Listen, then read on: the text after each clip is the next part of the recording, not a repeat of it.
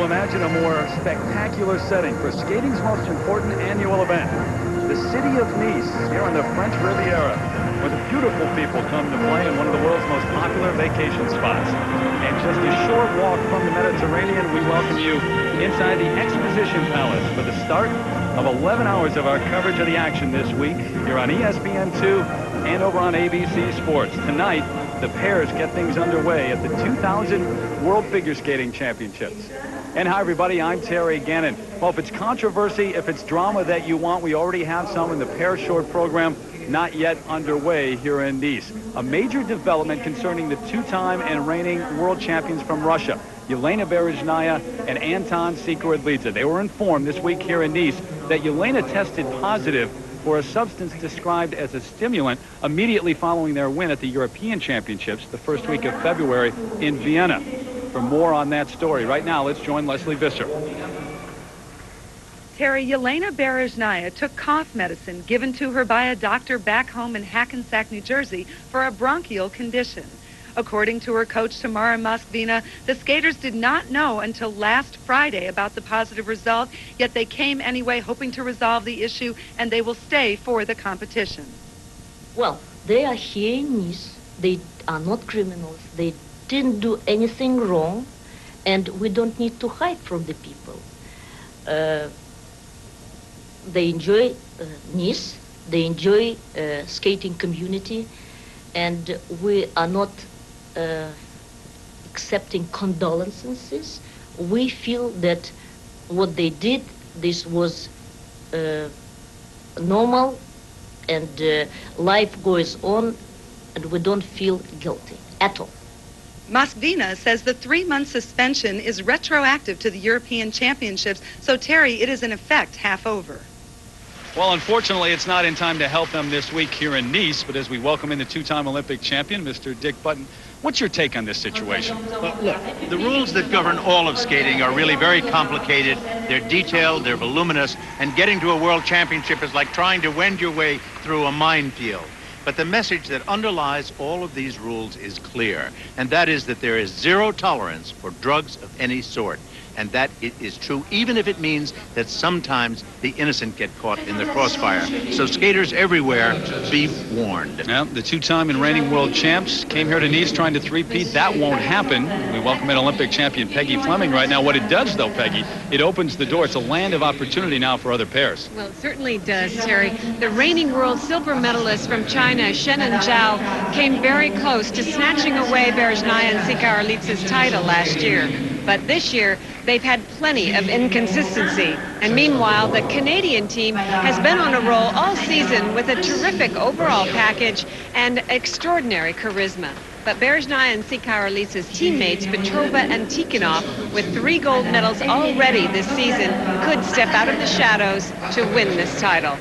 An extremely deep field all season long in pairs here in the short program. Of course, 8 required elements. It's 2 minutes and 40 seconds in length, and it is worth 1/3 of the overall score. Team Poland, Dorota Zagorska, Mariusz Stojko. So the pairs short program and the World Championships here in Nice get underway with a team that is one of the favorites this week. The bronze medalists from last year's World Championships, Dorota Zagorska and Mariusz Stojko of Poland. Skating to Dvorak's New World Symphony.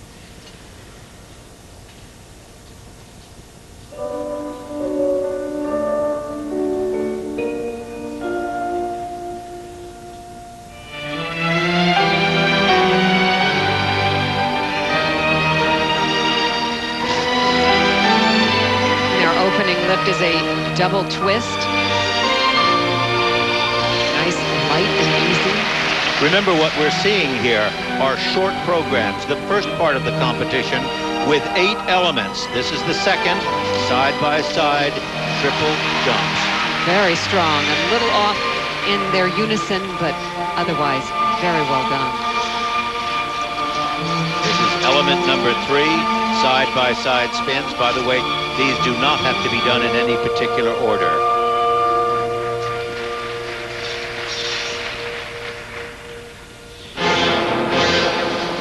already talked about how competitive pairs has been throughout the season.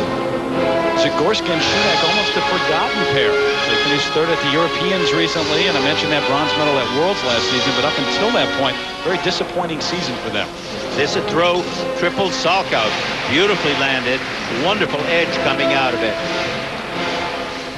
With this pair, take a look at their competitive record. It goes since 1995 in 16th place, 13th, 8th, 5th, and last year 3rd. That's the way you should progress in this sport.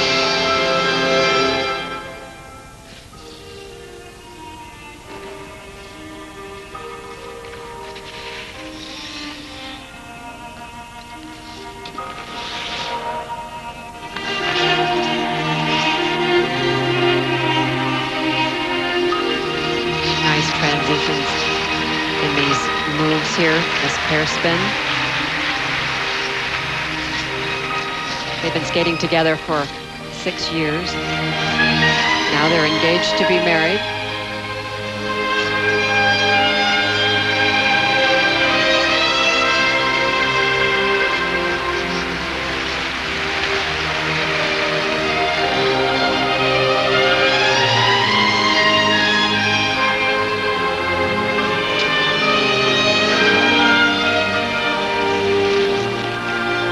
Beautiful extension on this final move, this Despiro.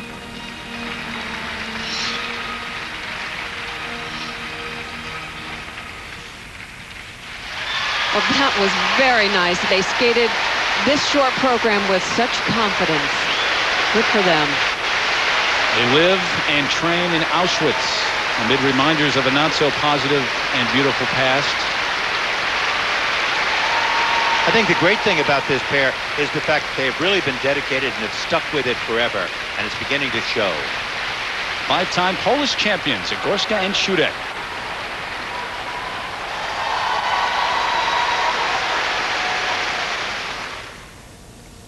And this was their side-by-side triple toe loops that they did so well at the beginning of the program. They tap in, and both of them complete this very clean jump. Good speed on the landing, and this was one of their final lifts. He actually lifts her with one arm, and just really nice extension, very unusual moves, very smooth in the transitions.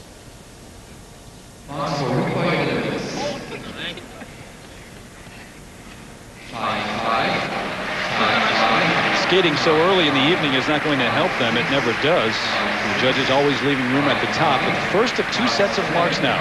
Required element marks, 5.4 up to 5.7.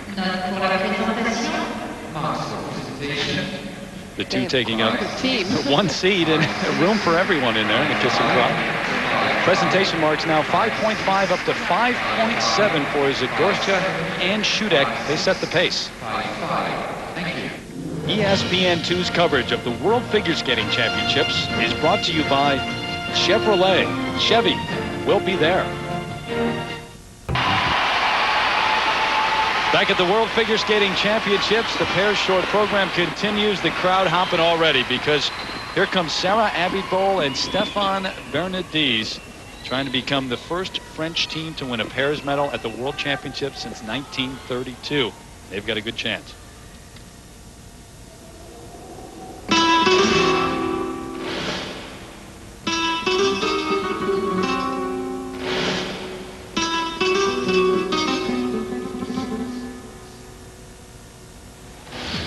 They give this choreography a lot of attitude and a lot of energy.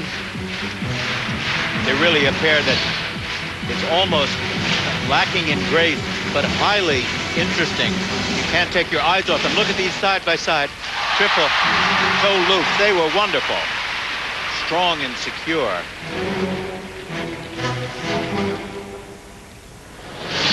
There's a tension to their skating. And attention in this crowd tonight. It just started to roar when they were about to come on.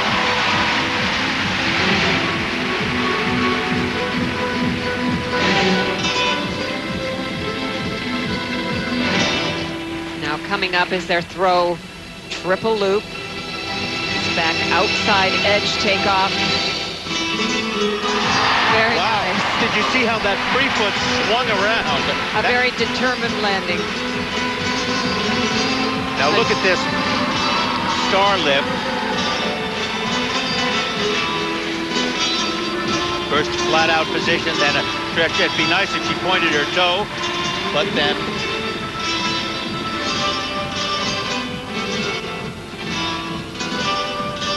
side-by-side spins.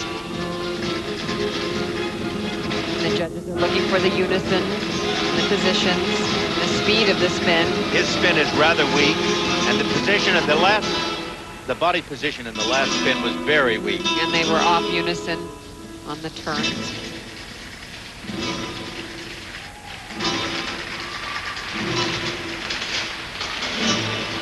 Their straight line step sequence.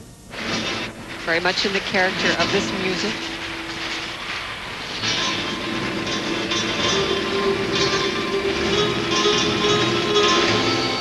Now look at the descent into this death spiral, how she bends her body. It stretches out to a nice position, but the entrance was weak. Final move, a combination spin. Now remember, there must be only one change of foot, but at least one change of position. There are multiple changes of position here.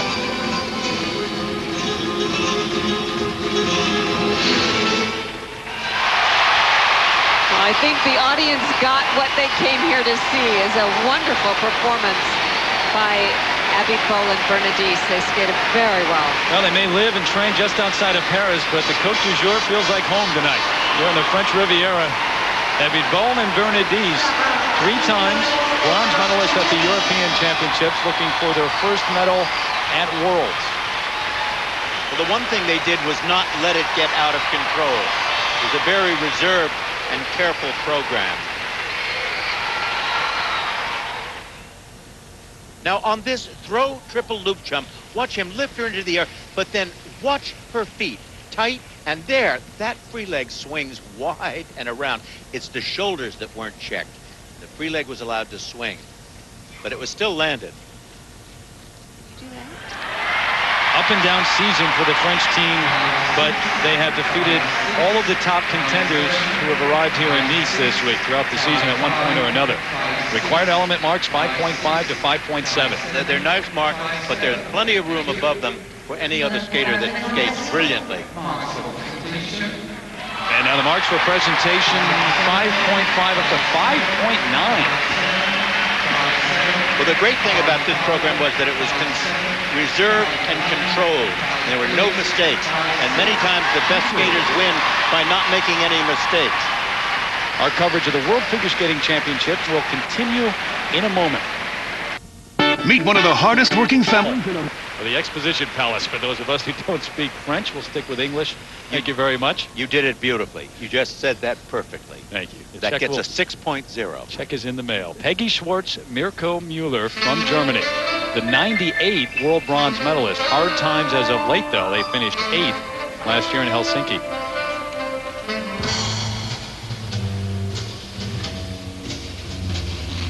This has always been a very sharp-looking pair. First, a throw, double twist.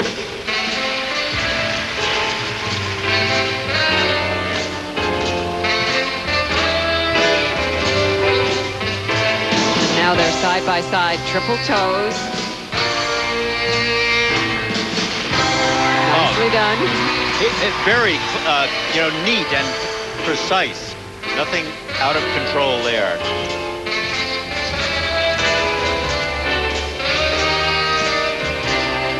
And this a throw, triple salchow.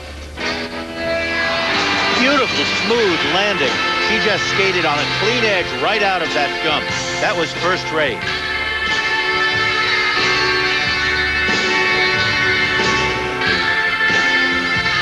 And note here that his hand is on her hip. That's one of the requirements of this lift, a hand-to-hip lift.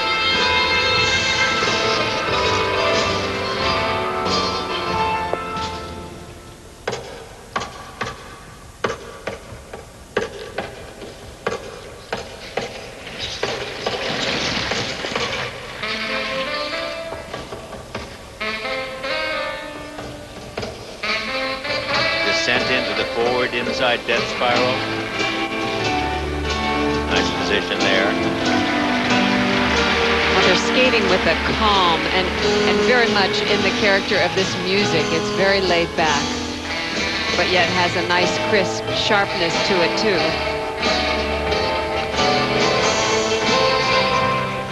He has a very good position there. Interesting switch over. That's one of the better pair spins that we've seen.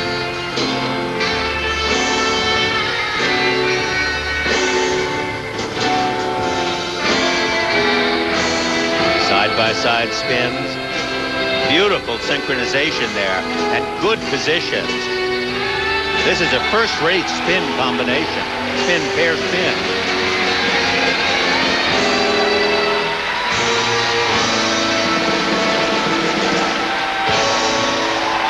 Very nice. I've got to tell you, this is the best pair that we've seen so far in the competition tonight. No mistakes. They took every element one at a time.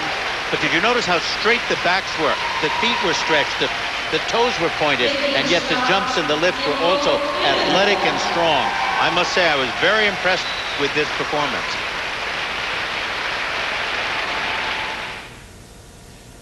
Now, on this throw triple salchow, watch her feet. Tight.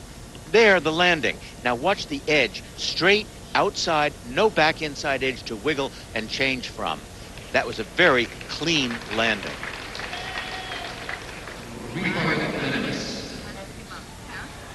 Peggy Schwartz, who has a son, Michael, who's almost 5 years old now, pumping some iron to get ready for this World Figure Skating Championship.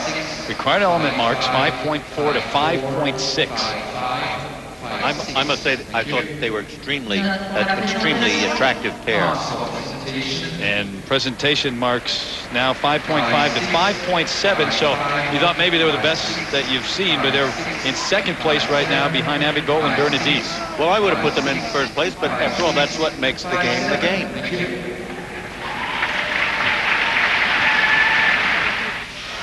When we come back, Christy Sargent and Chris Wirtz, the veterans from Canada, maybe one last attempt to medal at the World Championships. They're up next.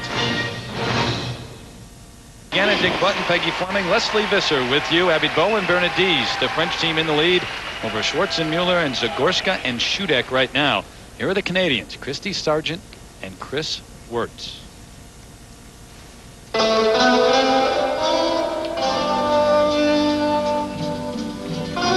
Twice the Canadian champions. They finished second the national championship this year north of the border and sixth last year at the World Championships.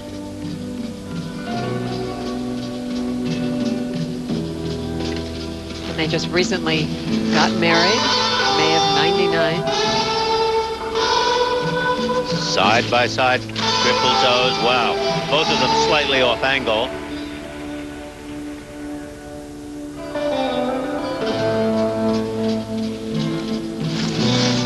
A major mistake like that will be very costly to them. Split, double twist.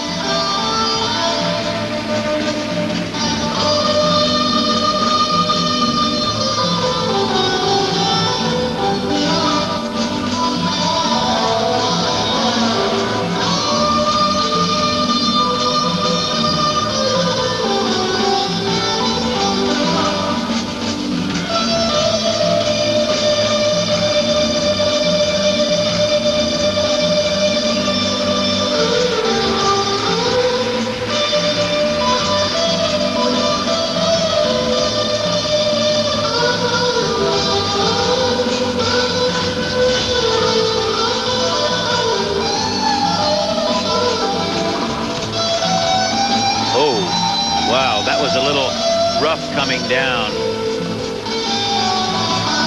It's like they were almost rushing that. Now their throw, triple salchow. Whoa.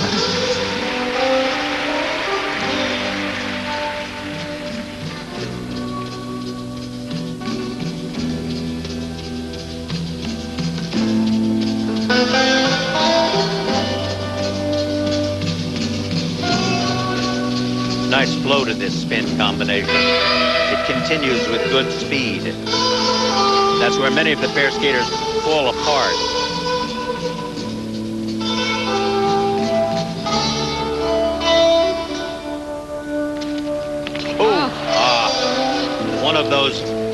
that interrupts the choreography and takes your mind off their skating and is totally unnecessary and really shouldn't have happened. Just the luck of the game.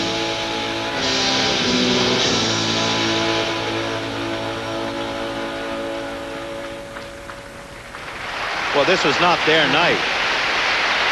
It certainly wasn't. Those two mistakes are just really a critical element in their program here. And this was their first mistake they made in the program, the side-by-side triple toe loops. Watch her. She comes down and does a turn out of that landing. So that will be a costly error. And watch this lift. It's a little rough coming out of this exit. She doesn't get a real full extension here, and watch this landing. She just really had not a good grip on him coming down there. And this was his terrible accident of just falling on this straight line footwork. He just caught his toe pick and down he went. Those are, you know, accidents that can happen to any of them. Chris's brother Paul, their coach, right behind them, and the fall has to be eating Chris Wirtz up. A fall like that we would never see Peggy Fleming do. No, I think I've done that on I recalled a occasions. Statue of Liberty Oh, program. that was my scarf. Or whatever it was. Your first set, take 4.5 to 5.0. Well, yeah, that's going to put them way down in the... Well, they thought about turning professional, actually, and Chris talked Christie out of that to remain in the eligible ranks. 5.1 to 5.4 for presentation. Disappointment for the Canadians. We'll be back with more coverage of the World Figure Skating Championships right after this. If the skulls can give you all this. Back in Nice right now, it's Abitbol and Bernadise, the French team in the lead over Schwartz and Mueller of Germany and Zagorska and Shudek of Poland. The pairs short program worth 1/3 of the total score. Remember, they'll crown the champions. You can see that on April 8th over on ABC Sports. Here are the pairs.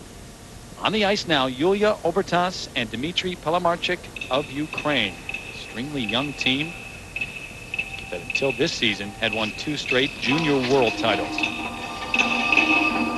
have a very crisp style, lots of energy.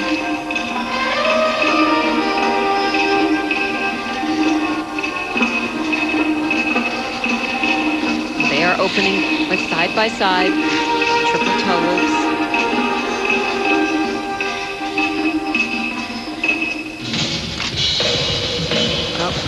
She didn't finish the rotations, so that will be an element to deal with in this short program for them.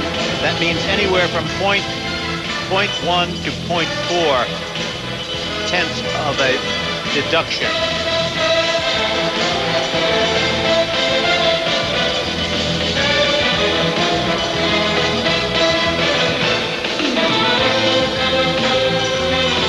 Nice throw, triple Salchow. A lot of distance in that throw. That throw had very little height, and he just flicked her across the top of the ice.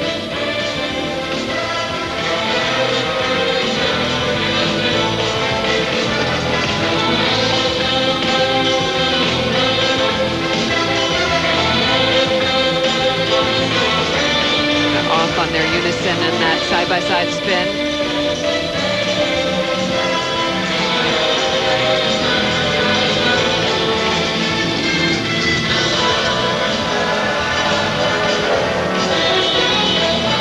You know, the one thing this pair does have is great speed.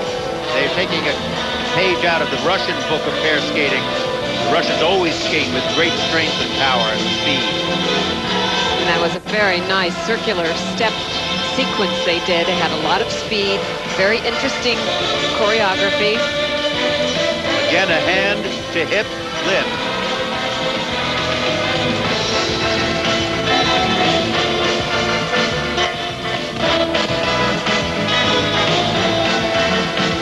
Death spiral. He sort of slithered down into that position.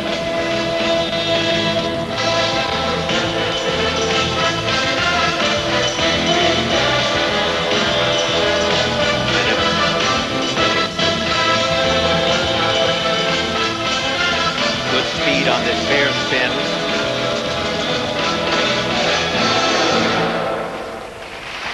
They were refreshing. She's only 15 years old and he's 20. You should be refreshing when you're that young. Well, the second trip to the Senior World Championships, they finished 11th last year, won 2 Junior World titles, and a second place finish at Junior Worlds this season. Yulia Obertas and Dmitry Palamarchik.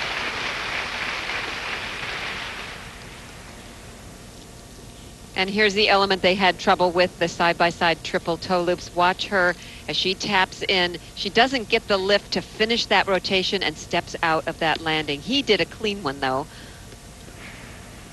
And this was their throw triple Salchow, this back inside edge takeoff, and he throws her not very high in the air. It's amazing she finished those rotations. She can spin very fast in the air. Mentioned the Russian similarities, Dick, and they live very near Russia in eastern Ukraine. I want to point out, though, they're told us extremely Ukrainian. They identify with Ukraine. They have great pride in their country. 4.9 to 5.1 for required elements. Well, they should also have great pride in their skating because they were really a startlingly attractive young pair. Good energy and good speed. Presentation 5.1 to 5.4, so Obertas and Palamarchik into 4th place ahead of the Canadians. Up next, Shuai Shen and Hongbo Zhao of China, the world silver medalist. They're at least the co-favorites now here in Nice. Okay, man, let me see what you got. Hongbo Zhao of China, the reigning world silver medalist. They barely were defeated last year in Helsinki by Berezhnaya and Sikora-Lidze, and of course the 2-time and reigning world champs are not able to compete here. Music, Firebird, Stravinsky.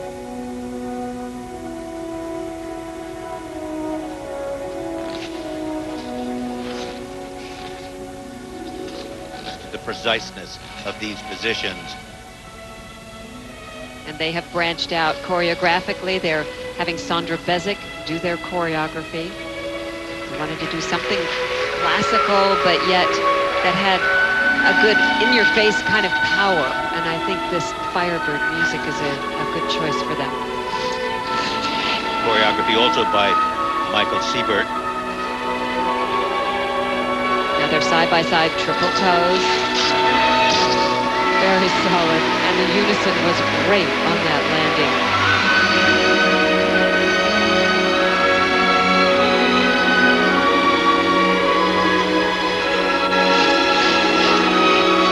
Now watch this double twist, and she almost delays as he lifts her up in the air. Very nice. That kind of delay used to be done by solo skaters in axel jumps. You don't see it anymore.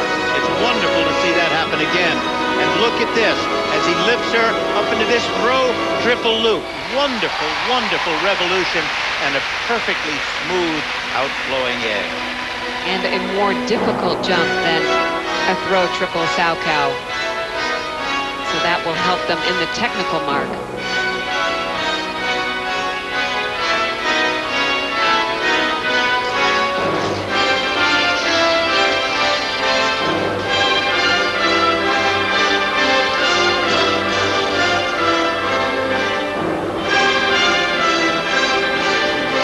Side spins.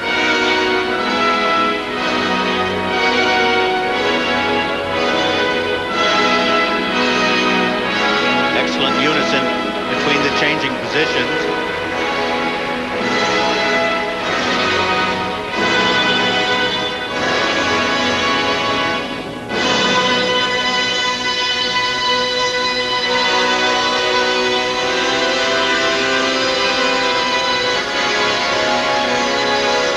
Final move, a pair spin.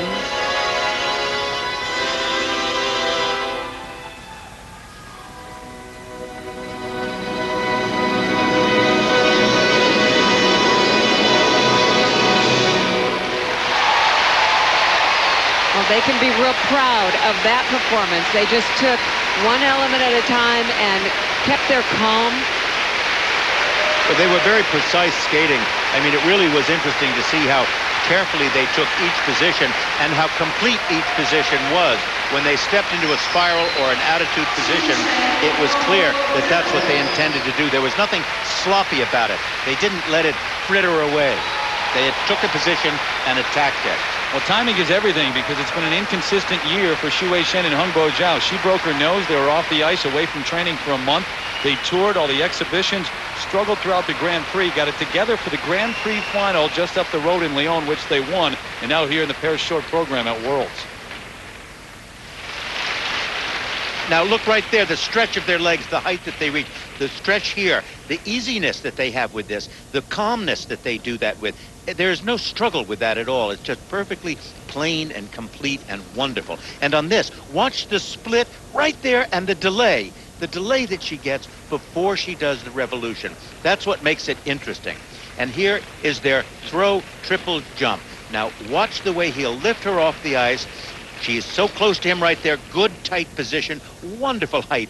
How close the legs are. Look at the body is almost straightly, almost perfect in the air. I'm so excited I can hardly speak through this. And the edge just so nice. I mean, that's the way to do a throw triple jump.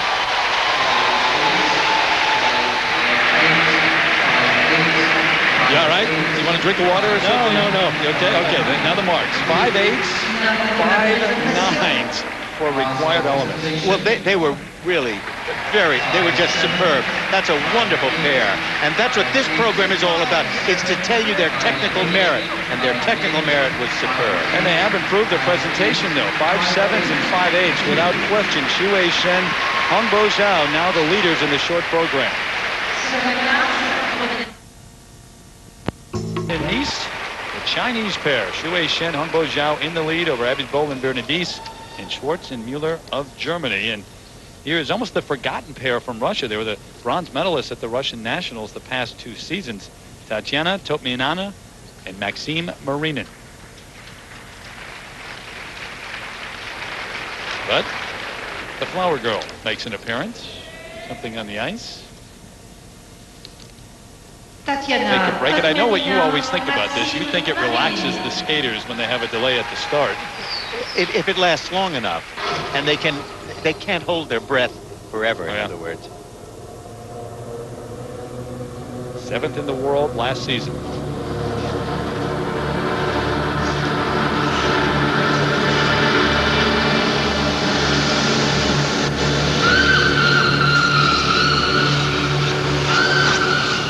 Their opening move, a double twist.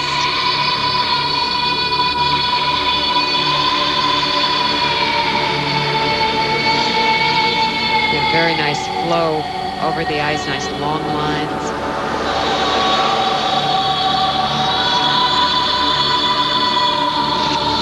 Another side-by-side triple toe loops. Good speed going into these. Very nice. The unison was a little off, and they were kind of far apart. And they're also really, they weren't perfectly positioned jumps, but they did go into them with a lot of speed. Now watch again this hip to hand, hand to hip lift.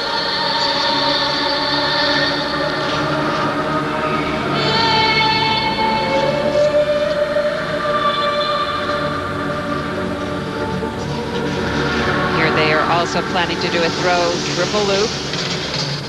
Nice. She's a very flexible young lady.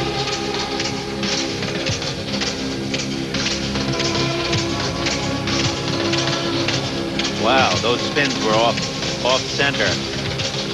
It's a good thing they pulled out of them when they did, because the swing was getting awfully close to their heads.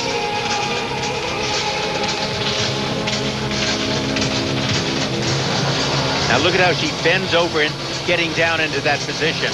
Rather ugly, that entrance. The ending position quite nice.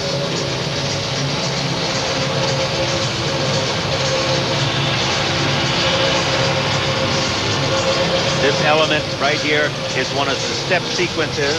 They have to do either a circular, a serpentine, or a straight line, which is what this is. Nice, interesting moves, a little slow.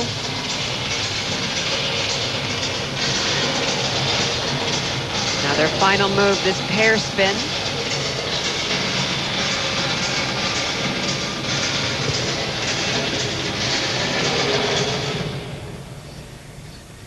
A little bit late. The positions in those spins, you know, really weren't very attractive.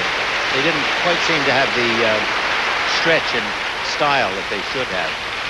Perhaps more pressure on them, too, as a Russian pair to carry on that great mantle of Russian pairs skating without Berezhnaya and Sikaridlidze, who were forced to withdraw from the World Championships. And here's a look of Shen and Zhao on the left doing their split double twist, and the Russians on the right. You can see that Shen and Zhao's was much higher, and that delay made it extraordinary.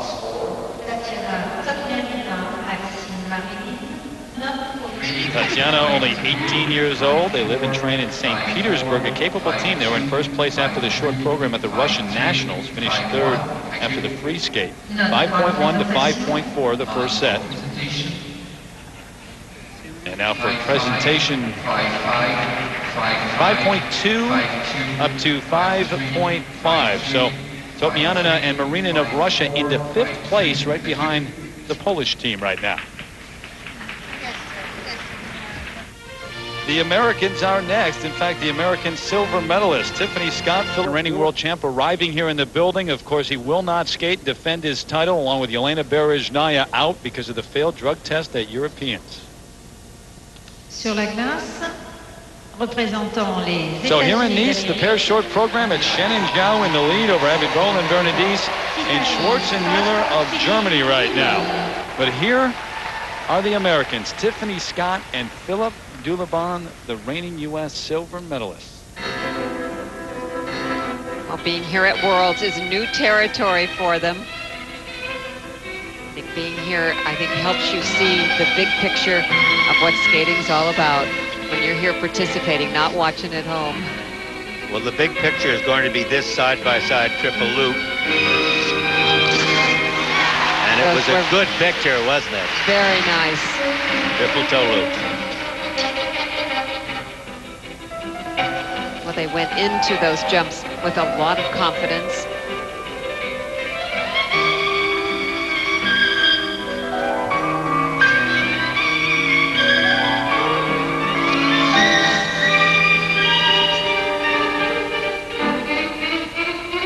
Split, double twist.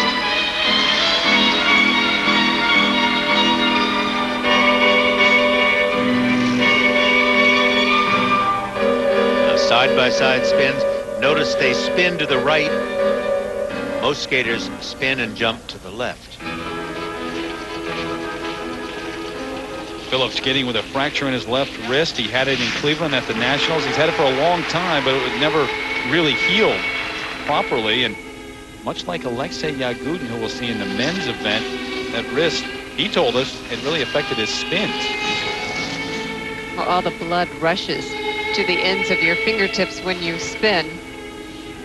It's a strange sensation. Now, interestingly, he lifted her with his right hand, but turned to the right. That just seemed unusual, didn't it? Making that switch because of the fractured left wrist. Now his throw, triple Salchow, inside edge takeout. Very good.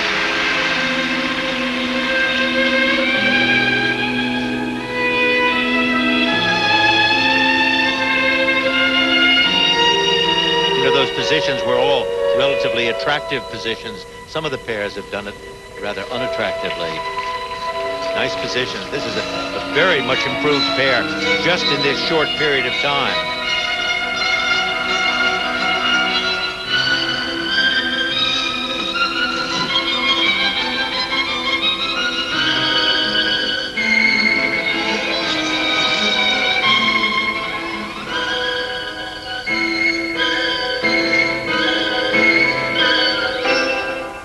Good job. It's sort of like expecting two great dancers at the Metropolitan Ballet suddenly coming up and high-fiving each other. I love it. And what's wrong with that? There's nothing wrong Not with a thing, not a thing. It's just so unexpected, you know. The costumes are perfect, the choreography is wonderful, the music is dramatic, and then there's a good high five. So you break character now and then, huh? Look at all the American fans here, too, and a great reaction from the French crowd. Tiffany Scott, Philip Dulabon. Now, look at this throw triple Salchow. Watch the way he lifts her into the air, good, nice, tight turns. She doesn't get huge height, but the feet are beautifully pointed, and the body is perfectly up and down. And watch the completion of the turn as she lands it with a very clean edge.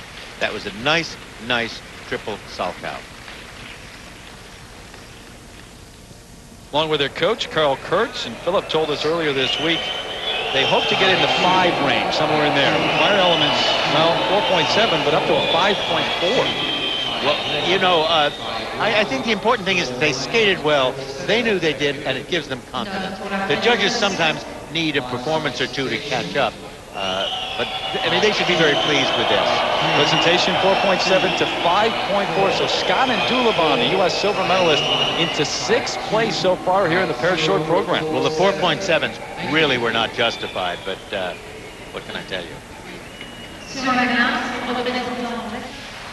We're coming back to Nice with the American champions, Kyoko Ina and John Zimmerman, along with their coach, Tamara Moskvina, trying to improve on last year's 9th place finish at Worlds and trying not to expect too much and place too much pressure on themselves. I think at Worlds, we just really want to perform our best and hopefully take each element as it comes and, you know, just try to improve on that. Improve on the elements, improve on the performance, and hopefully we'll have a better result. Inside the Exposition Palace, the World Figure Skating Championships underway. The pairs short program right now, it's Shen and Zhao, the world silver medalist, in the lead. Terry Gannon, Peggy Fleming, and Dick Button back with you. Down to the final group here in the pairs short program. Some of the big names, including 2 of the favorites here too, Dick. Well, you know, we've seen some pretty spiffy pair skating so far. Abitbol and Bernardi from France, Schwartz and Muller from Germany, Shen and Zhao of China. They were technically dazzling. And now we're going to see Ina and Zimmerman, the U.S. champions, and Saleh and Pelletier of Canada, who follow in a long tradition of great Canadian pair skating champions. They have fine technique and an emotional input that fulfills the first and most important rule of pair skating, and that is that 2 shall skate as 1. I'm a big fan of theirs. I can tell. Heck of a final group here with some of these names, too, for a short program. And Peggy, Petrova and Tikhonov from Russia, I know there was a point in their career when they didn't expect to be in this position. Well, you're right, Terry. Maria Petrova actually used to skate with Anton Zikarelitsa, but after several years, the partnership failed, and she teamed with Alexei Tikhonov. 4 years before their partnering, the Russian Federation told Alexei they could not find him a partner. So they made a deal with the Japanese Federation for him to compete with one of the Japanese skaters. And in return, the Russian Federation received a minivan. And after all that, I'm sure that Alexei and Maria would love to drive away with this title. Traded for a minivan. Are you kidding me? With gas prices the way they are, too, that's a great deal for the Japanese right now. Right now, let's go down to Leslie Visser. Terry, they've had a great season, but they probably didn't expect to be at the Worlds this year. Congratulations to you both. What has this experience been like, Tiffany?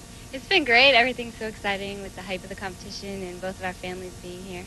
Well, both Peggy Fleming and Dick Button were talking about how improved you both are. Where do you think you've gotten better? I think we've improved in both our performance level and also our consistency. With the consistency, we've been able to concentrate more on the performance level. Well, you two are new on the world scene. Philip, what do you want the world to see in your long program? Well, I just want to go out and show, a clean long performance, what we're capable of doing, what we do at home, and that's what I would like the world to see. And I just really want to go out and enjoy it, our first experience here. Well, so far deserving of a high five. Thank you both. Back to you, Terry. So a great start for the Americans so far, and it's Shen and Zhao at the top, though. The world silver medalist from China, Abitbol, Bernadise, Schwartz and Mueller as the other American pair. The reigning U.S. champions take the ice. Kyoko Ina and John Zimmerman trying to improve on a 9th place finish last year. And in Birmingham, they love the governor and they love John and Kyoko here in force in Nice to cheer on the Americans. This is again a pair where there's a full foot difference in their height. Speaking of tiny, that's Tamara Moskvina, but also is barely look over the sideboards. This is a wonderful number for this team. It's a soundtrack from The Truman Show. It's a very good package, good music, good choreography, good costumes, and I think it emphasizes all of their strengths. They're They're opening with side-by-side triple toes. Very solid. That's been one of the difficult points that they've had in the past. It's nice to see that they've conquered that jump. This next move, a split double twist. Watch first the split, the toe pick, and the split. Good stretch up into the air. And good control. Her back was in wonderful position.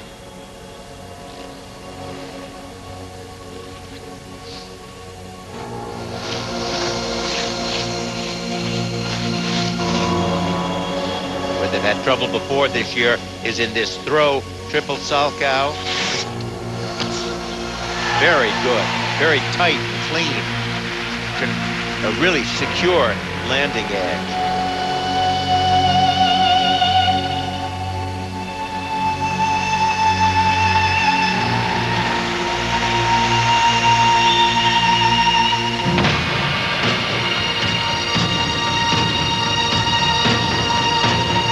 All these moves are very sharp, very finished off, beautiful angles to their body.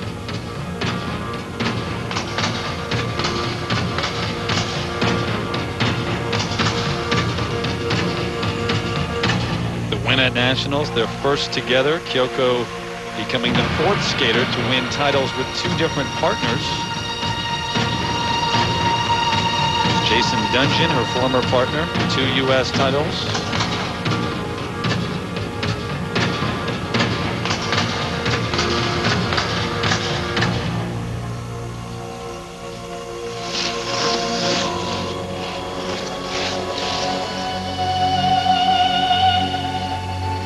Hand to hip lift in a flat-out parallel star position.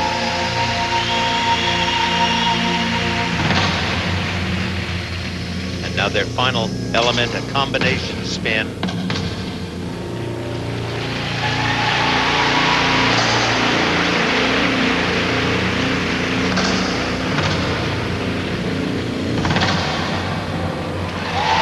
that's the best I've ever seen them skate. Oh.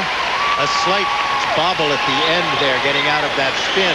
But overall, that was really the most secure performance that they've ever had. Been a tough week already, though, for tomorrow, Moskvina. You know, Berezhnaya in secret leads, forced to withdraw. She's got to deal with all of that as you look at all the Americans in the crowd.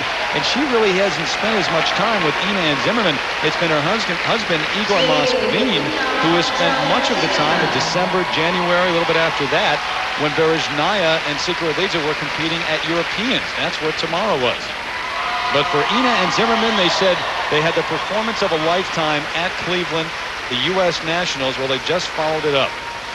Well, it's nice to see them finally overcoming the doubts and the problems that they had in the side-by-side jumps. That was their difficult elements, and it's good to see that this is now, you know, advancing far above that.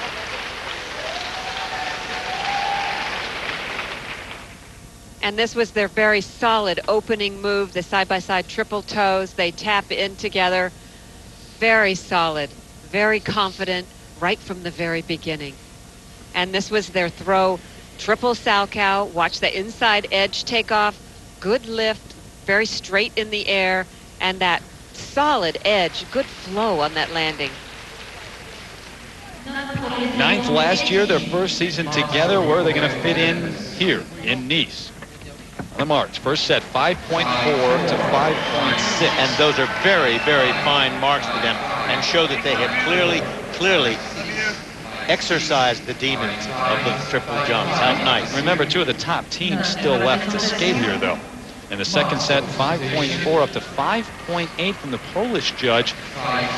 So Ina and Zimmerman somewhat pleased, it looks like, but that puts them in 4th place. They are not in the top 3 right now. They're right behind the German team, Schwartz and Mueller. When we come back, Maria Petrova and Alexei Tikhonov, what is now the top Russian pair here in Nice. They'll take the ice next. Nationals, but this was most impressive. Kyoko, among your finest performances? I would have to say this was probably the best short we've ever skated. A great triple throw, Sal. What gave you confidence? You know, we've been skating like this in practice, and we just had to put it together for the competition. Well, John, both of you know it's been a busy week for Tamara Moskvina, but she wasn't with you at the Nationals. How has she helped here? Well, Tamara is this incredible way of putting things in perspective. And she's worked really hard with us this week on trying to, think about what we have to do, yet still stay, quite relaxed and, have our game face on. Well, it shows, and there was that huge sign, Birmingham, Alabama loves you. I think the south of France does, too. Thanks. Back to you, Terry. And a look at Anton Sikaridlidze, who is watching the last moments of this pair's short program, and no sight of Yelena Berezhnaya here in the building. Of course, they were forced to withdraw the failed drug test. Right now, Shen and Zhao of China over Abitbol and Bernadette, and Schwartz and Mueller, your top three. Ina and Zimmerman just out of the top three, and Scott and Dulabon of the U.S. in seventh. But here, one of the co-favorites, Maria Petrova and Alexei Tikhonov, the 99 European champions. They finished second to Berezhnaya and Sikaridlidze there this year, fourth in the world last season. Well, they've had a very consistent season. Wonderful speed in their skating and good flow over the ice. You've got to root for Alexei Tikhonov. Remember, this is the guy traded for a minivan. They're opening with side-by-side triple toes. Very nicely done. In control.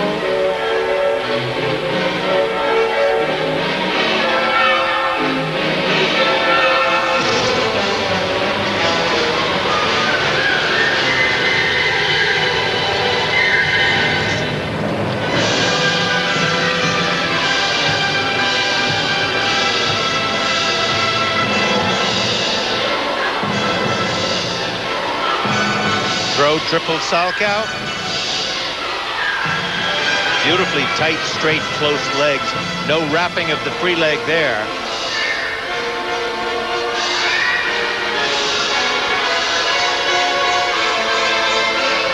The hand-to-hip lift. One-armed. And a much more elaborate exit.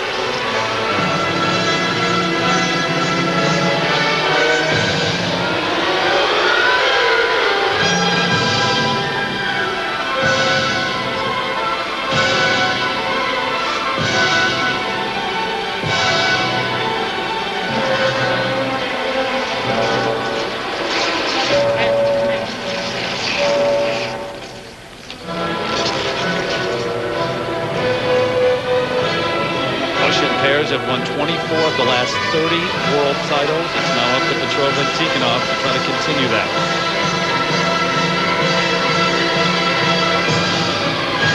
Straight line step sequence.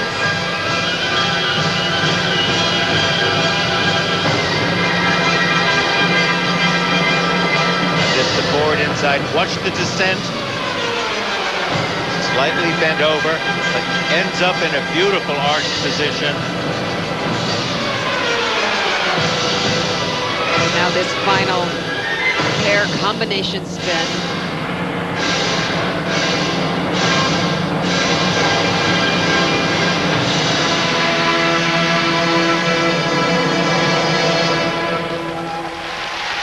Very solid performance. Not inspiring, but very, very solid. Solid's a good word for them, too, this season.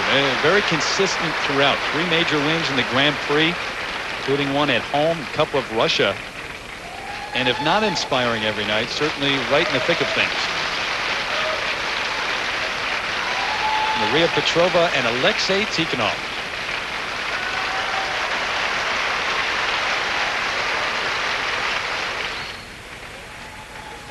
Now, look at this throw triple Salchow and watch her legs in the air. First, he lifts her from this back inside edge. Now look at the stretch, the tightness, the completeness of those turns. She does not wrap her leg around in any way, shape, or form. One of the disasters we see with some of the younger skaters. And here on this death spiral, look at how she gets down into it. Almost good, not as elegant as it could be, but the position here is marvelous. Right there, just beautiful. Can they threaten the leaders, Shen and Zhao? Here we go. Required elements, 5.6 up to 5.9. 5.8, 5.9, 5.7. Intently watching now. in front of the Côte d'Azur, at least an image of it. Presentation marks 5.6 to 5.9 once again, Dick. Those marks are really fine. You know, they're right up there. All of these top pairs are superb pair skating level we're seeing here. So Petrova and Tikhonov into second place, right behind the world silver medalist. Up next, Jamie Salé and David Pelletier, the Canadian champions who emerged with a splash this season. Even in their limited time together, they know not to believe the hype coming into Nice. We went to the Grand Prix final, and we had been first at Skating America, second in Germany. And I mean, we weren't expected to be first or second there, but it was so judged so different. So we're not really expecting the World Championships to be not necessarily in our favor, but we're just going to go there, like Dave said, and do the best we can do and do what we've done all year. And if it brings us sixth, if it brings us second, whatever, we're going to be happy as long as we're having a good time. Good crowd here in Nice. They've been into it all night long, watching the pair's short program. Shen and Zhao of China in the lead over the Russians, Petrova and Tikhonov, and then the French team, Abby Boll and Bernadise. And here are Jamie Salé and David Pelletier, the surprise pair throughout the entire season since winning Skate America very early. Current Canadian champions. Well, they exude a lot of confidence when they skate, and they maintain this tension of this music throughout this number. The music for Una Cabeza. They're opening with a throw, triple loop jump. Well done.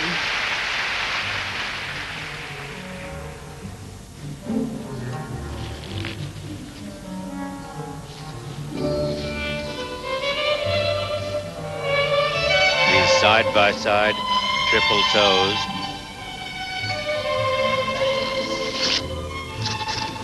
Good for them. Very easy, clean, and neat. They took no chances on that jump.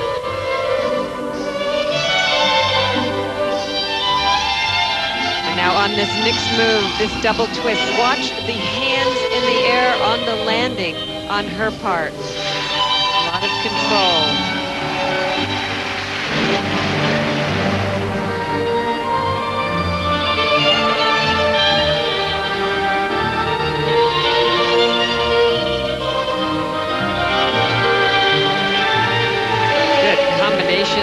Pair spin, nice transitions of these moves, very smooth.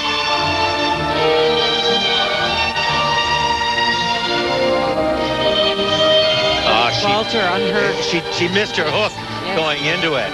And if you miss that toe pick hook, you can't control the spin. But she recovered very well.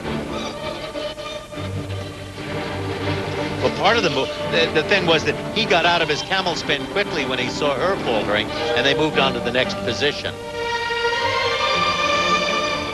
That's good partnering.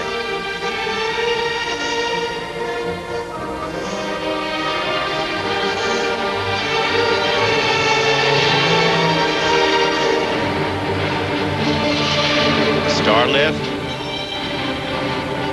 Reversing.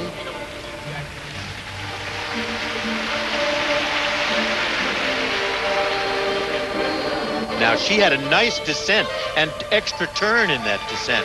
That was unusual and one of the nicer entrances to the death spiral that we've seen in the pair skating tonight. Very inventive on their part. They are so wonderful to watch.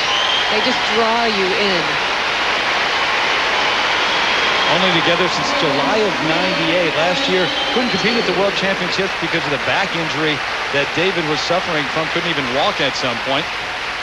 Canadian flags and the fans here in Nice. Jamie Salé, David Pelletier. Can they threaten the leaders? Shen and Zhao or Petrova and Tikhonov, the top two.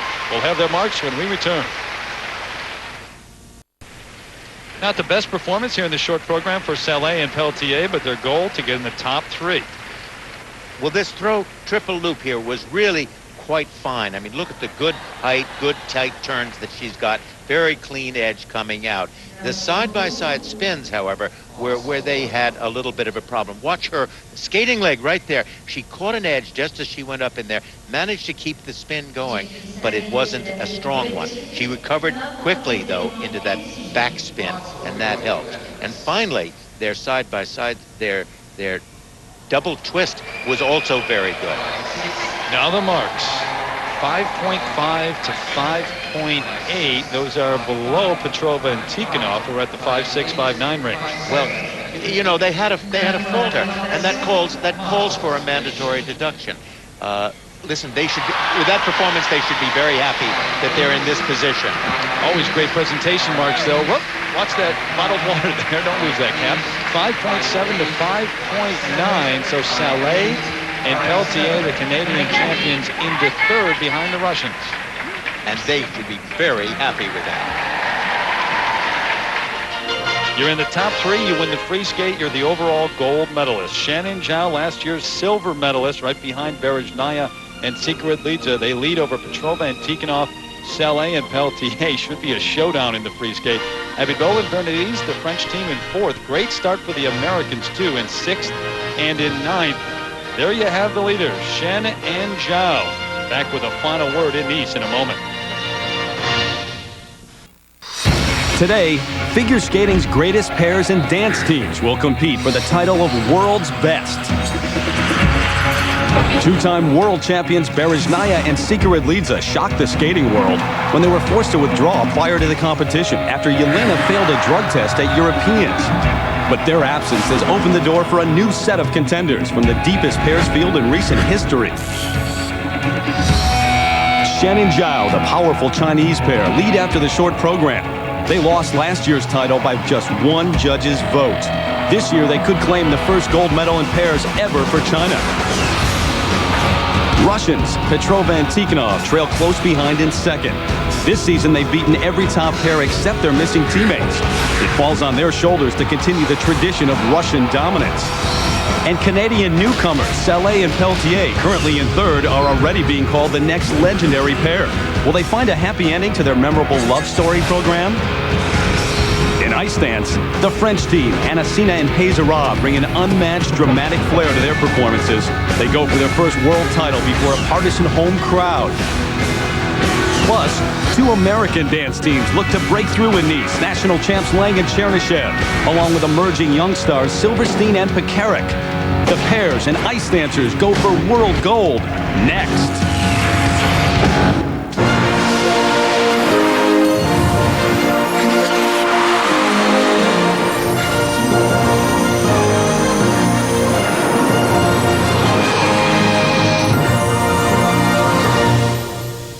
A great view of the mountains that helped shape the French Riviera and the city of Nice, from the Greeks to the Romans to the present.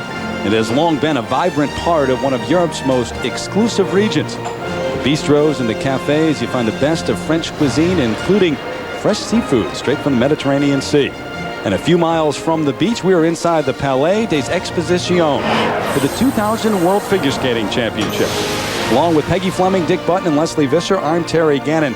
Today, the pairs and ice dancers skate for the year's ultimate gold medals. And the pairs take the ice first. The standings right now for the pairs after the short program.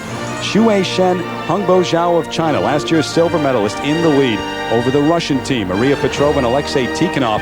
Then the Canadian sensation, Saleh and Peltier, in third over the French team. The Americans right now, Ina and Zimmerman in sixth, hoping for a top five finish. Tiffany Scott, Philip Dulabon in ninth. Now, moments ago here in the free skate, a frightening incident. Yulia Obertas and Dmitry Palomarchuk of Ukraine, the two-time junior world champions, with that horrible crash. Watch her fall on this lift and land right on his head as it slams to the ice. And he would lay on the ice for quite some time before workers came out to help him. Obviously dazed, and she stood there and watched in tears. They finally made their way out, helped him out, not on a stretcher or a board, did not apply a neck brace, helped him walk off the ice, and he couldn't go any further. At one point, he fainted after coming off the ice, and they finally brought a stretcher to take him away. He has been taken to a local hospital, and we will update you on his condition throughout the show. Tense moments here, and it did take some time for the crowd and the other skaters to recover from that. But the pairs championship does continue. A chance for a top 10 finish, maybe a whole lot better in their first trip to the Senior World Championships. The U.S. silver medalists Tiffany Scott and Philip Dulabon. Well, they had an excellent start here at the World Championships, skating a clean, short program.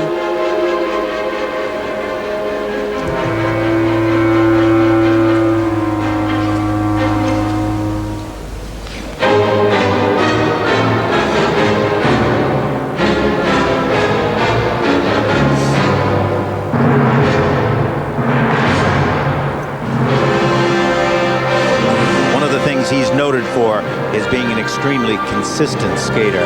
Let's hope that holds true in this performance. First move, side by side, triple toe loops. Good unison right there. Here they come.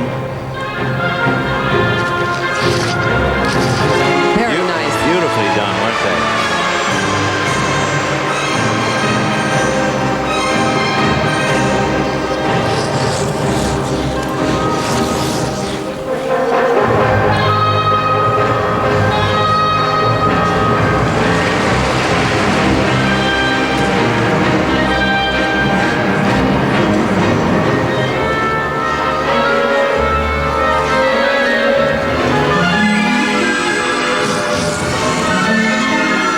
We pointed it out before, but once again, note that he is right-handed, but turning clockwise.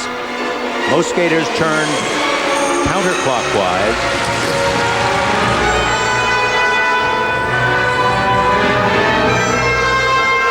Now this throw, double axel. Very smooth, real strong landing position.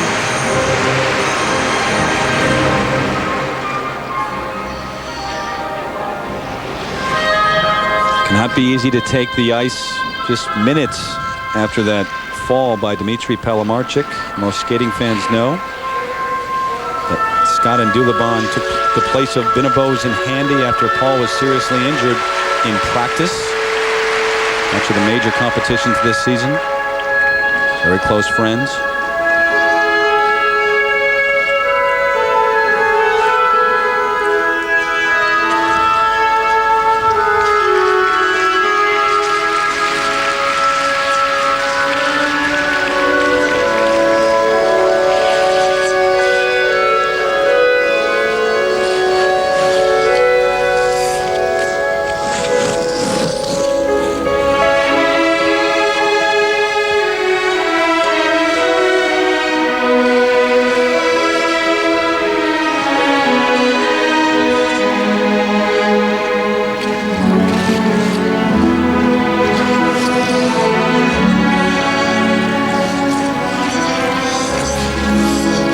Triple Salchow. Watch the lift from the back inside edge. Very nice turning power.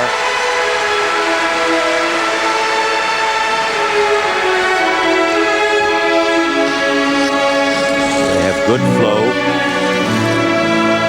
And they look very calm out here. This is side star to a back press lift.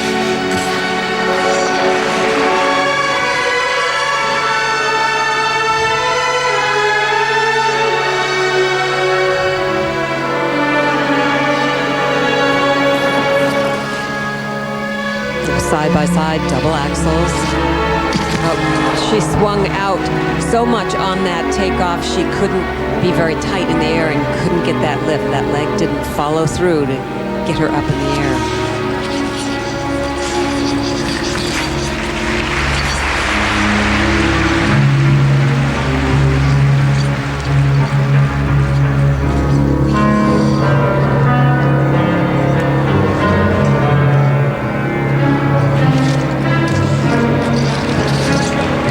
A young pair. They are really doing extremely well.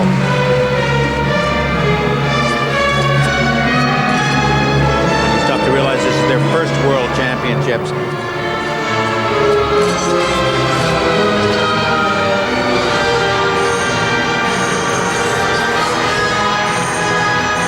Now their final move, this back outside death spiral.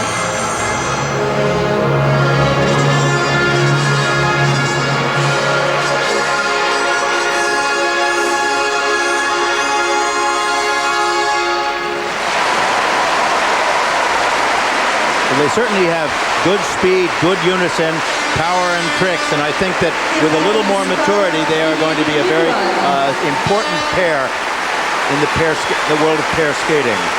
The dangerous world of pair skating. Right. Increasingly dangerous, it seems. Been on a roll lately, Tiffany Scott and Philip Dulabon. The silver medal at the U.S. Nationals and then their first medal at a major international competition. That was in Japan at the Four Continents. And this was a side-by-side double axels. Watch how she swings around. She did not have that free leg swing through and get a sharp edge on that forward takeoff, and she's leaning in the air, and that is not an efficient way to turn in the air. There's a look at the people who will make the most important decisions here this afternoon. Dick, what are the judges looking for? Well, the most important thing is unison. Two skaters skating as one. Now, the lifts must have variety and creativity, good position in the air, and steady footwork. The spins, they've got to be in unison. The pair spins have got to be controlled and centered. And, of course, the height and distance of throw jumps is what excites everybody.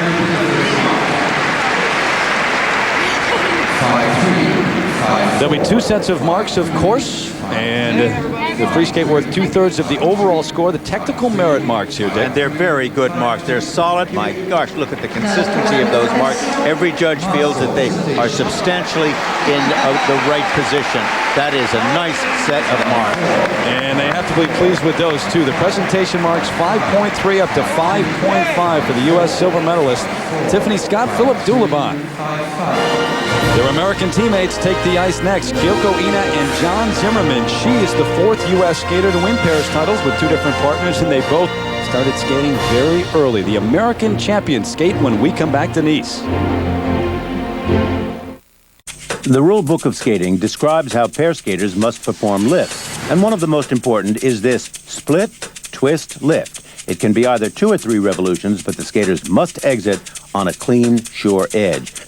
What the skaters need is tight revolution and not this kind of problem. This is a very difficult lift. Note this couple, the speed that they have going into this lift. First, the split, then the twist, which is almost horizontal in the air, and then a controlled landing. On the ice, representing the United States of America, Kyoko Ina, John Zimmerman. The pairs free skate continues with the U.S. champions, Kyoko Ina and John Zimmerman. They may have been inconsistent throughout the season, but they were terrific at the Nationals, and they were great with their short program here in Nice. They are in 6th place after the short. Their second trip to the World Championships together. Last year, they placed 9th. Skating to Phantom of the Opera. Not only do they have to complete every move in this program, they also must create a mood to match this music.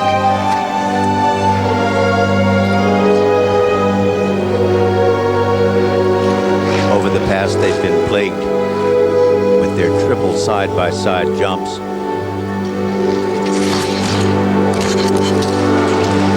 And it wasn't perfect here. They did them so well at the National Championships.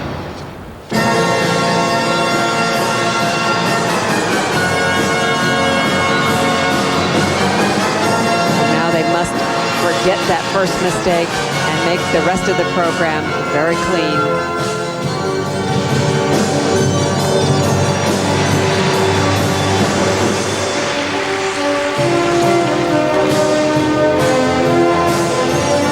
Now these side-by-side double axles.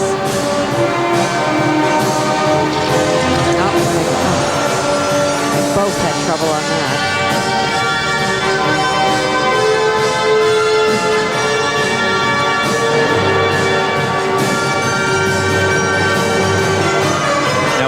this overhead, a one-hand overhead, now a twist and flip over.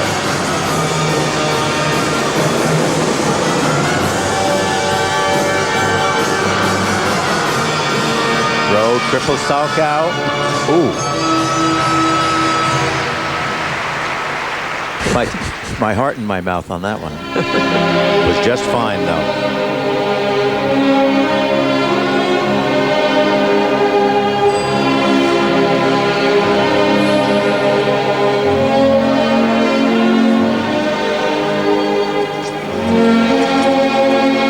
Those are very much better positions than we've seen on many of the pair skaters in the sit spin.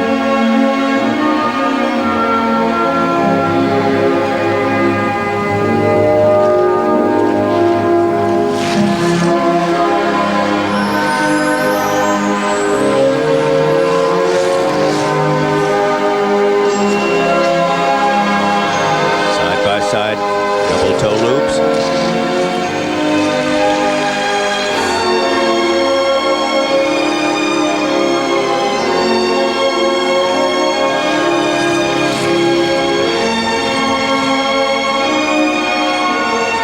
One-handed overhead into a flat position with a flip dismount.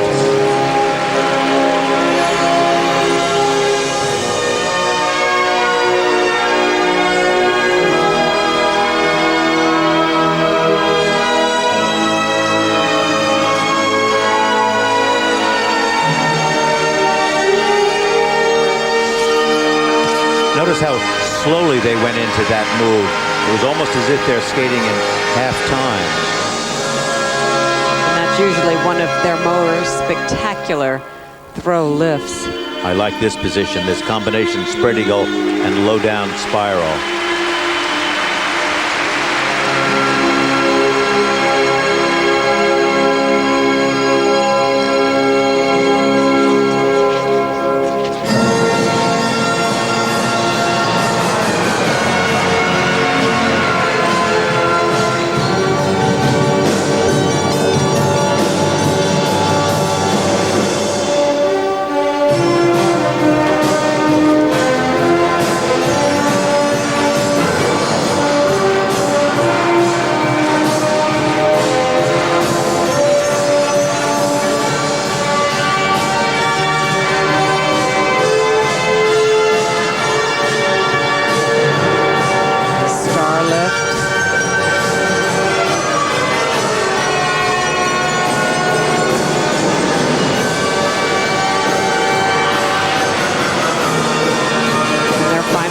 Outside death spiral.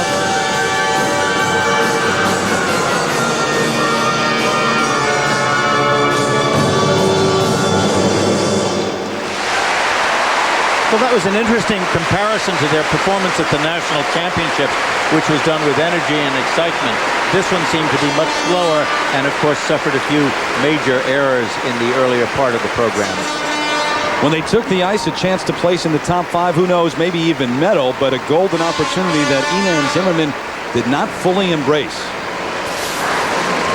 Now, one of the unfortunate moments was at the early part of the program, this side-by-side triple toe loops. They entered them very cautiously, but watch here what happens. He just cannot hold his edge very strongly, and she turns out on it. And this was the throw triple Salchow. Good height, good revolution. She got out in plenty of time and on a clean and perfect edge. 5-3, 5-3, 5-6, 5-3. And now the marks. The first set for technical merit, pretty wide range, 5.2 up to 5.6. They were so good in their short program and very high hopes for the free skate. Now the marks for presentation, 5.3 up to 5.7. So Ina and Zimmerman currently in 3rd place overall. And a reminder, come back, the overall leaders and the top challengers for the gold medal take the ice. The final group here at the World Figure Skating Championships is next. Welcome back to Nice in the 2000 World Figure Skating Championships. The final group of pairs taking the ice, about to settle the gold medal. Terry Gannon back with you.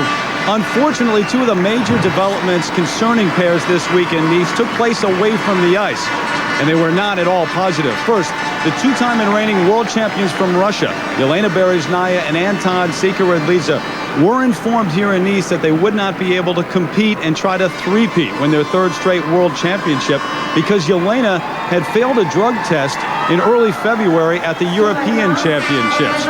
And earlier this week, Stéphane Bernardis, part of the pairs team from France, Abby Boll and Bernardis, well, he answered a knock on his door in the hotel room in the early afternoon, and a man attacked him, an unidentified man who slashed his arm.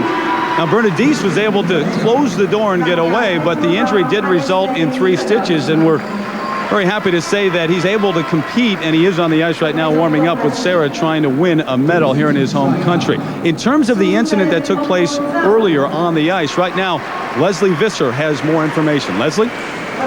Terry, in the increasingly dangerous world of pair skating, the two-time junior world champions of Yulia Obertas and Dmitry Palamarchuk suffered a terrible fall during their program during an overhead lift when he caught a heel, fell back, and slammed his head into the ice while trying to hold her up. He was helped off the ice, then he lost consciousness for 5 minutes. When he regained consciousness, he was placed on a stretcher, then taken to a local hospital for observation. Terry? All right, Leslie, thank you. Joined now by Peggy Fleming and Dick Button. And Dick, I want to get your take on the situations, all these events that we've seen this week. Well, you've heard me steaming for the last 5 minutes. I've been involved with this sport for over half a century, and something bizarre or tragic or quirky always seems to happen. And this event, it seems, is no different. But let me tell you something. When Obertas and Palamarchuk fell, there was no backboard there to place him on when he should have been carried off the ice. And I did not see that it was the best of trends for one of his handlers to decide to slap him in the face to try to straighten him out or get him out of what appeared to be a dizzy spell. I don't think that was handled very well. Almost any sports event in America could do better than that at this point. Now, on a nicer trend, there are some new elements in skating, and one of them is the emergence of China as a major player. It's only been 20 years since I organized the first group of Western skaters, including Peggy Fleming, to exhibit in China, and that was for ABC. And now the Chinese pair of Shen and Zhao are leading. They're powerful and fast and technically superior. They still have to relax and let the music flow through their veins, but they're hungry, and it shows. Well, Shen and Zhao trying to win the first gold medal in pairs for China, but Peggy, 29 of the past 35 gold medals in pairs have been won by Russian skaters or Soviet skaters, and Maria Petrova and Alexei Tikhonov, they have a great chance here in Nice. They certainly do, Terry. Petrova and Tikhonov come to this World Championship with the most successful season of any team here. Even though they've only skated together for 2 years, they have the sureness and the speed that marks every Russian pair. But the couple that has captured the hearts of the French audiences are the Canadians, Jamie Salé and David Peltier. They're in third place after the short, and this is their very first World Championship as a team. And watch for the way they capture the emotion of their music. It's the theme from Love Story, and their choreography and connection with each other is absolutely magical. And if Jamie can just get by the side-by-side double axels that have plagued her all season, they could take home a gold medal for Canada. Well, here's the order in which they will skate. Abby Boll and Bernardis, the French team on the ice first. He is not 100%. We'll watch him closely. Petrova and Tikhonov with the Russian hopes. They're second. And Shen and Zhao, the current leaders. And Salé and Peltier, the surprise team of the season from Canada, skate last.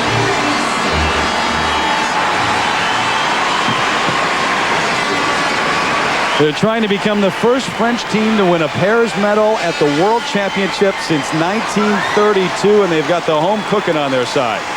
Sarah Abitbol and Stéphane Bernardis. What do you think the crowd's for here, huh? They are going wild. In fourth place after the short program. They train and live right outside of Paris, but he has family here in the French Riviera. How effective will he be with the injury? They're skating to a number called The Angel and the Devil. They always seem to have a theme to their programs, and it's never just music to them.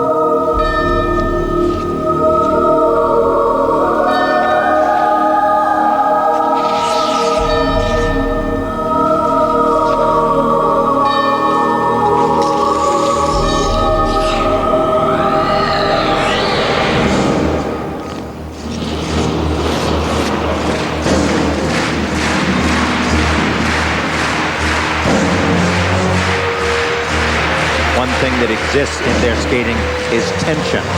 There's always something to watch here. Look at these side-by-side triple toes. Very smooth, very strong and confident.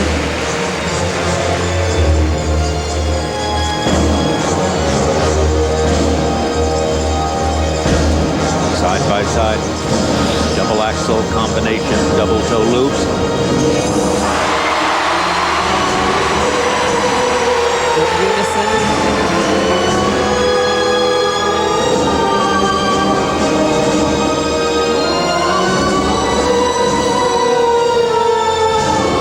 Now this, a split triple twist.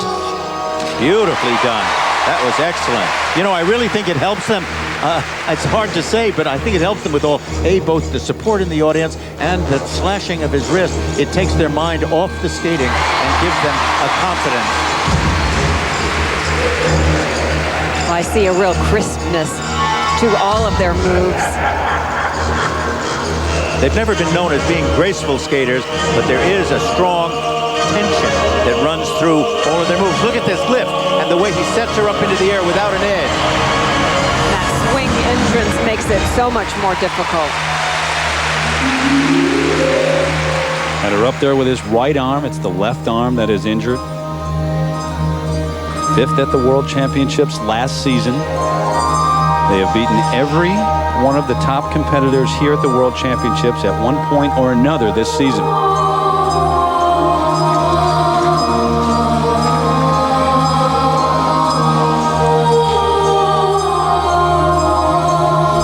Now this throw, triple loop, back outside edge takeoff. And that fall, she just simply did not check the landing, holding the skating shoulder edge back. The shoulder back would have stopped the rotation.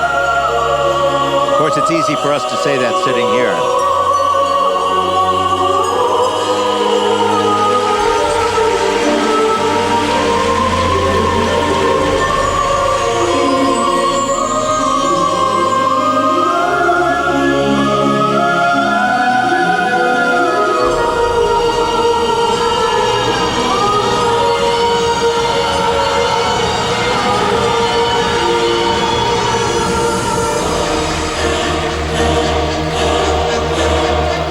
This straight line step sequence, very inventive moves, has that tension and that interpretation of this theme of the angel and the devil.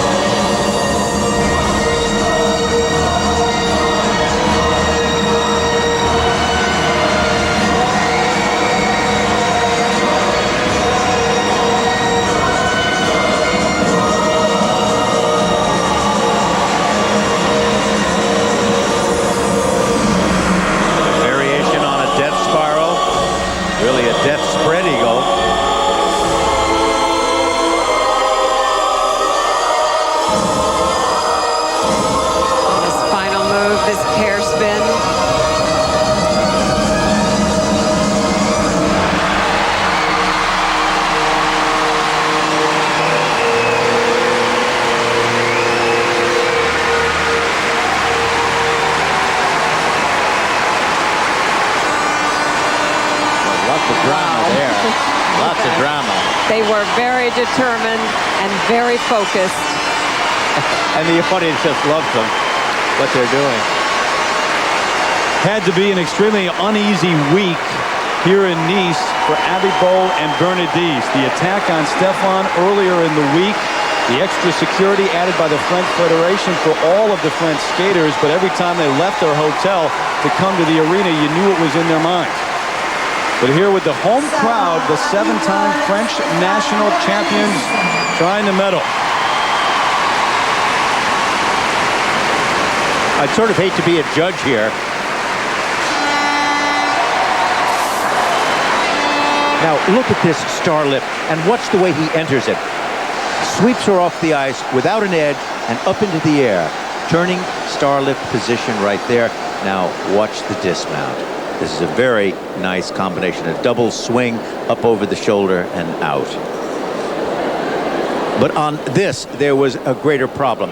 Watch her right shoulder. It should be back right here to stop the rotation. But she doesn't stop it, and it folds out, and she falls. And Dick, I mentioned how uneasy they must be this week. Someone threw something on the ice before the end of the program. You could kind of see Stefan react to that.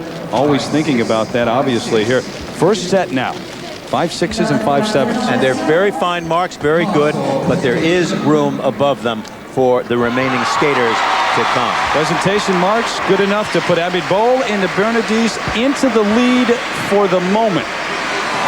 Up next, the Russian team in second place after the short program. Maria Petrova and Alexei Tikhonov, the European silver medalist. They've only been together since July of '98. Maria used to skate with Anton Sikoridzha. She and Alexei will try to win gold right after this message and a word from our ABC stations.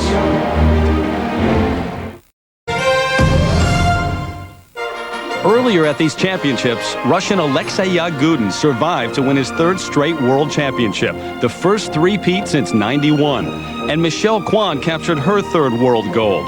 After increasing the technical difficulty of her program, she came through with perhaps the best performance of her career. The nervous moments waiting to take the ice. Shuei Shen, Hongbo Zhao, the leaders after the short program, they are still to skate here in the pairs free skate. But up next, Maria Petrova and Alexei Tikhonov of Russia. Maria won a junior world title with her former partner, Anton Sikoridzha, who of course is here watching with Yelena Berezhnaya, not competing. With more on that story, here's Leslie Visser. Terry, Yelena Berezhnaya took cough medicine given to her by a doctor back home in Hackensack, New Jersey. Her coach, Tamara Moskvina, said what she learned from this incident was to be ever more vigilant with her skaters, not allow them to take anything. In the meantime, she said, her skaters will not hide. Well, they are here in Nice. They are not criminals. They didn't do anything wrong, and we don't need to hide from the people. They enjoy Nice, they enjoy skating community, and we are not accepting condolences. We feel that what they did, this was normal, and life goes on, and we don't feel guilty at all. Regardless of the suspension, Coach Tamara Moskvina says the only pills her skaters need to take are artistry and preparation. Terry? All right, Leslie, thank you. And there's a look at Yelena Berezhnaya. She and Anton Sikoridzha here in Nice, and they are watching the action this afternoon. Obviously wishing they could be out there to try to three-peat, but here and not staying away from anyone here in the crowd. Maria Petrova, Alexei Tikhonov. So with their countrymen watching, the team that they finished second to at the Russian Nationals and the European Championships, it is now Maria Petrova and Alexei Tikhonov's turn. In second place after the short program, they finished fourth at the World Championships last season in Helsinki, trying to win their first here in Nice. Well, this team has good speed over the ice, good body line, good energy, and technical consistency, at least this past season.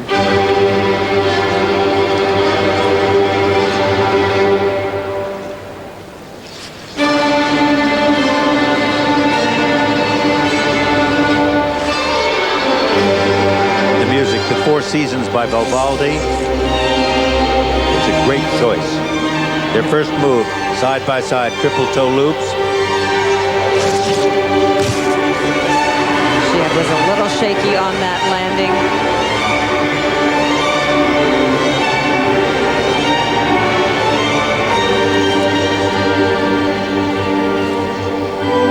This combination, side-by-side double axel and some connecting steps into a double toe. Nice double axel. into the double toes.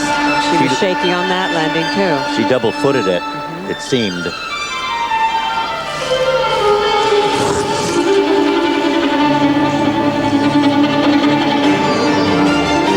Split, triple twist. He is 6'2", she only 5 feet.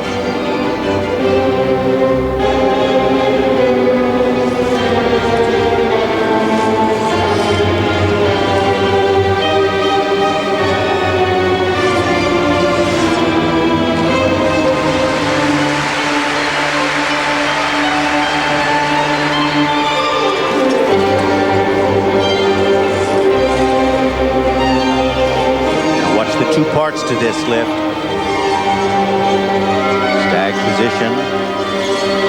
Flip over, down, tap the ice, and back up again.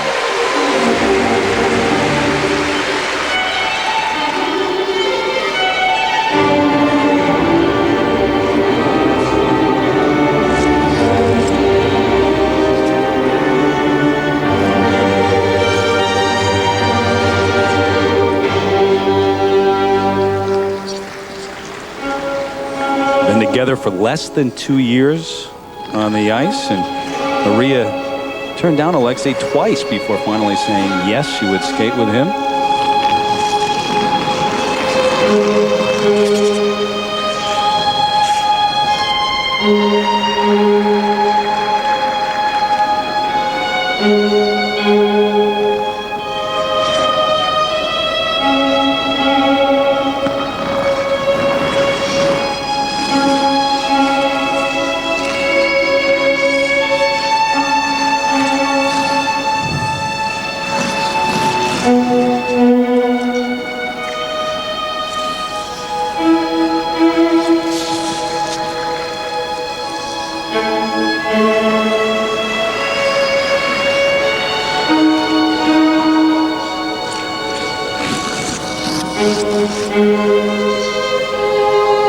This throw, triple toe loop. She's so neat in the air. It almost looks like she turns in slow motion.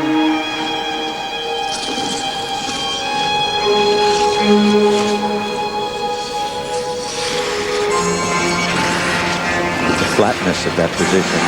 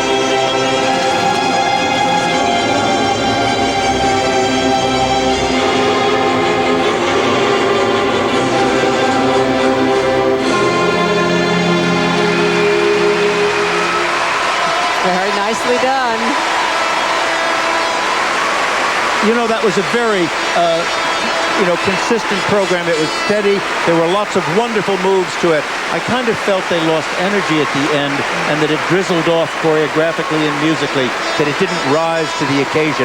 That is such wonderful music, and they are such competent skaters. I think they could have been helped a little bit more towards the end of the program in not letting down.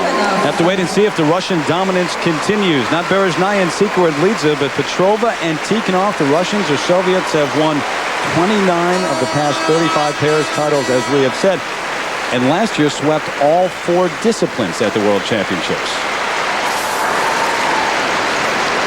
Now look what happens in this combination. First the double axels, they're okay, but then we come to the toe loops. Now watch her, watch the feet in the air as she taps. Now watch what happens right here. She double toes the landing, taps it, the foot swings wide, and it's not as good as it could be. But here we see a throw triple salchow. Good height, stretch, straight legs, beautiful landing, very nice edge. That's perfect.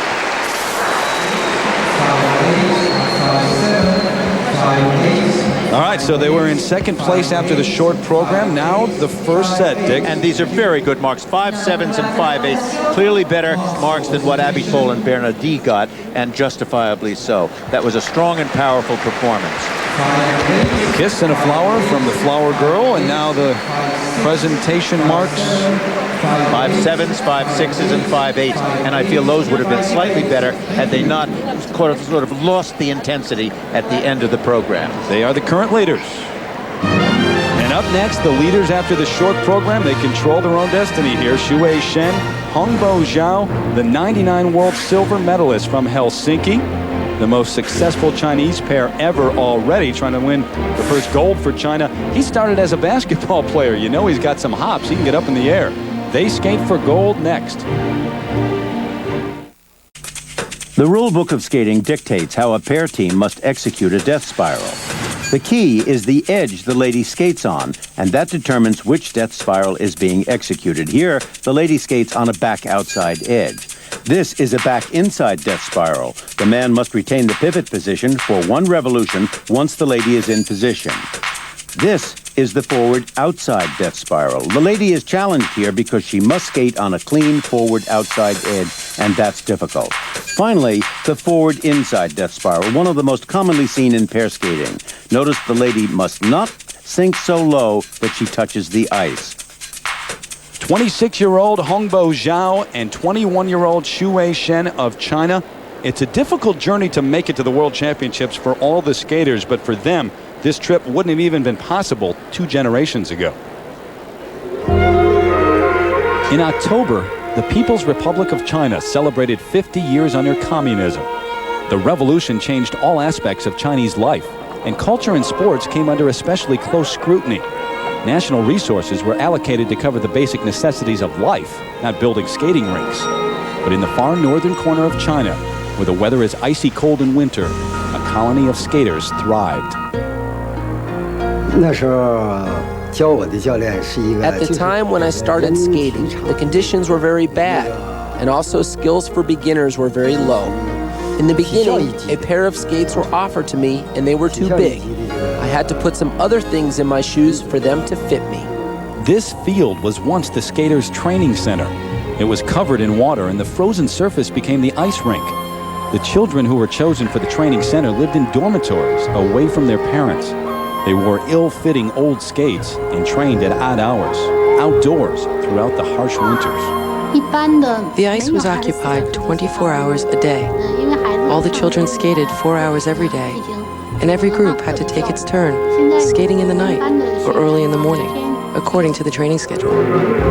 In 1980, Communist China sent its first skaters to Olympic competition. Their 2 skaters finished last, and the Chinese closed ranks, embarrassed by the immense gulf between their skaters and the rest of the world. At that time, 1980, after the Olympic Games, when we returned, we spent some time trying to figure out our weak points and what our next steps should be. China returned to the international stage with a more aggressive attitude, and a young girl from Changchun became their secret weapon. In 1995, Chen Lu became the first Chinese woman to win a world title. Her success rocked Chinese skating. The Sports Federation rushed to embrace Western choreography, costumes, and music. Chen Lu made great contributions to skating here, and we want to continue what she started, to make it better for the skaters who come after us. Many young skaters in China want to be just like Chen Lu. Today, the National Skating School is based in Beijing. The conditions aren't as plush as most in the West, but China is serious about supporting its skaters, and the athletes here are respected contenders. Skating is upgrading in China, and now the dream of performing in international competitions has become a reality. We want to do well to honor the skaters who came before us and work so hard to give us the opportunities to live our dreams. China has proven what can be done when resources and energy are directed at an athletic program. Only 2 generations ago, Chinese skaters were neither qualified nor permitted to compete outside China. The generation of skaters here at Worlds have taken a quantum leap forward. They are skilled and polished, and hungry for a place atop the podium. On the ice, representing China, Su Chen Zhao. From a system that once closed up shop and quit the sport entirely, Shen, Zhao. They could become the first gold medalist at the World Championships from China. They are in the lead after the short program. Last year, they barely missed winning. Right behind Berezhnaya, Sikora leads it.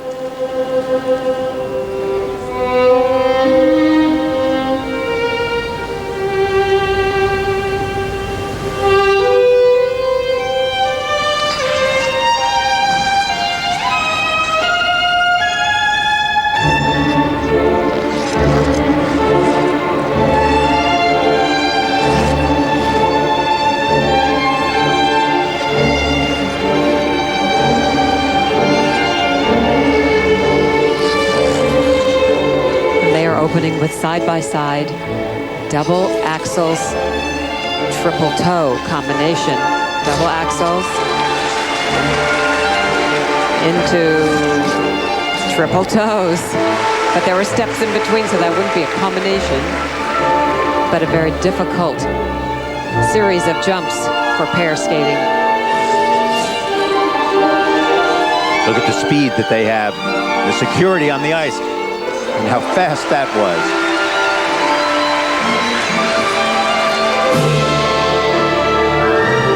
And look at the power that he throws her with in this throw triple loop. Look at the speed, the height, the distance that he gets. This is a very, very energetic pair.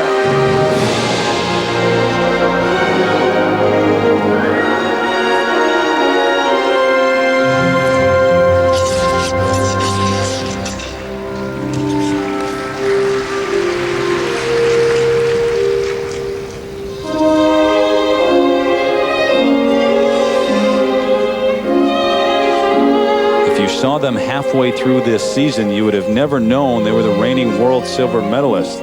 We saw them finish 4th at a Grand Prix event in Japan, but they came on strong late, won the Grand Prix final. Here they are in the lead at the World Championships. And now coming up are side-by-side triple toes again.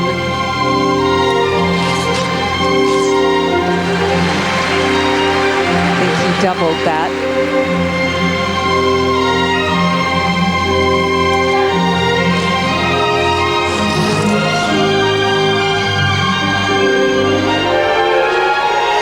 Star lift, a one-armed star lift.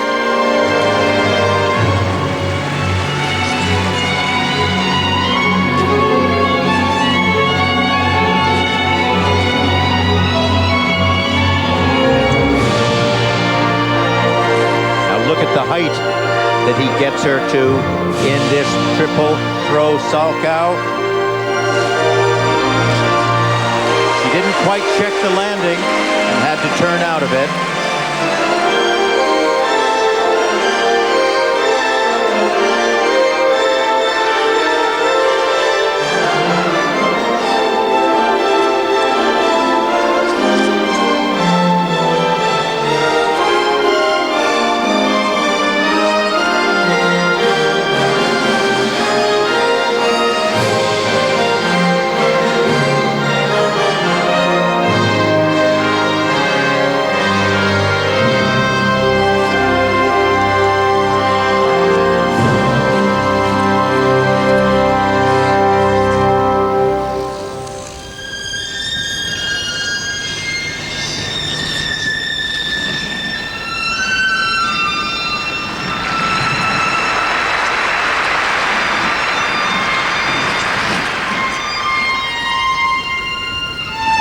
Inside death spiral.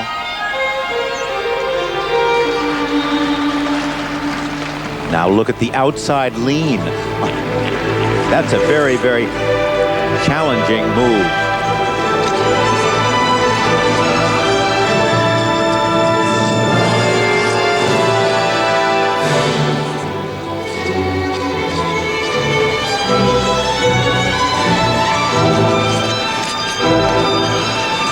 Maintained good speed and good energy throughout this whole program.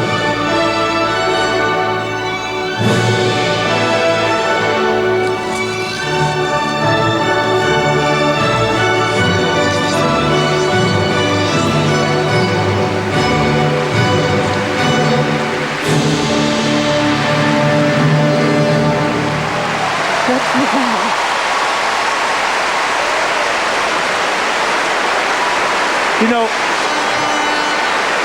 they are marvelous technicians. They're strong, they're powerful, they do the most difficult moves, and they have learned, you know, and they have great choreography that has developed them tremendously. They still need grace and skating that comes from the heart. They don't quite have that yet. Carrying the banner for a nation of over 1 billion people, Shen and Zhao. Did they just win China's first gold medal? We'll see. And here was their opening combination jump of the double axel side by side. Very difficult. He kind of fell out of his. And they do these steps in between into a triple toe loop side by side. Very nicely done and very difficult. And watch this throw, triple Salchow. Watch how he throws her off this back inside edge up in the air so high. She's so solid and straight in the air and struggles on the landing a little bit, but it was spectacular in the air.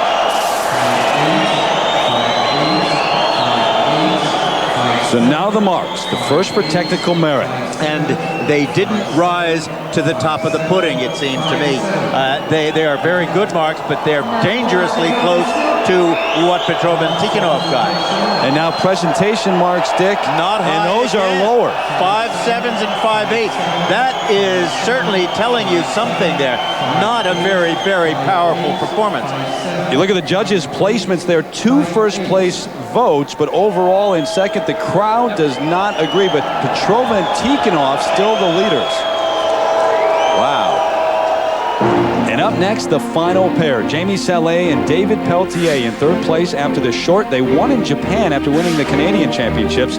Hard to believe this is only their first World Championship together, and the fact that they've been skating together for less than 2 years. And the fact that they are in contention for a gold medal, not the only surprising thing for Jamie Salé this week.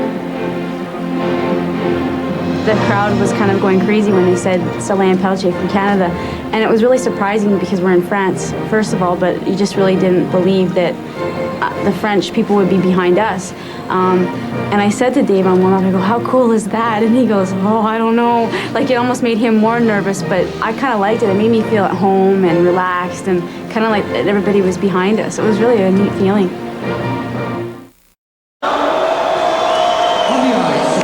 So we're down to the final pair here at the World Figure Skating Championships. Right now, Petrova and Tikhonov in the lead over Shen and Zhao, and then the French team, Abitbol and Bernadette. But here is the surprise team of the season in their first World Championship together with a chance to win. Jamie Salé, David Peltier, the current Canadian champions, in third after the short program. But I'll tell you one thing. The way the two previous pairs have been placed allows them to step through and win this championship. If they stand up, if they gain the impact that they've had on the last championship, they will make it.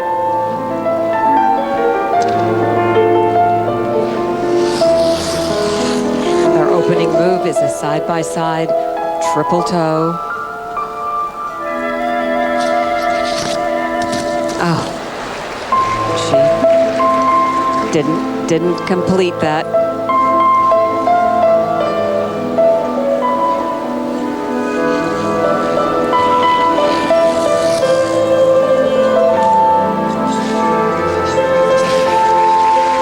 Remember, this is Love Story.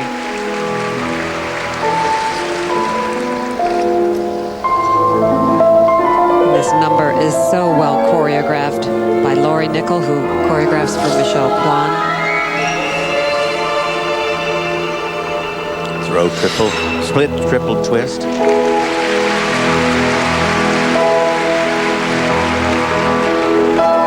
And now this throw, triple Salchow. Oh, very nice, very light, very emotional. That's what Laurie does so well, is to accent these moves at just the right time in the music. Laurie Nickel is a wonderful choreographer.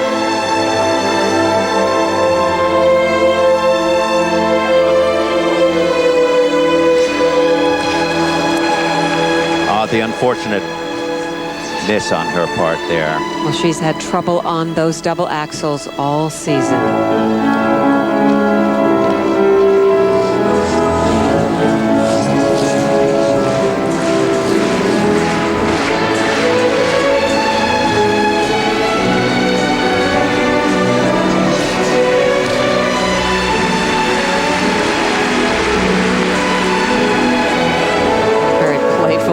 choreography. These circular footwork steps.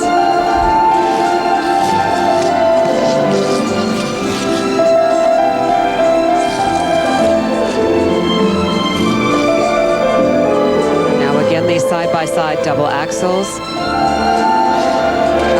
She popped it again.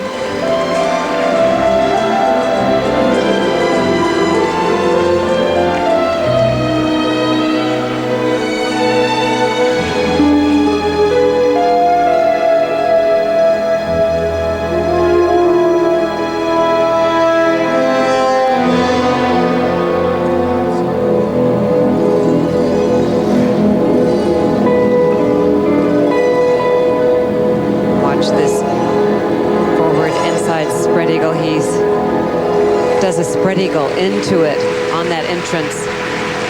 It's a wonderful emotion to that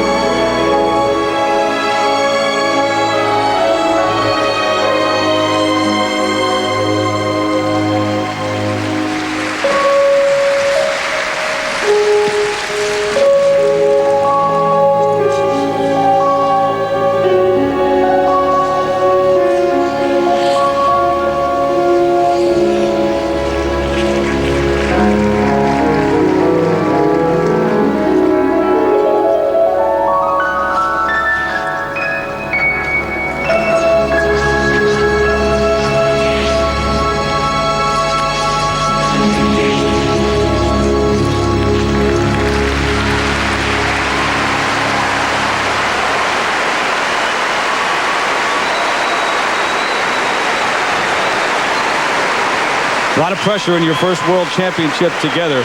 Jamie Salé, David Pelletier. She said she couldn't believe her coach when he started talking about actually winning the World Championship. She thought he was crazy. Will they hang on at least to stand on the podium? Right now, Sarah Abitbol, Stefan Bernadette watch backstage. Stefan with more security around him than Dick Bruton brings to the World Championships. Let me tell you something. I'm really unhappy for them, but they have had a magnificent year. It has been wonderful to see it happen. Will they stand on the podium? We'll have their marks right after this message and a word from our ABC stations. Back in Nice as Jamie Salé and David Pelletier await their marks to see if they will stand on the podium. And this was the beginning of all the trouble that they had in their program tonight, these side-by-side triple toes. And watch Jamie having trouble with hers. She did not complete that revolution, did not get up in the air high enough. And this was the beautiful throw, triple Salchow, good height, really nice and straight in the air, strong, smooth landing.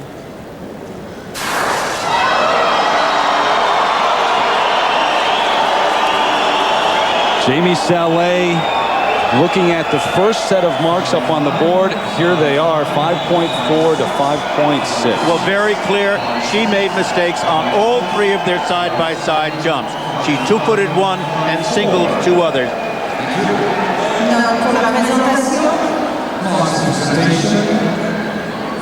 Interesting thing, Dick, the crowd was booing. Now the presentation marks, but it's Abitbol and Bernadette who would benefit from this. Well, I don't think the audience was thinking that. I think they were just feeling, they liked this pair and they wanted them to do well. They've been a crowd favorite all week long, but it is Stefan Bernadette, after being attacked in his hotel room with a razor blade. He comes back with Sarah Abitbol to capture third place, and he just found out. The bronze medalists, they're the first team since 1932 from France to medal at the World Championships. Laissez filmer, après y aller.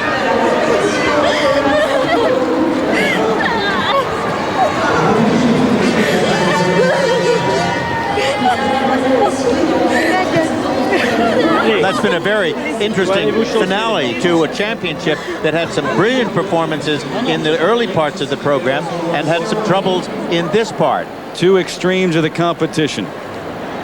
David Peltier, injured last year, couldn't compete at Worlds, had third place after the short. They relinquished that to Abitbol and Bernadise. But at the top, once again, it's a Russian pair winning the gold medal. Maria Petrova, Alexei Tikhonov, their first world championship for Shuai Shen and Hongbo Zhao. For the second consecutive year, they have to settle for the silver. And Abitbol and Bernadise, a wild finish to stand on the podium with a bronze medal. The Americans, Ina and Zimmerman, their second trip to the World Championships together, they finished 7th. And Scott and Dulaban, their debut at Worlds, they finished 9th. Right now, let's go over and check in with Leslie Visser. Leslie? Terry, in an unusual twist, it was the worst of times, now the best of times, but congratulations to both of you. First of all, Stefan, how are you? Well, now I'm okay, but my arm is hurting a little bit more now after all the things I did on the ice, but I'm really very satisfied with everything, and the medal is really not a surprise, but really, how can I say? Very exciting. Can you show us your injury? You just showed before. It's just a little... Yeah, quickly. Yeah, sure. Just here. That's it. Is it very uncomfortable? Yeah, it hurts. Oh, nasty. Sarah, how did all of this affect you? I was very upset, but I'm very proud of Stefan. It's very exciting. What was your emotion for both of you, Stefan, being the first French pair in 68 years to win a medal at the World Championships? I think I'm in a dream, you know. It's really tremendous. Everybody says congratulations, but I'm in the moon, like in the moon, you know.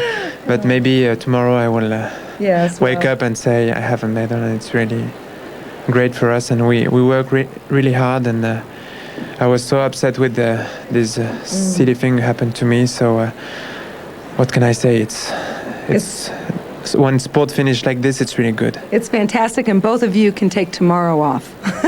Congratulations. Back to you, Terry. All right, Leslie, thank you. Even without the injury, a remarkable achievement for a French pairs team, and you wonder how much they actually went through emotionally to get to this point this week. They stand on the podium during the medal ceremony with the Chinese team, Shen and Zhao, and the gold medalists, Petrova and Tikhonov of Russia.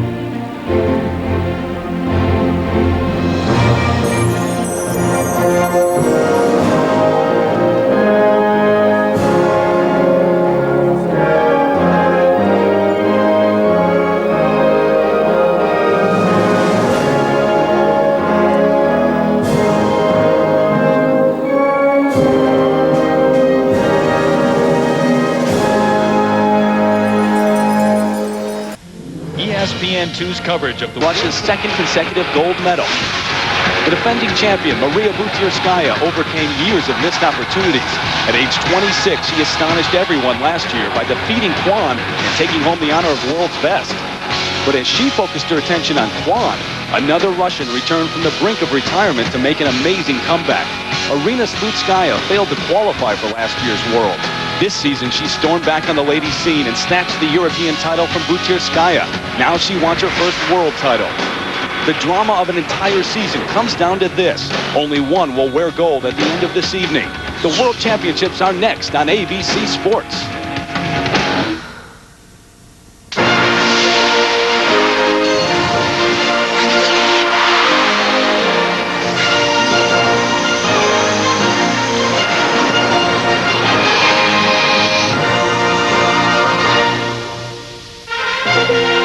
Saturday night on the French Riviera, where the rich and famous come to enjoy being rich and famous.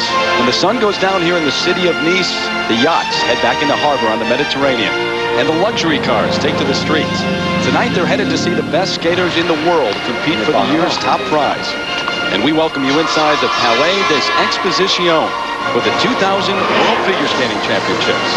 Along with Peggy Fleming, Dick Button, and Leslie Visser, I'm Terry Gannon. The ladies' title to be decided tonight in Nice. The short programs come up first, and then the free skate. Now, there are 3 phases of the competition. The qualifying round, which has already taken place, it's worth 20%. These short programs are worth 30%, and then the free skate worth 50%. As always, 8 required elements here in the short program. The jump combination, always important. It's a key. Short program worth 30%, as I said, and 2 minutes and 40 seconds in length.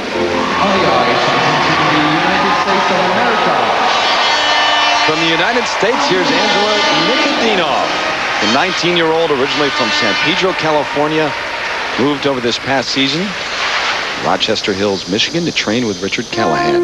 5th in her qualifying group, coming into the short program.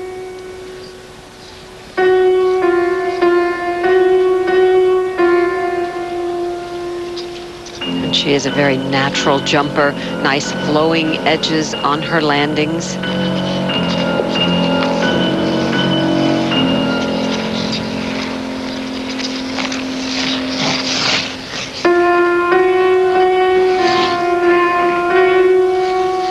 Her opening jump, triple Lutz, double toe.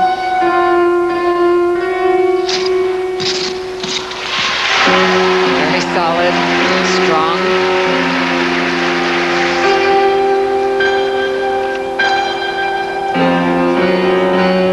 Spin combination. Beautiful layback position. Good sit spin position.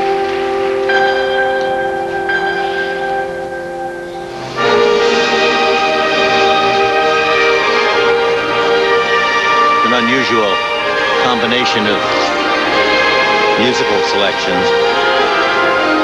Footwork into a triple flip. Watch the toe pick. Good, clean, solid jump.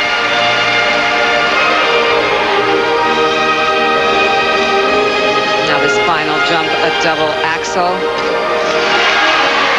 Very nice.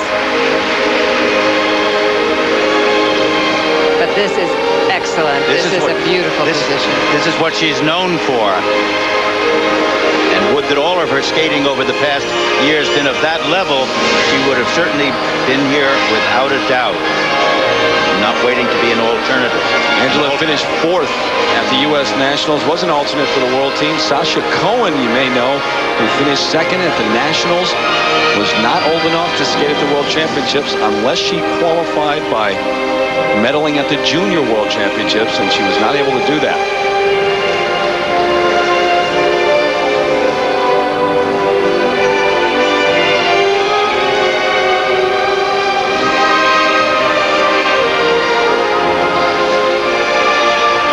Her spirals don't have the extension like Sarah Hughes and Michelle Kwan's.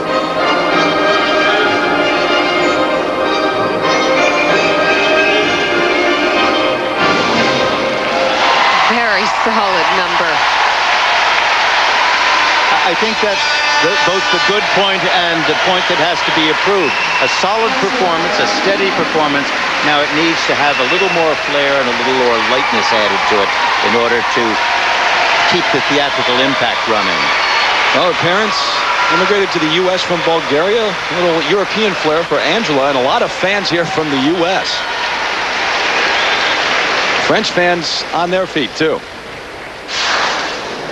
This is her triple Lutz double toe combination right at the beginning of the program. Watch her tap in, good lift, straight in the air. She looked very comfortable, and the rhythm was right there to go right into the combination of a double toe, and it was a terrific opening for her. This is her classic layback spin. Gorgeous position in the hands, on the upper body, and the leg position. Watch the turnout of the foot. It's absolutely exquisite. The best thing she does. 5-1. 5-5, 5-3, 5-6. Now the marks, first set 5.1 up to 5.7. That's quite a variation there. I think that the technique was very solid and very good. And 2 of those 5.1s, Netherlands and Romania. And for presentation now, 5.1 again, up to 5.6 this time. And those are somewhat better. And there's a wide variety there. I think if she had a little more energy and spark to it, that it would have gotten still higher. But the technique was first rate. When we come back, the overall leaders take the ice. Michelle Kwan, the 2-time world champion in unfamiliar territory, though. Perhaps not the favorite here. Maria Butyrskaya, the defending world champ. The upset win last season in Helsinki over Kwan. And Arina Slutskaya, who was off the map last season, didn't make it to Worlds. Won a European title. She's back at the World Championships and may be the favorite. And Sarah Hughes, the young American, only 14 years of age, going for a gold medal here. The top contenders take the ice for their short program next. World Championships, the warm-up here for the final group in the short program for the ladies. About to conclude. Michelle Kwan won her first world title when she was 15. Trying to win one here for the Bruins. 25 websites, one more than Mr. Dick Button, I believe. A reminder.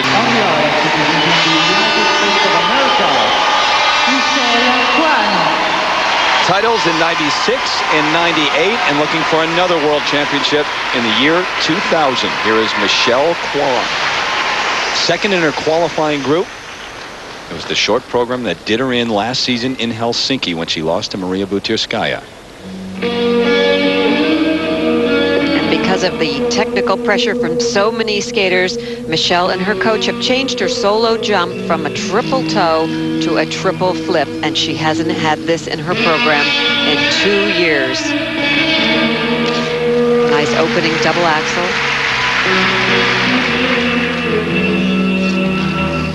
There's a calmness about her skating, a security, a casualness about it that is very appealing. And she needs this triple Lutz double toe combination. Long back outside edge. Very clean, quality jumping.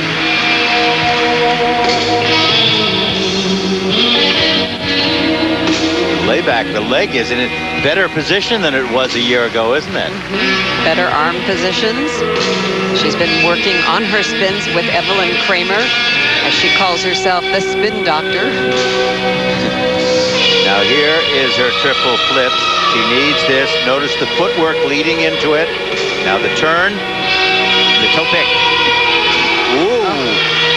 She sure did. Saved it, but she needed that landing arm to be held back to check the rotation.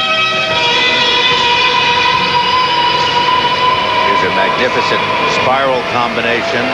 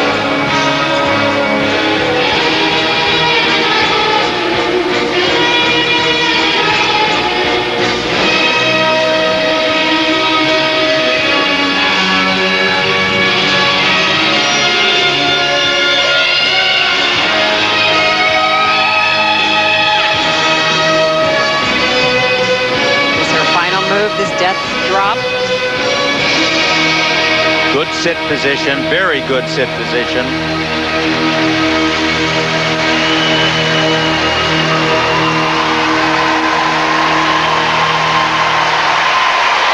Well, that was, just fine. She saved that one jump. It was completed. There'll be a very, very, very minor deduction for that. Everything was complete. It looked controlled and confident. It was kind of nice to see her back with a smile on her face. That's a big hurdle out of the way. The short program here at Worlds for Michelle Kwan. Now this triple Lutz was really superior. Very easy, very beautifully tight turn, steady edge in between that and the double toe. and it was just fine. It could always be higher, but it was awfully good as it was. Now look here at the toe pick right there. Now watch the landing and watch the right shoulder. The right shoulder goes around, swings around. She doesn't check it back until later. And by that time, the control is sort of gone. She and her longtime coach, Frank Carroll, looking at the first set of marks now. And those marks are very, commendable marks. But look at the distance that you can get from 5.7 to a perfect score of 6. There's plenty of room for another skater to step in should they deserve it. And now the second set for presentation. And these are higher, and rightfully so, because it was an elegant, complete, musical, and well-choreographed program. Michelle saying hi to the folks at home, and she is currently the leader here in the short program. 5.859. Thank you. Irina Slutskaya won her third European championship in Vienna this season. Credits her husband with much of her success this year, and her favorite thing to do, they like to watch horror movies together.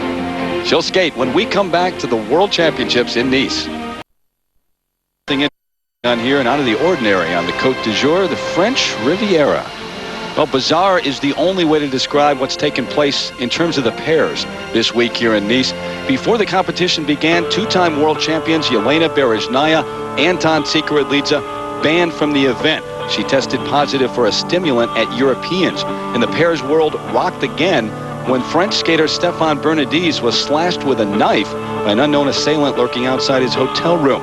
And then, during the pairs free skate, a horrible crash.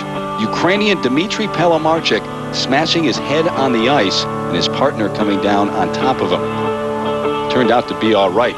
Thank heavens. Who knows what's going to happen next, though? Our continuing coverage tomorrow afternoon, 1 o'clock Eastern on ABC Sports, when the men skate for the gold medal. And then next Saturday, beginning at 3:30 in the afternoon Eastern Time, we've got the pairs free skate and the free dance on ABC. On the ice, representing Russia, Irina Slutskaya.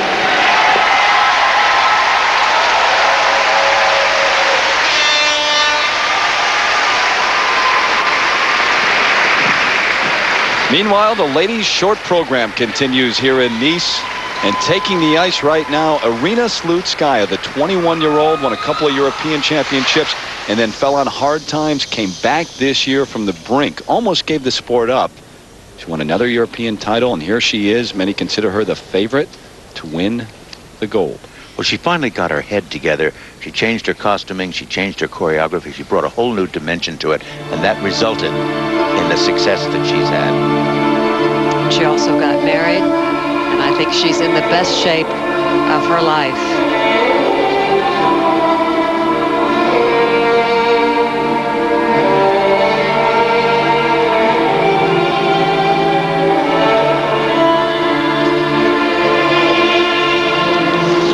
Extraordinarily accomplished athlete. Her athleticism is first rate. Look at this triple Lutz jump. Triple Lutz double toe. Almost came to a standstill at the end of it.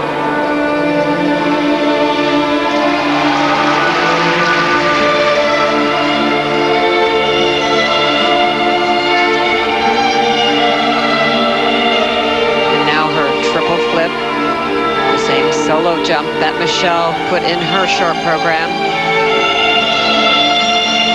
Very nice, good, strong landing. Very much of a controlled jump.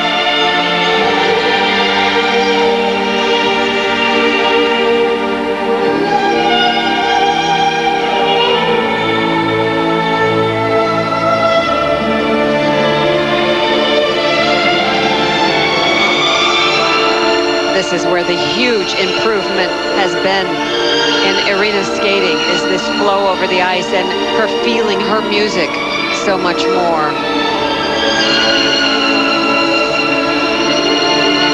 Combination spin, first a camel, sit spin, lay back, catch foot, and a change foot.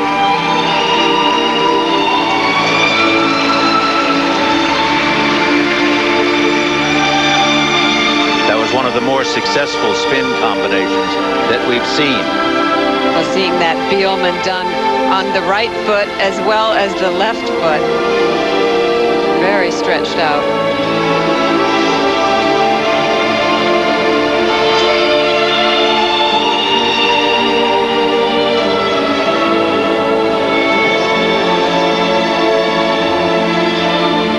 Final move, a layback.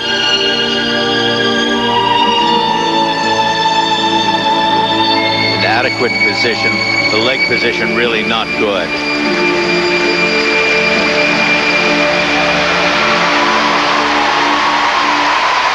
Very well done. She's happy that one's over.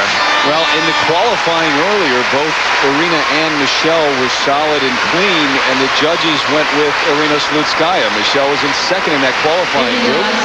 Her work is done, so is Irina Slutskaya is now in the short program, and we sit and we wait for the judges.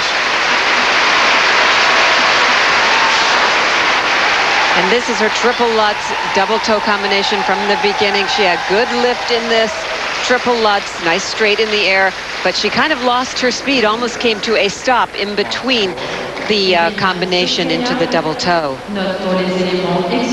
This was her triple flip that she did later on in the program, the same one that Michelle Kwan put in hers. Hers had good lift, but a much more controlled landing.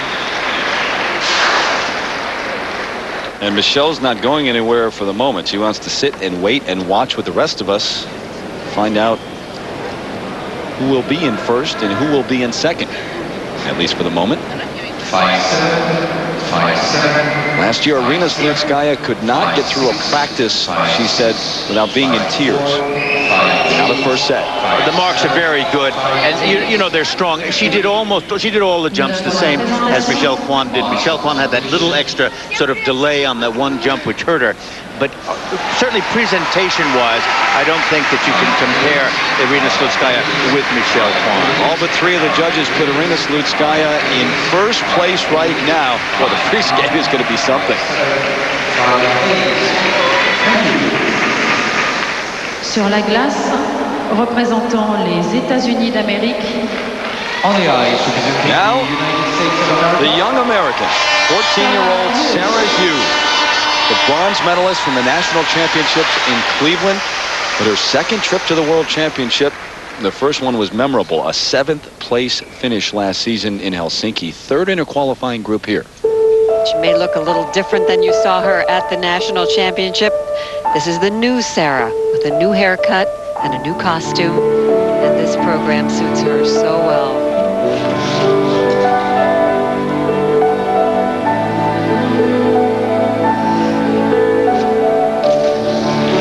Beautiful flowing double axel.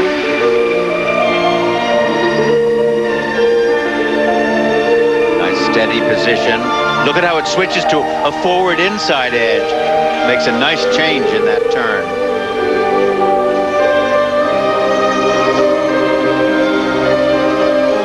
Remember, the world champion, Maria Butyrskaya, still to skate in the short program, and then the free skates a little bit later. And this is the triple Lutz that she has had so much difficulty with the free leg raising high and then slamming into the ice. But this was much gentler, much straighter, and much easier. Good jump combination.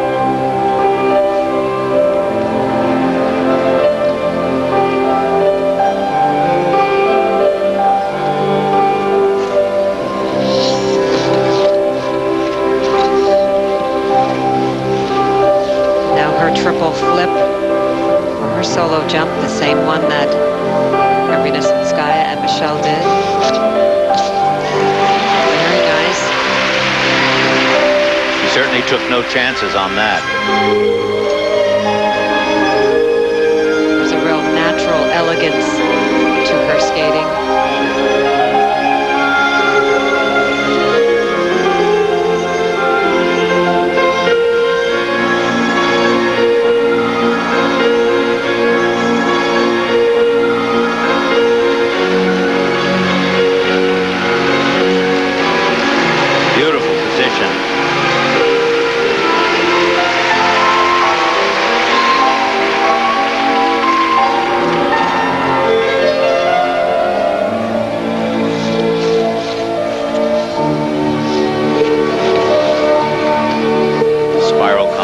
gets excellent extension.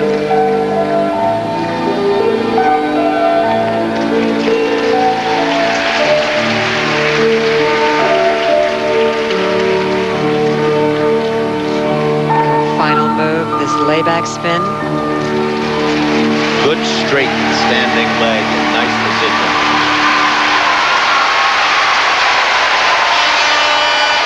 That's a freshman in high school, huh? We have to pinch ourselves as she's 14. Wow. It almost looks like the Dorothy Hamill haircut. Right. Do you think she's on the way to repeat that Olympic win? Now in the triple Lutz double toe combination, watch right here, the leg, how high it goes. That's been the problem that she's had all along, but it did not affect this jump. Very clean, very easy, very confident. In the triple flip, she has the same problem, but much better jump, much more height to it, and again, very neat, clean, controlled, and just fine. And in the combination spin, look at the positions that she gains here. This sit spin, good position. Layback, just fine. Step to the back. Now watch her catch this in a back Denise Bielman kind of spin. Wonderful, wonderful position. And here, a catch foot. You know, Rudy Galindo, eat your heart out. Already among the top contenders at Worlds, only a second trip. First set now. Well, I've got to tell you, those are pretty solid marks. It was a very solid performance, so there's no reason that she should not have been, graced with those marks. They're nice. Two 5.0s. Well, that's all right. The bulk of them are 5.4s, and steadily so. 5.5. And the presentation mark, look at the height. Look at those marks. They're really first rate. Sarah and her coach, Robin Wagner, so that puts Sarah Hughes into third place right behind Arina Slutskaya and Michelle Kwan right now. 5-3, 5-4, 5-7. One skater left, Maria Butirskaya, who defied the odds last season to win a world championship at the age of 26, designs most of her own costumes and helps choreograph for programs and spends a lot of time dancing and shooting pool. So look for the 8-ball in the side pocket right after this message and a word from our ABC stations.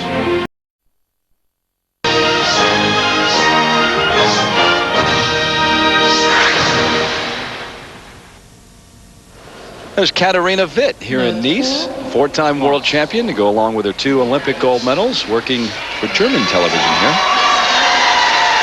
The ladies' short program, Arina Slutskaya, Michelle Kwan, and Sarah Hughes, your top 3, a Russian skater and 2 Americans as the reigning world champion. Now takes the ice. Maria Butirskaya, who won her qualifying group. She was in the other qualifying group from Kwan and Slutskaya. Has been written off so many times. It's a great win last year in Helsinki when she upset Michelle. I really like the fact that when her own federation refused even to acknowledge her, and she just kept right on fighting. Well, she's had great practices all week. She had a strong qualifying performance, landing 6 out of her 7 triples. She's opening with the triple Lutz double toe combination.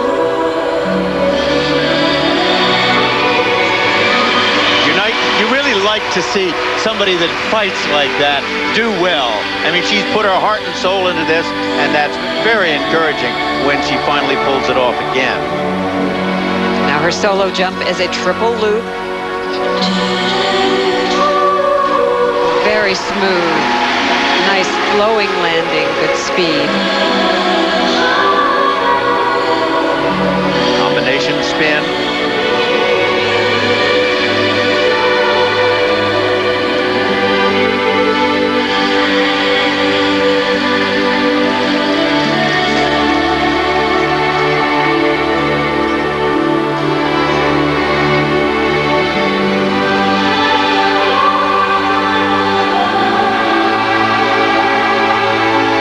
Axel, forward edge.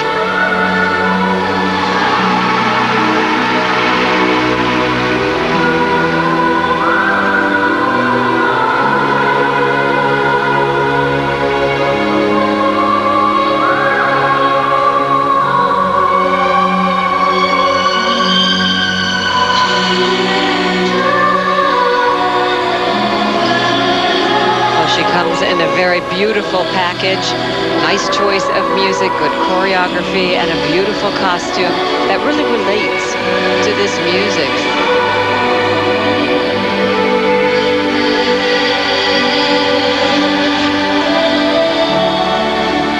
Now this spiral, not as good as either Sarah Hughes or Michelle Kwan.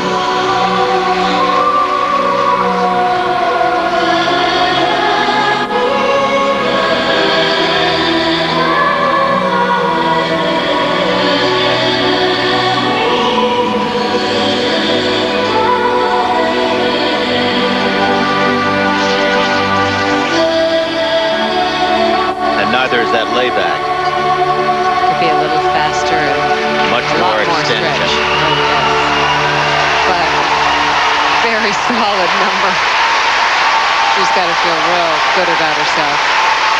Good for her. This season, too, kind of a microcosm of her career with all her adversity and the 3 losses to Arina Slutskaya, and people again saying, well, she's over the hill. She doesn't have it anymore.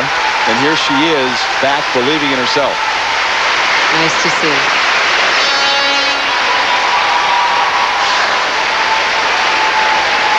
Here's the triple Lutz double toe combination at the beginning. Just excellent. It was so solid and secure. Very nice opening for her. The only real difficulty that Maria has had here, the cut on her finger, I think she got that right before she went out onto the ice. I think when you wipe your blade off, the snow off your blade, sometimes you catch that edge, and it just is like a knife. Like a paper cut, too. Yes. Painful. Oh, look at these. Now the marks. One with a coach, Yelena Chekhovskaya, required elements 5.6, all the way up to a 5.93 of them. Yeah, right up there, right up there. They were very, very pleased with that performance. Wow. For presentation now, and look at those, the 5.8s and 5.9s, all but 2 of the judges put Maria into first place. I think that it was a very complete program and skated with a great deal of style. Also, she had the benefit of being in last place to skate. And remember, there is no U.S. judge on this panel either. But the consistency of the marks across the line tell the story. So here's the way they stand after the short program. Butirskaya over Slutskaya. The Americans with 3 skaters in the top 7. Kwan and Hughes in 3rd and 4th, and then Angela Nikodinov in 7th. And the way the scoring breaks down, Michelle Kwan now needs someone else to beat Maria Butirskaya. She needs some help if she is to win the gold medal. Right now, let's check in with Leslie Visser. Terry, that's true, but she's been saying that she is not going to hold back, and she did not this time. Michelle, like everybody, you skated well. Yeah, I skated pretty well for myself. I made a little glitch on the triple flip, but I switched the triple toe into a triple flip, and, I went for it. Do you feel in this competition you have something to prove? Well, there's always something to prove within. I don't feel like I need to prove my skating to anyone except myself, and I've been working really hard in practices. Practice has been going really well, so just want to skate like I have been in practice. You planned a triple for the long program. Do you think that's key to winning? Well, I know that Butirskaya and Slutskaya, they're really tough competitors, and for me to win this competition, I have to do everything that I'm planning to do. Well, you win the World Championships in the even-numbered years, so this looks like your year. Thanks, Michelle. Back to you, Terry. Leslie, thank you. The time may be right for Michelle. She'll have to come from behind to win, though. She'll have her chance next. Different costumes, different music, much longer programs. The ladies free skate when we come back to the World Championships.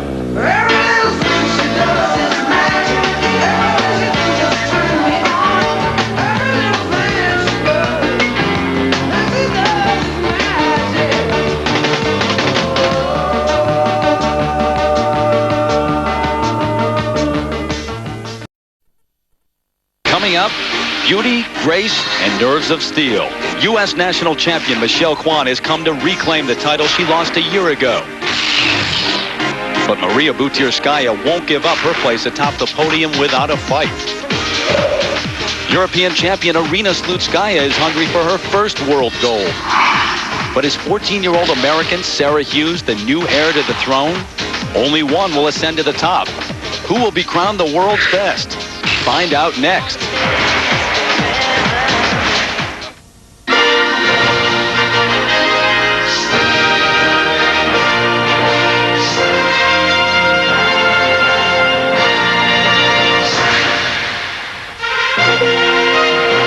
Time in the south of France. Tonight, though, they're not headed up the coast to Monte Carlo to check out the casino. They're right here in Nice as we welcome you inside the Palais des Expositions.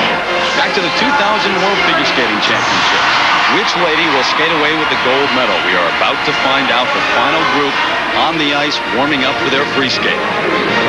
And hi again, everyone. Terry Gannon along with Peggy Fleming and Dick Button. 2 Russians, 2 Americans round out the top 4, and now each has 4 minutes on the ice all alone. Those 4 minutes helping to define the rest of their careers. And Dick, these top 4 couldn't come from more different backgrounds. Well, you know, what we have to remember is that Maria Butirskaya and Irina Slutskaya come from a really different lifestyle than ours. I mean, they have not moved to an American suburb dotted with malls. At 15, Maria Butirskaya survived being kicked out of the Central Army Sports Club because they said simply that she had no future in figure skating. And she survived her car being firebombed. Now, Irina Slutskaya wasn't even selected for last year's world team, yet both of them are here. Their need for success is overwhelming. They are, like so many skaters in their country, truly hungry. The comeback season has been amazing for Irina Slutskaya. Look at what she has done this season after being on the brink of retirement last season. She's won her last 4 competitions, 3 of those over Maria Butirskaya, Dick.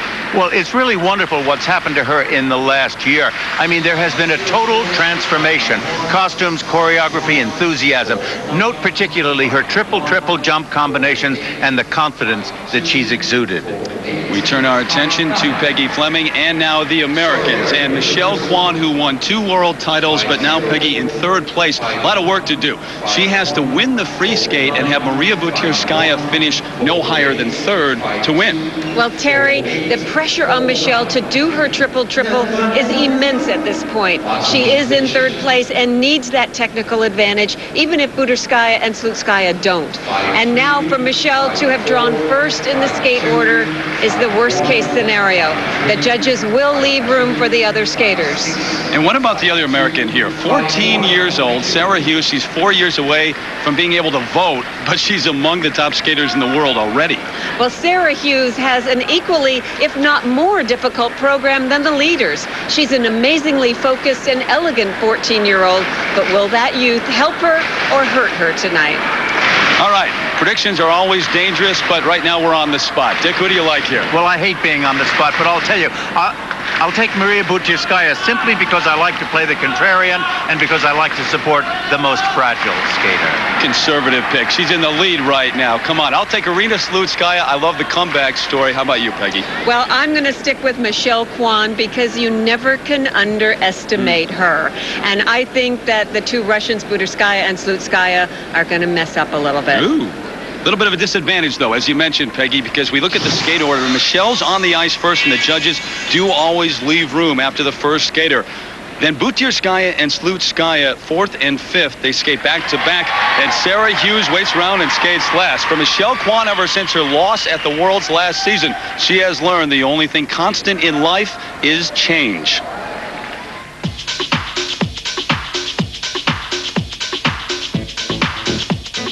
It was supposed to be a showcase for the finest artist in the world, Michelle Kwan, to defend her title.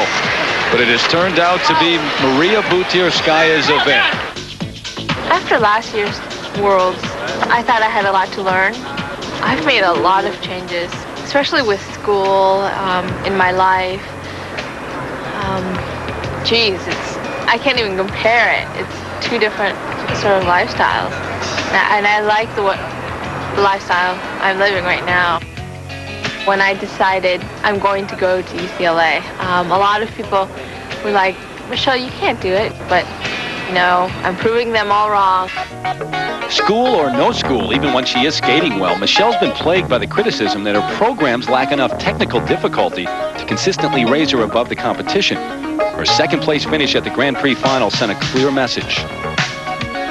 Well, I'm glad I was able to compete at the Grand Prix finals because I was able to see where I stand. position-wise against other skaters. I knew that I had to up the ante, change a few things in my program. Now that she's added the tougher elements, Michelle needs to make them work. Even without the triple-triple at U.S. Nationals, she took home the gold. But she'll have to do better than that to win here. I feel more prepared than I did at Nationals. I'm having fun, and I think what I love most about skating is competing. And so here I am. On the ice, representing the United States of America, Kwan. She recently moved out of the dorm at UCLA to an apartment closer to her training site, cut down on her class load to concentrate on skating. She hasn't finished lower than second since '96 at any event. Well, she can't back off at all in this program. And as her coach Frank Carroll says, that's the way of sport. You have to continue to make progress or you'll get left in the dust. She's opening with a triple loop. She has upgraded this from the double axel she normally did. Very solid.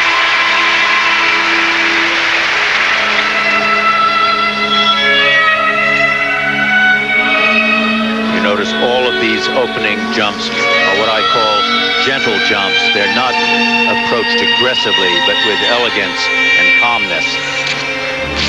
And that was just first rate. Very smooth.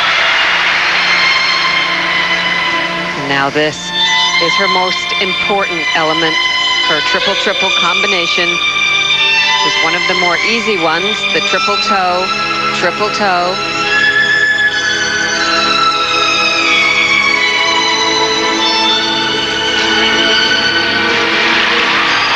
Good for her. You know, she's skating with greater speed in this program so far. She's really attacking it very nicely, and I like to see that.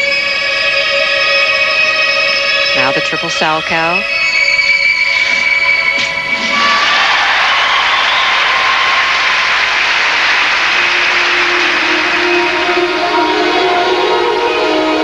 Nice arm positions in that layback spin.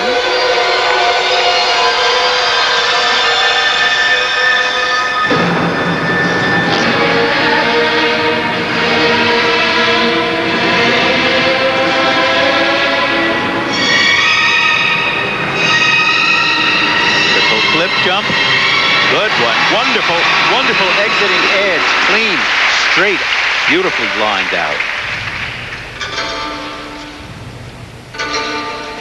Trying to become the first American to win 3 world titles since Peggy Fleming. That would be a nice addition.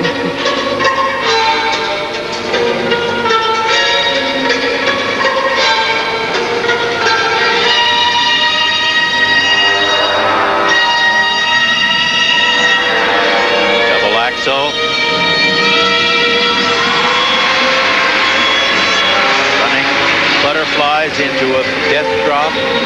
Back sit spin. Good back position.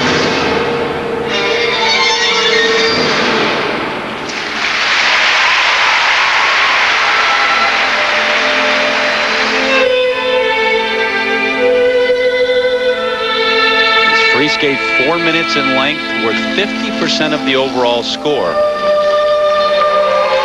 It's one of her trademark moves, this spiral change of edge, sequence of steps.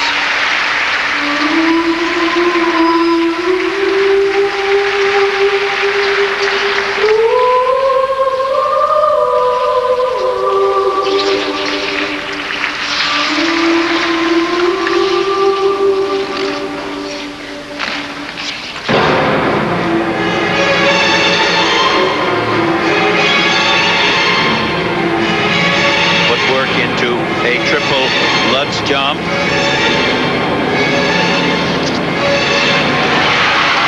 She is very calm out here. She's just taking one element at a time. Look at this circular footwork.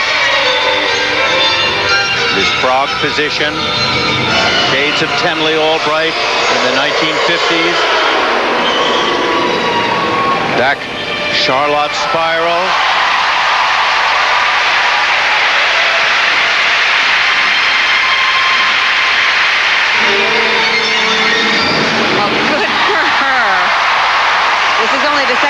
done a clean program since 1998 at the Olympics.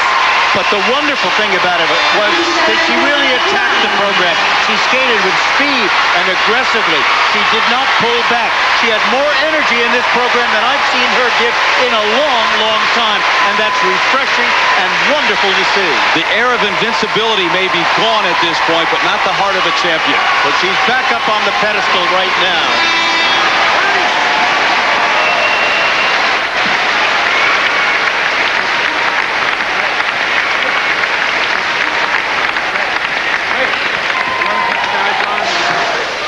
Now, what she had to add to the program was this increased difficulty of a triple-triple. First a triple toe, watch the beautiful revolutions, cleanness, and the smoothness and easiness into the second triple toe. Not the most difficult triple-triple combination, but awfully good. And this forward move here into a triple flip. Wonderfully good. Look at how clean and perfect that is. Not a bobble to it. That's the kind of jumping that we have to see. And she did it all with energy. I'm really impressed.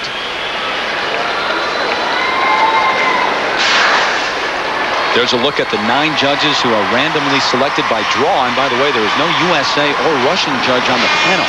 What are they looking for? Well, first and foremost, they're looking for a really well-balanced program. That means a good mix of spins, jumps, and footwork. They're looking for quality positions, extensions and spirals, for example. They're looking for originality of the presentation and for wonderful footwork, speed, quality of edges, originality of steps. She's often said it's all about the process, not the outcome. But it would be pretty nice if the outcome matched the process as well. You know, really, it doesn't matter because she did it right. And that's the important element here. The first set, 5.6 to 5.8. They're good. 5.6 is a little low, I think, for that combinations of move.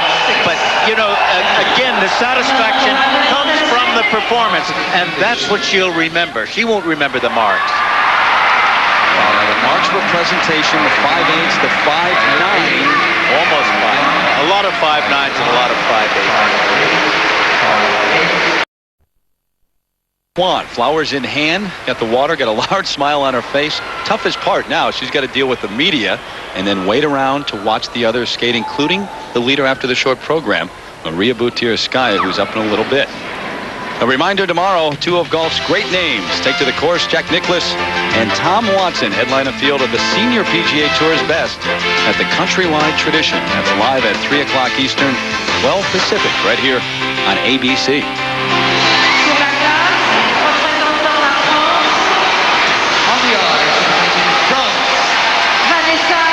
The ladies pre-skate underway with the final group here in one of their own.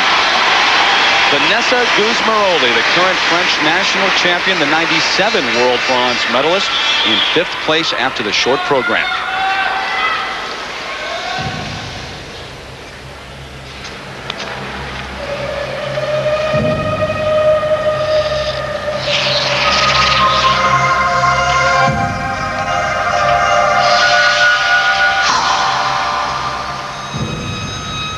Well, Vanessa had the skate of a lifetime just a month ago at the European Championships. She's hoping to repeat that same performance, opening with a triple Lutz, double toe. Nice spring.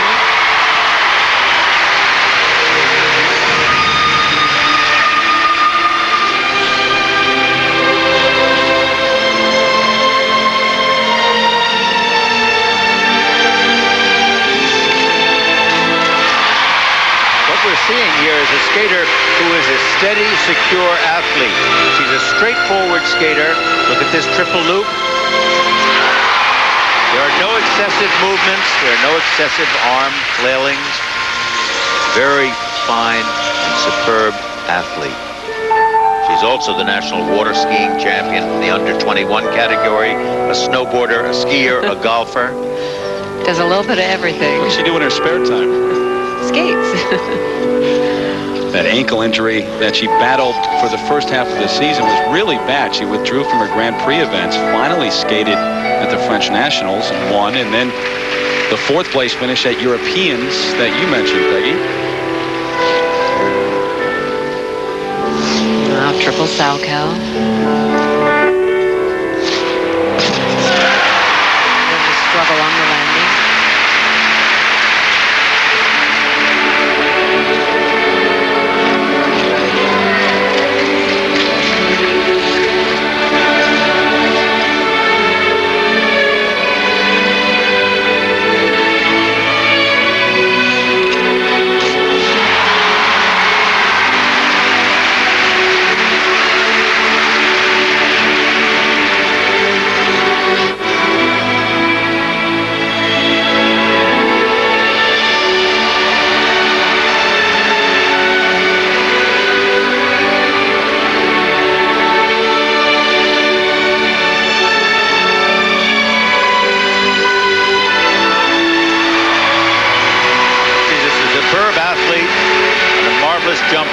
not a dancer, but she's a very straightforward, solid skater. And very pleasant to watch. This is a very well choreographed program for her. Good pacing.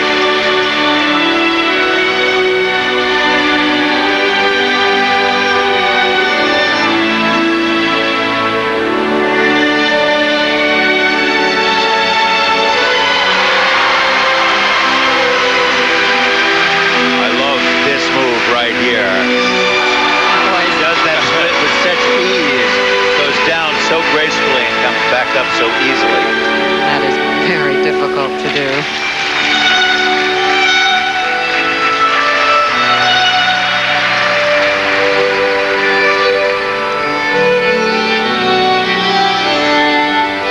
This layback position, mediocre. But I like the combination of spins that she does right here. A camel spin first to the left, to a sit spin. It's an unusual, very inventive position in the sit spin. And then a camel spin to the right. Shades of John Curry, the great English champion. And one again to the left, who did that kind of left, right, left spinning.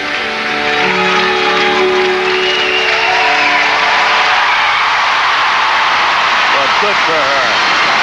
What a difficult place to skate right after Michelle Kwan's superb performance, and then to follow it up with a solid one of her own is just terrific. The look of disbelief on her face at the end, knowing that she did so well here at Worlds.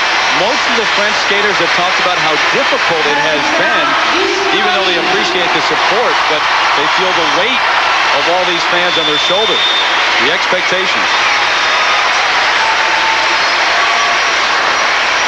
This was her opening jump, the triple Lutz double toe. She did this with such confidence and control. Nice and straight in the air, good flow into the following jump, the triple toe.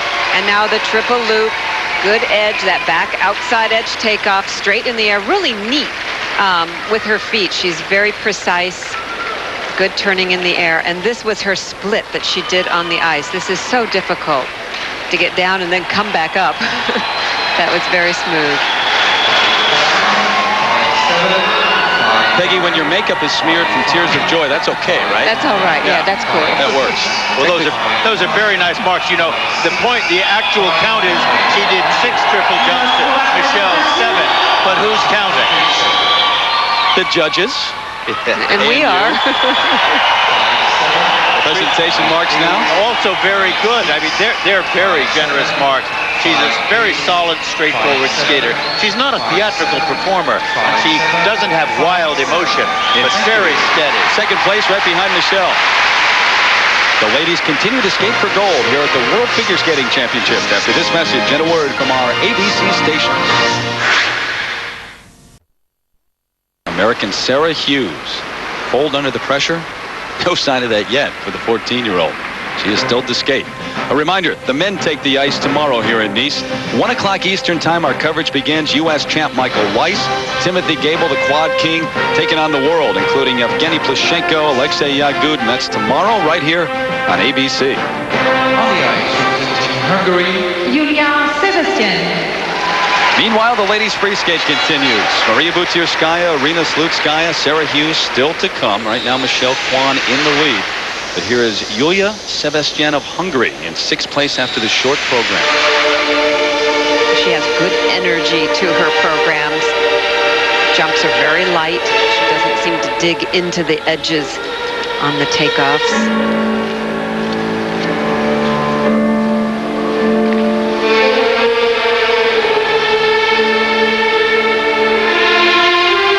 Transformation of Irina Slutskaya. How about Yulia? 19th at Worlds and right now 6th here. Worlds being last year's Worlds in Helsinki.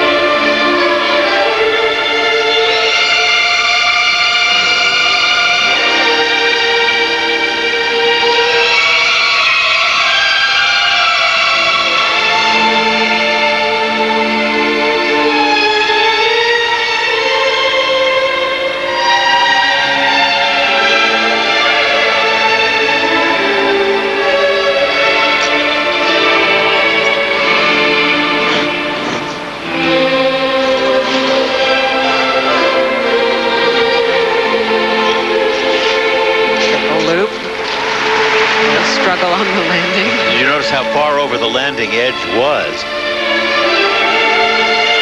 That kind of fallout is not fun.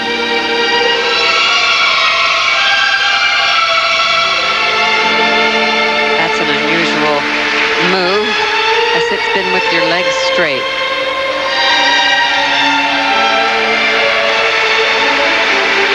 Well, that's one thing. One way to call it. I just made that up, and I think she did too.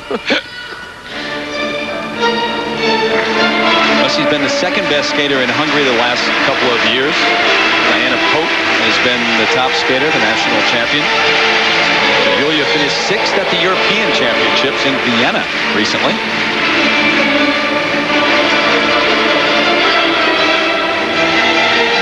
Now this triple Lutz again that she attempted to do at the beginning. Much better. Except for the double toe.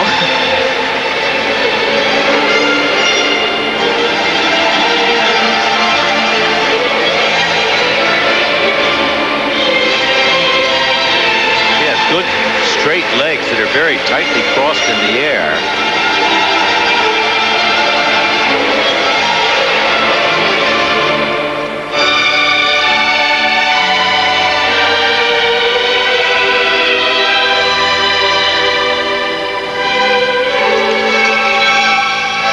Triple Salchow.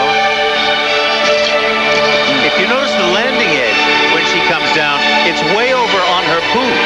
She's over on the side of the boot. That makes it very hard to land a jump like that.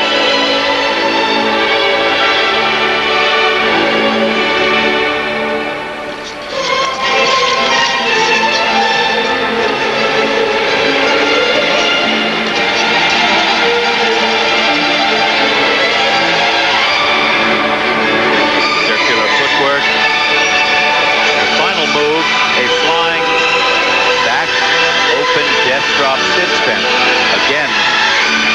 That unusual sit spin that I call it. Whatever you want to call it. Go ahead, make a name. Right now. Yulia Sebastian, not the free skate, obviously, that she was hoping for here. Great stage, but just too many mistakes. Yeah. Well, this young lady is a wonderful athlete, and she moves beautifully, and that was nice right up to there, but then she did not push that leg up, the landing leg up, landed with the free leg too far in front, and just sat down. Well, the downside of being out there all alone for 4 minutes, and now you have to wait, see what other people thought of what you just did. Well, you can see the reaction on her face. She sees the marks on the monitor, and they're not good ones with a 4.9 in there.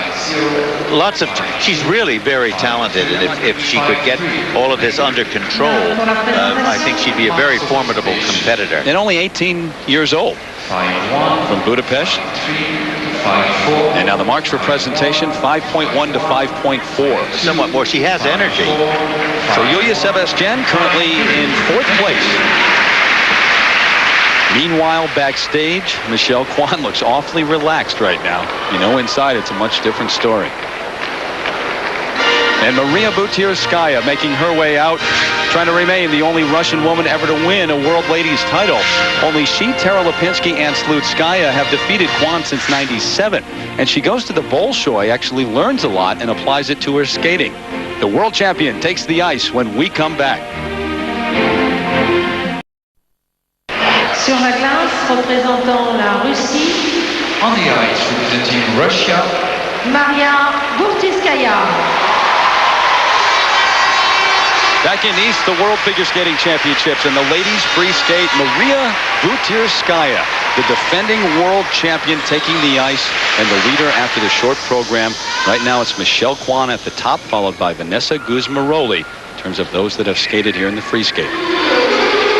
Just when we think her nerves may be resurfacing, Maria comes through and shows us how tough she is. She skated a very clean short program. See if she can do this again in this long program. She's opening with the triple Lutz. Very good. Strong edge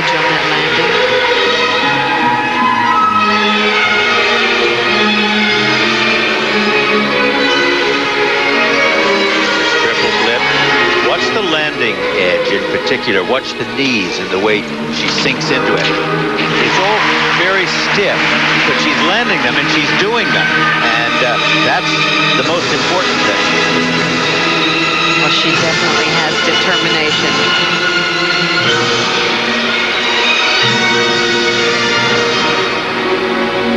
Her coach said the only two people here in Nice who talked about Maria actually winning again were her and Maria. So many times people have written her off and just given up on Butyrskaya. Now watch this combination, a very unusual and difficult one. First a triple toe. Half loop. Triple Salchow. And you see she just didn't have the swing and the rhythm from the first and the second jump. She was unable to get up in the air and complete the triple part. That's unfortunate. But here she has a triple loop. Nice.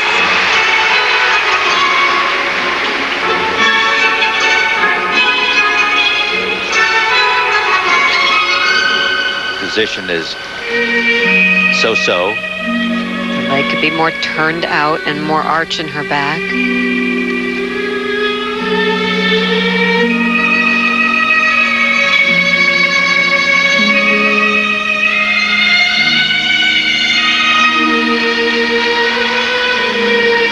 These could be more stretched out. Her spirals compared to Michelle Kwan and Sarah Hughes doesn't even match at all.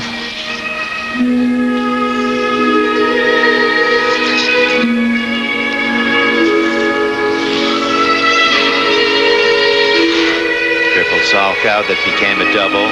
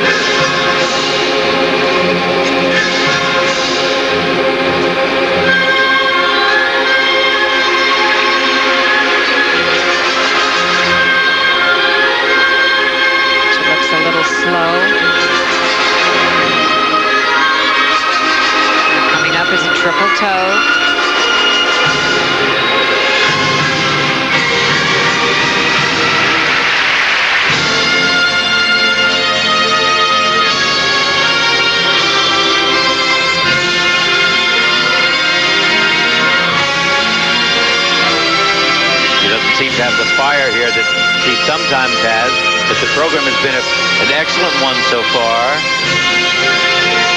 Final combination spin. Now watch the camel position. Watch the way she goes down with back arms. Back sit spin. Interesting position.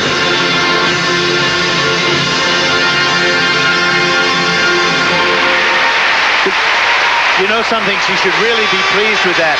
She had only the one mistake in the triple half loop, triple Salchow combination, and she doubled one jump, but there's nothing to be taken off for that. So I would think she'd be very happy with it. It just didn't have the excitement that she sometimes achieves. Inconsistencies throughout the season. They set her car on fire. She lost 3 times to Arina Slutskaya. It's been a rough year. Yeah, here she is at the World Championships with a chance to win. We'll see how much the mistake costs her. Michelle Kwan waiting to see how the others skate. Just loosening up backstage, a smile on her face because she was great. But the fact is, she needs Maria Butyrskaya to finish 3rd or lower. Remember that, to have a chance to win. Now her triple Lutz shows really how kind of stiff she is as a skater.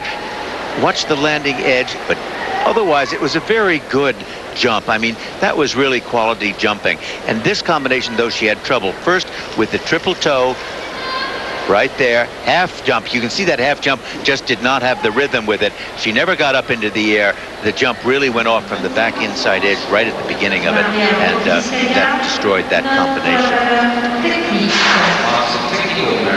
Michelle Kwan, Vanessa Guzmaroli right now as we await the marks for Butyrskaya. Because of the scoring the way it is now, the free skate worth 50% with the qualifying round as a part. A couple of years ago, free skate was worth 2/3. And if you're in the top 3 and won the free skate, you were the automatic winner. No more. Technical merit marks. Well, you see, they're not as good as Michelle Kwan's, but they're very strong, and they're just fine for the way she skated and what she did. Again, the question comes in the fact that she must be down quite a ways before Michelle Kwan can pull up over her. And now the marks for presentation, there they are, and currently in first place. Her free skate actually judged second best to Michelle Kwan, but overall Maria Butyrskaya has the lead on Kwan now. Butyrskaya's Russian counterpart, Irina Slutskaya, warming up, the first to land that triple-triple combination. That was at the Grand Prix final. Awful year last season, didn't even skate at the Worlds, and an avid snowboarder. She'll take the ice looking for the gold medal when we come back to the World Championships. We're back at the World Championships, where Irina Slutskaya is just moments away from taking the ice. She's gone from celebrated prodigy to oblivion and back. Now she's on the brink of what would be her greatest achievement yet. Irina Slutskaya has never been happier. Fresh from her gold medal triumph at Europeans last month, she's hungry to reach the goal she set when she was 6 years old, a world title. You know, I'm really happy I can win Europeans. I win like first time, and now I want to work more and more, because I have a dream. I have a dream about win the World Championship. The center of the podium is not a new place for Slutskaya. At age 16, she won her first of back-to-back European titles. She was the future of Russian skating. Then, after a silver at the 98 World, she didn't even make the 99 World team. Those chubby cheeks, cute in her youth, became a problem at age 20. She had lost her edge and her desire to skate. I doesn't want to talk about last year. I hate last year. It's so difficult. Of course, I have moments when I doesn't want to skate, and I doesn't want to do nothing. I'm just crying and everything like this. But, you know, I start a new season and I change lots of things. No trace of body fat remains on her sleek new figure. With more money and freedom than most 21-year-old Russians, she's a young newlywed, living a busy, exciting life in Moscow. She and her husband, a former boxer, live in a new apartment, and Irina loves to explore her neighborhood. А дайте, можно мне журнальчик в ручки взять один? How is looking? It's me. It's me again.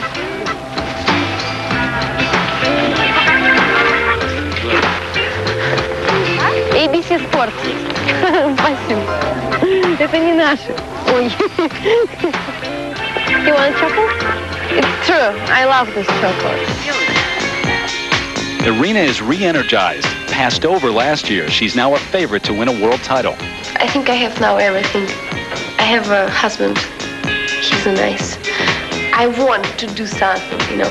Last year I didn't want to skate.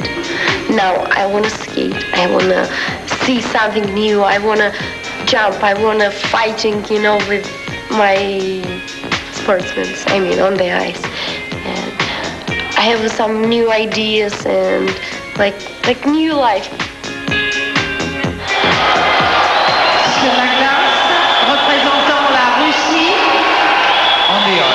Almost entirely reinvented herself after nearly quitting in frustration last season. Irina Slutskaya takes the ice. You saw the leaders, Butyrskaya, Kwan, and Guzmaroli.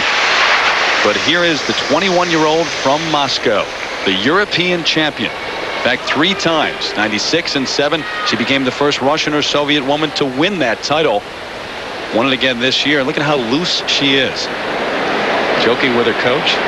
She still has those wonderful red cheeks. Yeah, that you pinched at the European Championships a few years ago. And which she then said when I asked if I could, yes, all the old men like to pinch my cheeks. I love telling that story. If she wins the free skate, she wins her first world championship.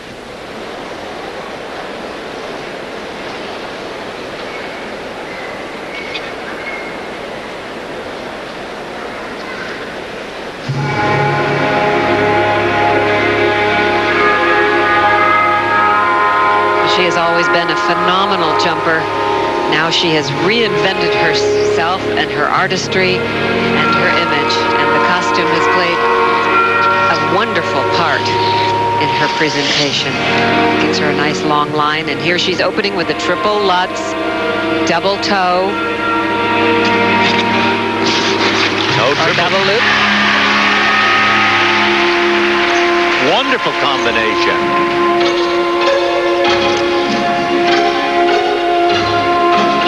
And now her second combination, triple Stojko. This is supposed to be with the a double Stojko.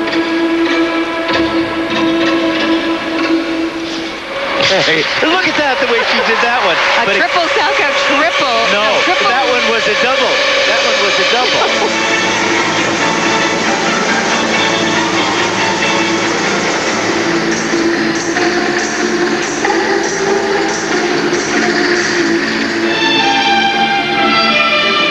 Glad we aren't the judges.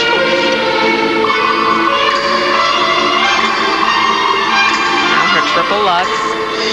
This takeoff, good spring.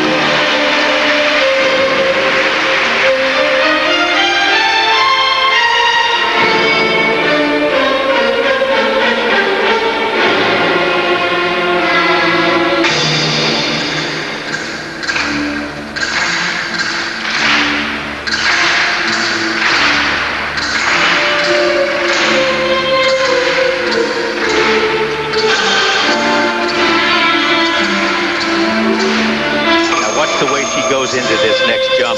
A series of 3 turns. Very difficult moves. Right there. 1, 2, 3, and into triple loop. Turns very fast in the air, very efficient.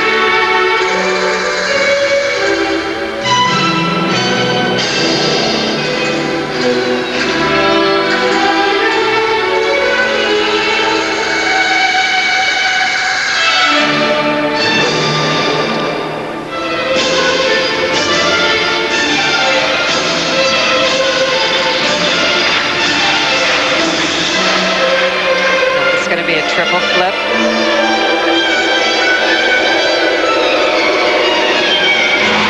Very clean. Nice flow on that edge. Combination spin with Bielman positions. Camel spin, sit spin, lay back. Bielman catch. And the second one. She does them both on the right foot and the left foot.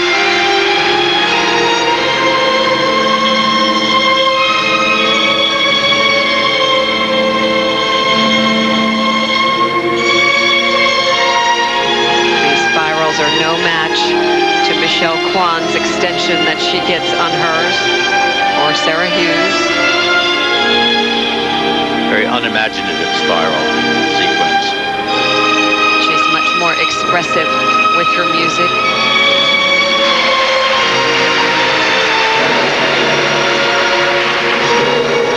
Now her final jump, a triple toe. Very easy.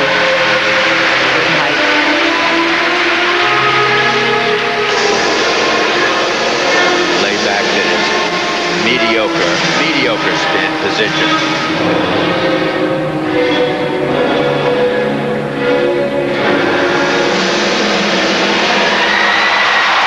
Not a musical ending. Not a well choreographed end of the program. In fact, the whole program was really not well constructed. I think it lost its focus. She only completed 6 triple jumps as opposed to 7 that Michelle did. And at the beginning of floating around trying to hit those triple combinations and changing them, pulling them, I don't think will stand her in as good stead as we've seen that she's had earlier this year. And it's important to note that Michelle Kwan can still win, even though she's behind Butyrskaya overall. Her free skate was judged better than Butyrskaya's.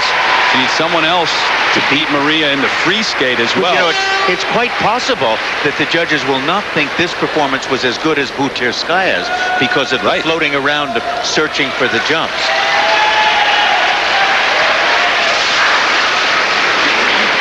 And here's the jump she added in after she made a mistake on the first attempt. This triple Stojko double loop Combination. Watch that free leg swing around. She really was determined to land it. And this was the 3 turns she did into the triple loop. This made this takeoff very difficult.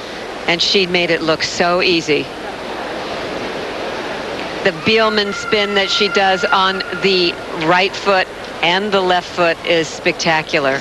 Good stretch. There she goes on the left foot first and swings around and grabs the foot and pulls it up over her head.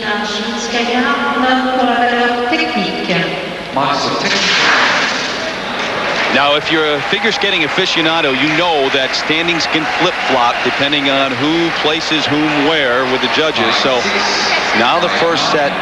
You know, those are good marks. She is not an extraordinary technician. There's not a lot of really good technique in her spins and jumps. But these marks are steady and really complete marks and reflect the fact that she did some magnificent triple jumps. And here are the important ones. Presentation, Dick. They're very generous marks. And it puts her in second place. Butyrskaya drops to third. It's exactly what has happened. There's your new leader. Michelle Kwan now leads here in Nice.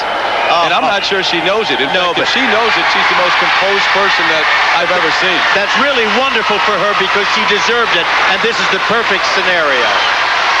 So with her teammate having just vaulted into the lead, Sarah Hughes now gets her turn, the U.S. bronze medalist, who, like Peggy Fleming, finished 7th at her first trip to the Senior World Championships. And she's hoping that her lucky Peggy Fleming t-shirt brings her some luck tonight. She'll skate right after this word from our ABC stations. Of a woman who is about to be named world champion for the 3rd time in her career. And the emotions of one whose comeback bid has come up just short. On the ice, representing the United States of Sarah America. Hughes trying to finish a lot better than 7th, which she did last year. Kwan, Slutskaya, and Butyrskaya, your top 3. Wow, what a wonderful scenario that was. Well, my predictions are pretty good. Yes, they're wonderful. Still trying to catch our breath here, and everyone else in the arena. Sarah Hughes 4th after the short program, her 2nd trip to Worlds. Well, if her steadiness and elegance in the short program are any indication, this could be a memorable performance for this young lady.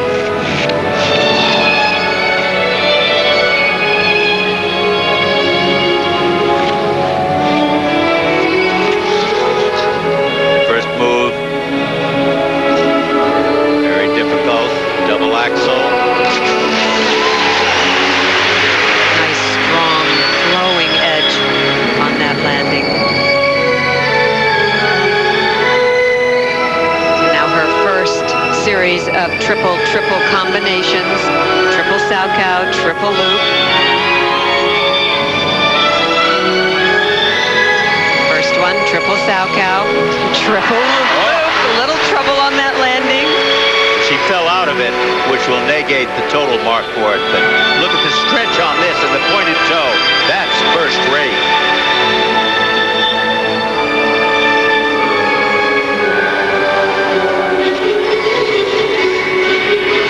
And she won't get as much credit for that kind of a spin as she should get. Judges simply do not give that much credit for spins in comparison to jumps.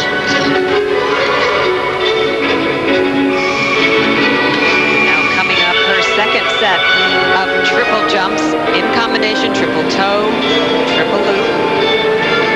First one.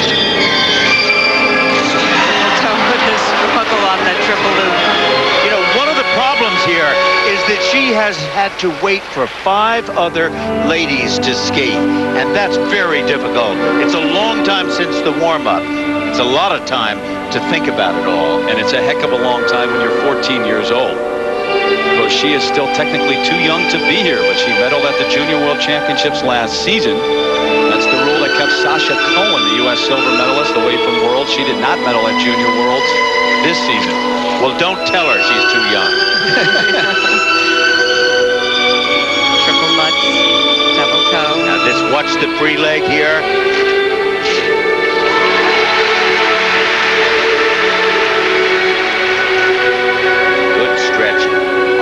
Edges. Beautiful layback position.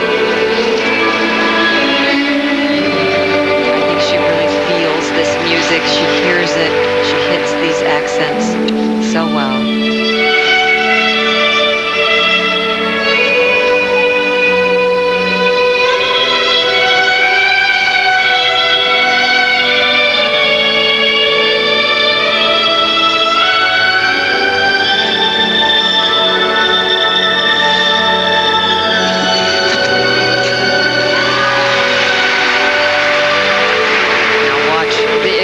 On her spiral that she gets, and it's a wonderful moment in this music with very nice emotion.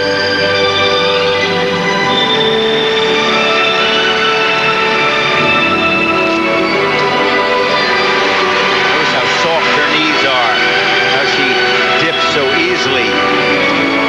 Also notice that her arms are not excessive. It's not like hanging out a lot of laundry that you see so many of the young girls do.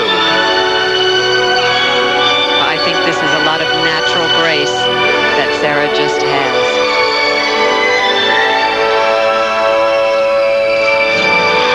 Triple toe. And look at the smile on her face. She's very happy to have gotten through that. The illusions. She can't wait to get this over with. Last spin combination.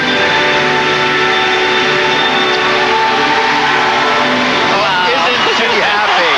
Isn't she happy?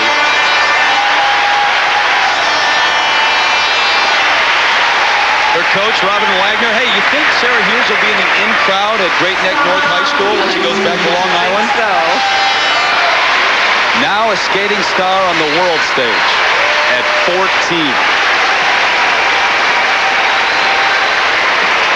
She has a steady, competitive spirit that is just wonderful.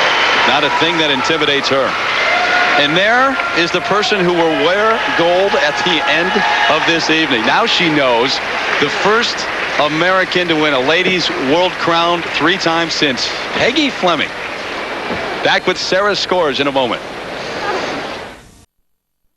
Happy Sarah Hughes with her coach walking to the kiss and cry area. And this combination, first a triple Salchow. Now watch the landing as she goes right up again into a triple loop. But she falls out of it, and that will cause a minor deduction. Now here on this double jump combination, again, she does a triple toe loop and a second loop into a second one, a loop, and again has the same trouble falling out. 4th place after the short program. First set. Well, you know, those marks are really low. And the fact is, nobody else did triple combinations. And she did everything else and did it with grace and style. So I think those marks are really telling her that she has to wait her turn a little bit. Tells her that she's 14. Yeah, it tells her that they think she's 14. Presentation marks, and she drops from 4th to 5th place, right behind Vanessa Guzmaroli. But nothing to be disappointed about with her performance. But there's the gold medalist, Michelle Kwan. Well, they said she couldn't come in here and win. She struggled throughout the season. All of the life at UCLA, wanting a new life, experiencing more away from skating. Guess what? She got it together, and she's won again. So Peggy Fleming's got a future in Las Vegas. She picked Michelle Kwan to come back against the odds and win. That's exactly what she has done. Slutskaya, for the 2nd time, wins the silver medal, and Maria Butirskaya rounds out the podium. Sarah Hughes, what a great trip to the World Championship. She finishes in the top 5, and Angela Nikodinov finishes 9th. Michelle Kwan has made her way back to have a word with Leslie right now. Terry, for the 2nd time in a week, an American beauty took home the prize. Congratulations to you, Michelle. It was so strong, so aggressive. Did that feel like the Michelle Kwan of old? Geez, it felt like Michelle Kwan. That's all I could say. I don't know if it's the old, but it's the new, that's for sure. Frank, the words of encouragement right before I skated was let it go. And I knew, I was very confident, and I stepped out there. I knew what I had to do, and just let it go. You know, for all the talk, you were the only one with a clean triple-triple. What makes that combination so hard? You know, triple-triple is really difficult because the first triple is hard enough, right? But to do the second one, you have to have a lot of speed, and you have to be aggressive, no hesitation. And going into it, I said, okay, here goes nothing. I'm going for it. God, it worked. Well, as you know, you've now tied Peggy Fleming your 3rd World Championship. Is this your most satisfying? I think this World Championships is going to be the most memorable because I went out there and fought, had a little tough fight at the short program, but came out strong, and it feels good. It really does. It was great. You know, you always say it's not the process, it's the result. In this case, it was the result. Congratulations. Back to you, Terry. Leslie, thanks. There you have it. 2 behind Carol Heiss and tied with Peggy Fleming. In fairness, 2 of Peggy's world championships outside. She had to deal with the wind back then. Well, it's always sweet to win as the favorite, but even more satisfying to prove them all wrong. Top step of the podium time when we come back from Michelle. No, well, the injury has been on the forward lift of the axle, not on the quadruples from back inside edges or back outside edges. So the test will really come right here on this triple axle, triple toe loop combination. Here it is. Watch the forward outside edge. And there, oh, do you see him skid off that edge? He saved that beautifully, but it was a triple axle double, not a triple triple.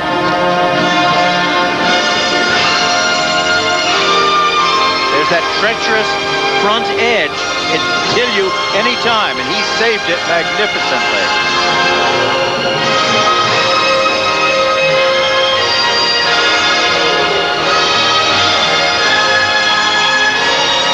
There are 2 foot sequences. First a circular one and this straight line one.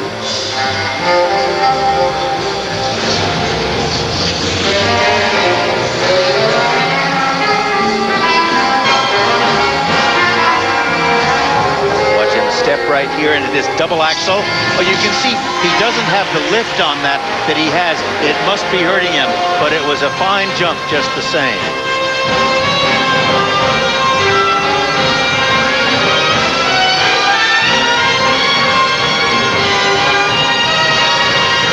Now the final movement, a combination spin. Watch him enter it with these traveling, running camels right there. Now watch him dip into the camel.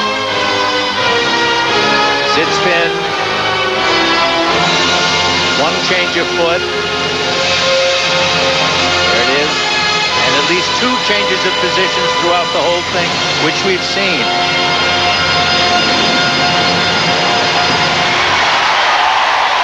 Well, what a comeback. The qualifying round that he did earlier this week was a disaster. It really was awful. He came in 8th place in just half of the group that was competing. That meant he was tying somewhere in 16th place. And here he pulled this performance off. It was first rate. He said of his qualifying performance right afterward, it stunk. He was very honest about it. This one did not. Now, look at this quad salchow. Watch him take a forward outside edge, turn to the back inside edge, and push himself up into the air. 4 revolutions. Good, tight turn, straight up in the air, landed on a clean outside edge, no bobble or anything, and a wonderful position. Now, look here. Watch the left edge, right here, right there. Look at the way that... Did you see it almost turned on the ice? It didn't give him the lift he usually has, but it was enough. And he laid it off beautifully into that loop afterwards, that toe loop. Recently parted ways with his longtime coach, Carol Heiss Jenkins. He is still with Glenn Watts, though. 2 sets of marks. The first for required elements, 5.1 to 5.6. Yeah, well, remember, he's only 15th of 30 skaters to skate, and there's a lot of good performers yet to come up. So that's a very interesting thing. And I would have thought the marks technically could have been a little higher, but... well, his presentation marks higher than his qualifying round, where he had a 4.8 from one of the judges. There's Glenn Watts right there. Obviously, Timothy Gable, after his qualifying disaster, very happy with his short program. When we come back, the final group will be out on the ice. The top contenders, including Michael Weiss, the U.S. champion, and Elvis Stojko, the Canadian champion. They take the ice for their short programs next.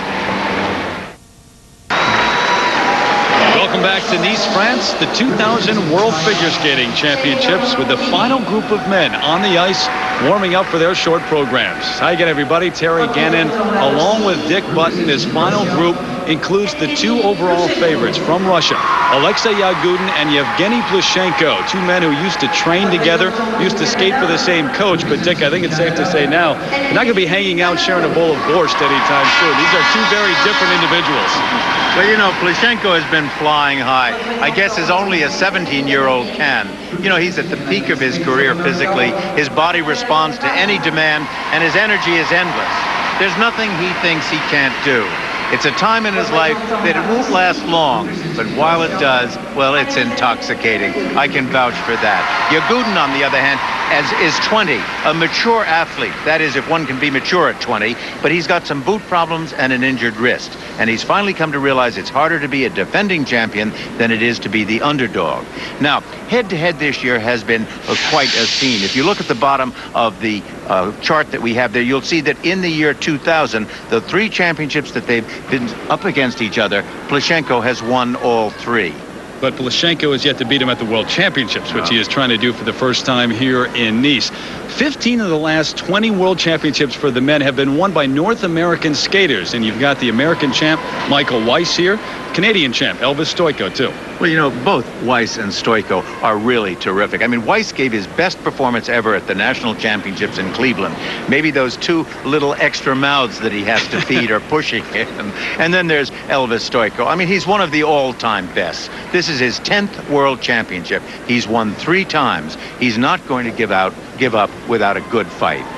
Can never count out the king from Canada. Here's how the scoring breaks down for the men. 3 phases of the competition. The qualifying round has already taken place worth 20%.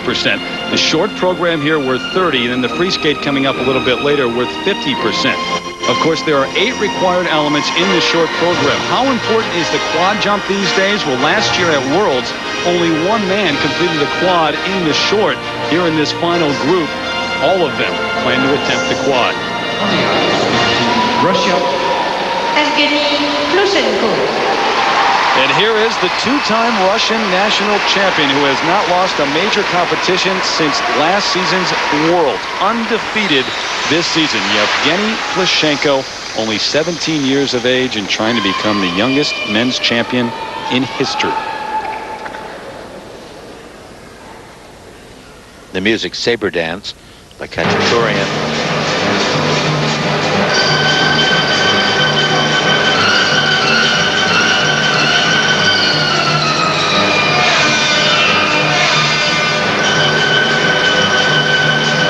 Here's his quadruple jump, a toe loop. Good one.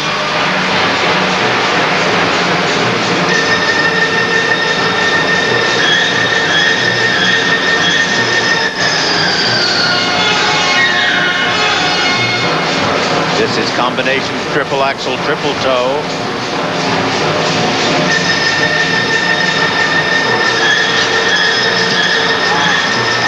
Triple axel, triple toe, first 3. Flying camel. That one sort of fell off the toe point, but the rest of it is good centering.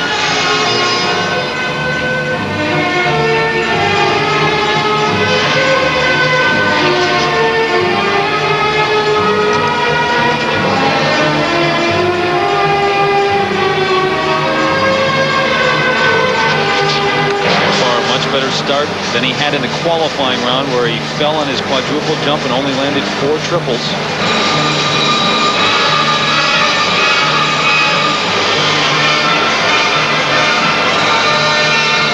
Circular footwork.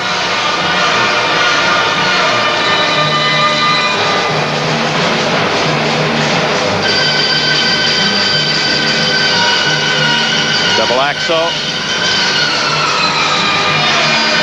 Not a great double axel. This is a sit spin, change sit spin. Position is okay.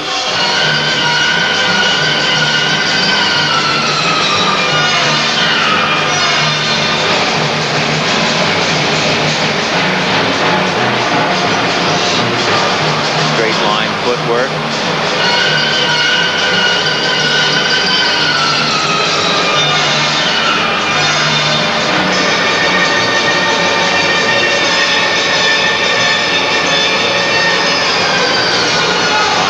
a combination spin.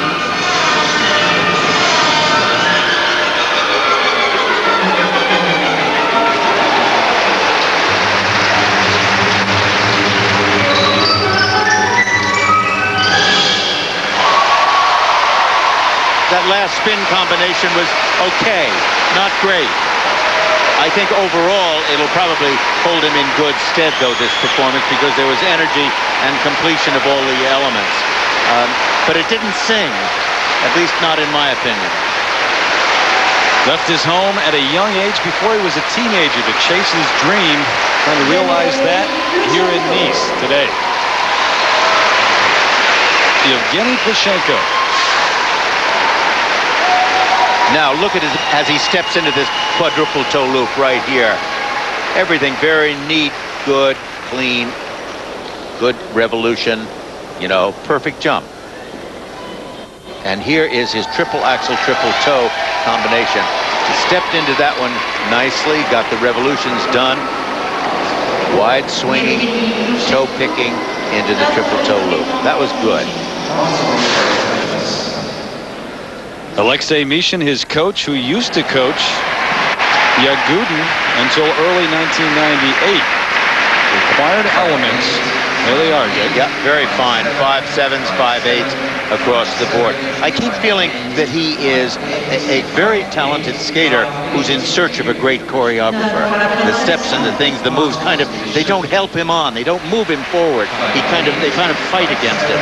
Maybe that's, I'm being a little bit too critical here, but he's a wonderful skater and clearly the best that we've seen so far tonight. And high presentation marks, too, for Yevgeny Plushenko. And up next, the Canadian king, Elvis Stojko, the three-time world champion, looking for number 4. He's ready. First to land a quad combo all the way back in '91, and don't mess with him on or off the ice. Elvis is next.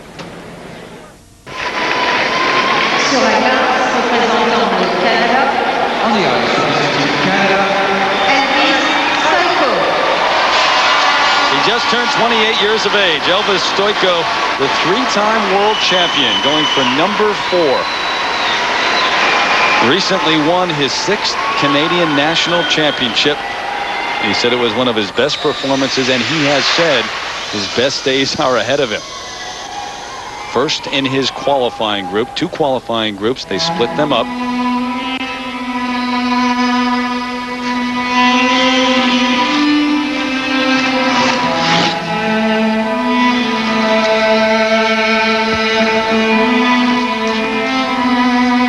Steadiness of this entrance into a triple axel, triple toe.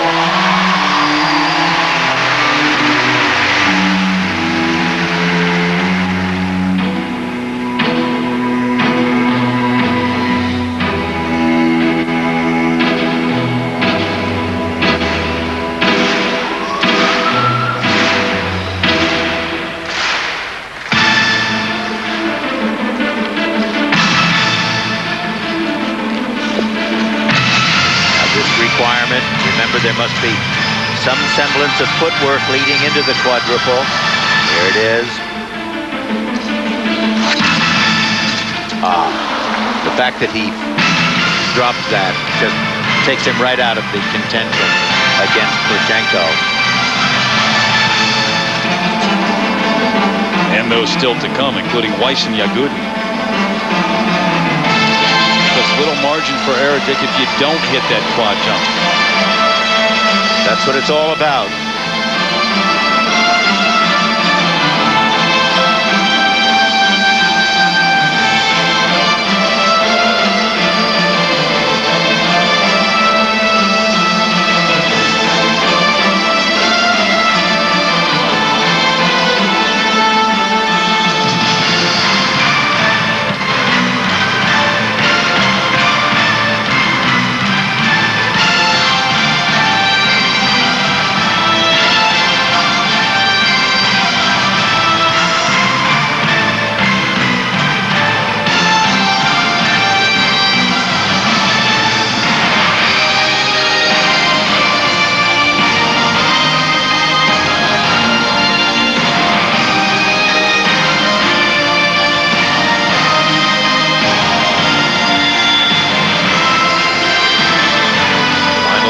Combination spin. He fell off the hook at the entrance to that camel. But this sit spin well centered. Now a full back spin with the hands over the head. Good spin, good spin. Well, you know, you really hate to see that happen. He has been such a champion for such a long period of time that you just want him to complete it and do it well. And he's been skating so well, too. He mentioned the performance at the Canadian Nationals. He said maybe the best performance in the last couple of years, but one mistake, and it hurts you dearly here in the short.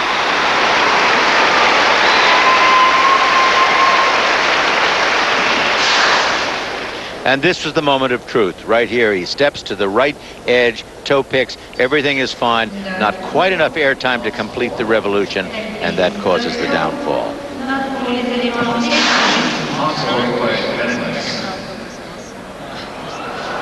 So now Elvis's marks, required elements, 5.1 to 5.5, a wide range there. Well, I'm afraid I don't understand a 5-1 on this, but you know, that's why you have 9 judges.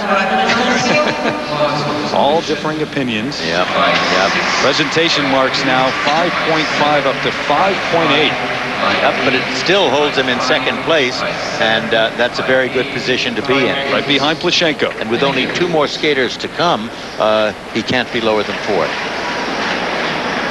Up next, the 23-year-old Virginian, Michael Weiss, the current U.S. champion. His kids, Annie Mae and Christopher, back at home, and he benches 300 pounds, as strong as any skater out here. He'll take the ice right after this message and a word from our ABC stations. Figure skating championships continue on ABC's Wide World of Sports. Alexei Yagudin still to skate, the 2-time world champion, going for number 3. He loves to play golf, but he won't tell us his handicap. I think he wants some strokes. Favorite food is sushi. And a reminder coming up next, except on the West Coast, the countrywide tradition. Jack Nicklaus, Tom Watson, 2 of golf's great names, headline a field of the Senior PGA Tour's finest. That's next, right here on ABC Sports, following figure skating.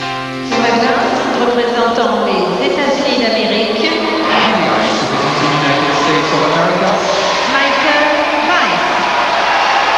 the American champion steps out onto the ice. Michael Weiss, who won the bronze medal at last year's World Championships. He'd love to get higher than that. It may be tough this year, but here he is. He was second in his qualifying group, the 23-year-old from Fairfax, Virginia.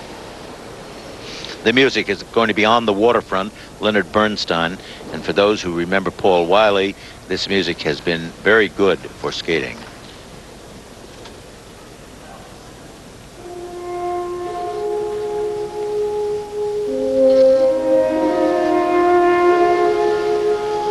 It was at last year's Worlds that Michael landed the only quadruple jump of his career. Got one planned here in the short.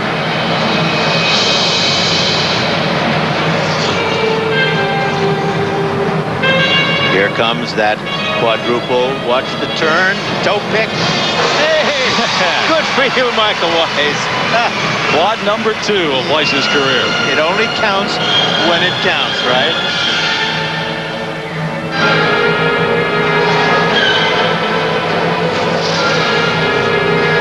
Now this is his triple axel. He's got to hold on to this right here. Triple axel, triple toe. It's very nice. Now he should be free from here on out as long as he keeps his concentration going. Look at this circular step, one of the better circular steps in this competition.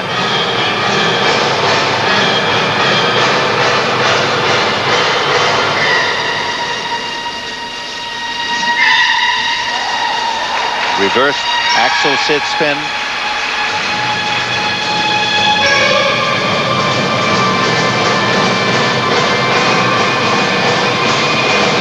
And then Yagudin here in this short program, then the free skate where the title will be decided in a little bit. Double axel. Oh, every time it happens, that forward outside edge is the trickiest. bloodiest edge in all of skating. You've been hanging around the Brits too much. Well, it is. It's treacherous. I mean, it was I don't know what it was.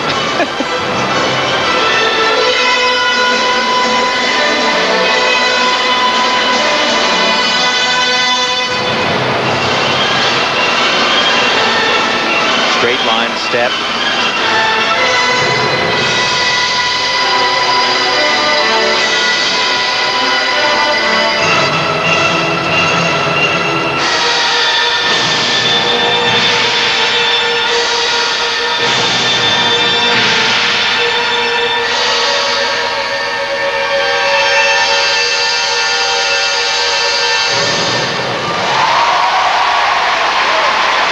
Oh, would he like to get that one jump back? There's his wife, Lisa, who's here. Well, what do you say about, what can you say about that? I think what frequently happens, and you see it more times than you don't, is that they get through the tough jumps, they get through the really difficult stuff, and then blow it on something easier. Whether it's a lack of concentration, a glitz in the concentration, or what, I don't know. But that forward outside edge, I've said it 1,000 times, is the most dangerous edge in skating. It's the only forward jump, and it's the most treacherous. Now, look at him do this forward three-turn, toe pick, up, good tight feet, good revolution, clean edge coming out. Maybe he landed a little low, but that's all right. Here it is again, and watch his wife. Look at her face. Look at her face. Oh, is she relieved at that? But then here is where disaster struck. Watch the edge right there. You see it turns before he leaves the ice. He was actually over-rotated on that. He was so into the triple jumps that his rotation kept going, and he didn't pull it back. That's where that jump was treacherous.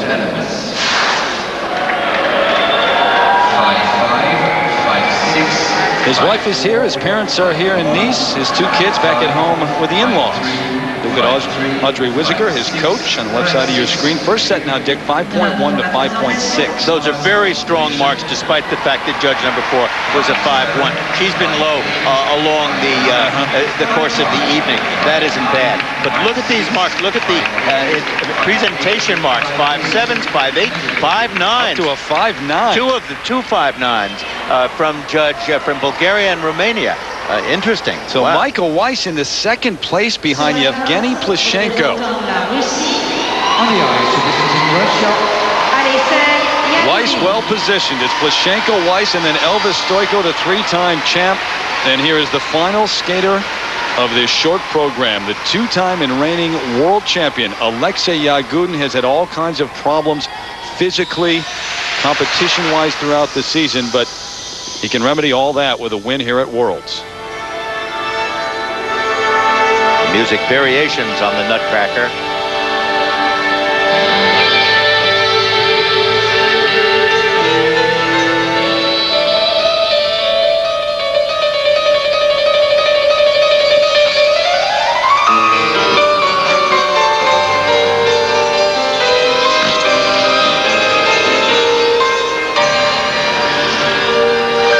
This is his quadruple jump, quadruple toe. Very nice.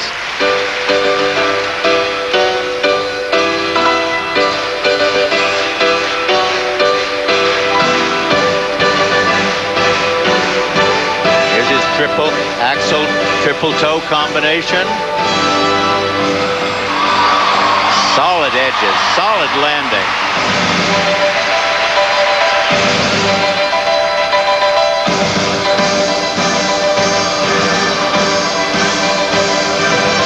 Wonderful height on that.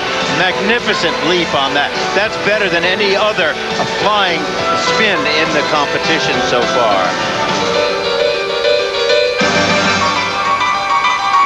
All the talk about Yevgeny Plushenko at 17 trying to win a world championship. Remember, Alexei was 18 when he won his first, one of 4 men who won it at the age of 18, including the man sitting next to me, Dick Butt.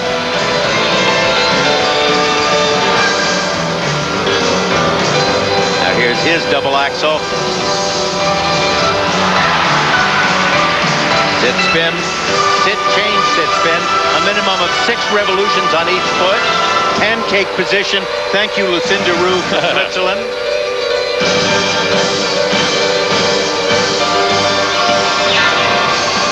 Serpentine footwork.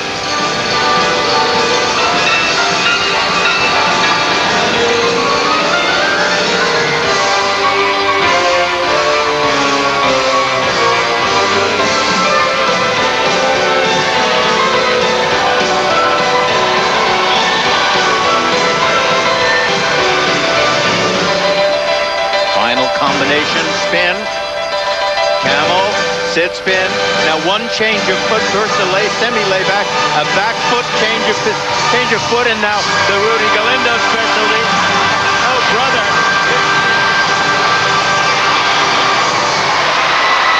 You know, I really think he pulled off a very good program there.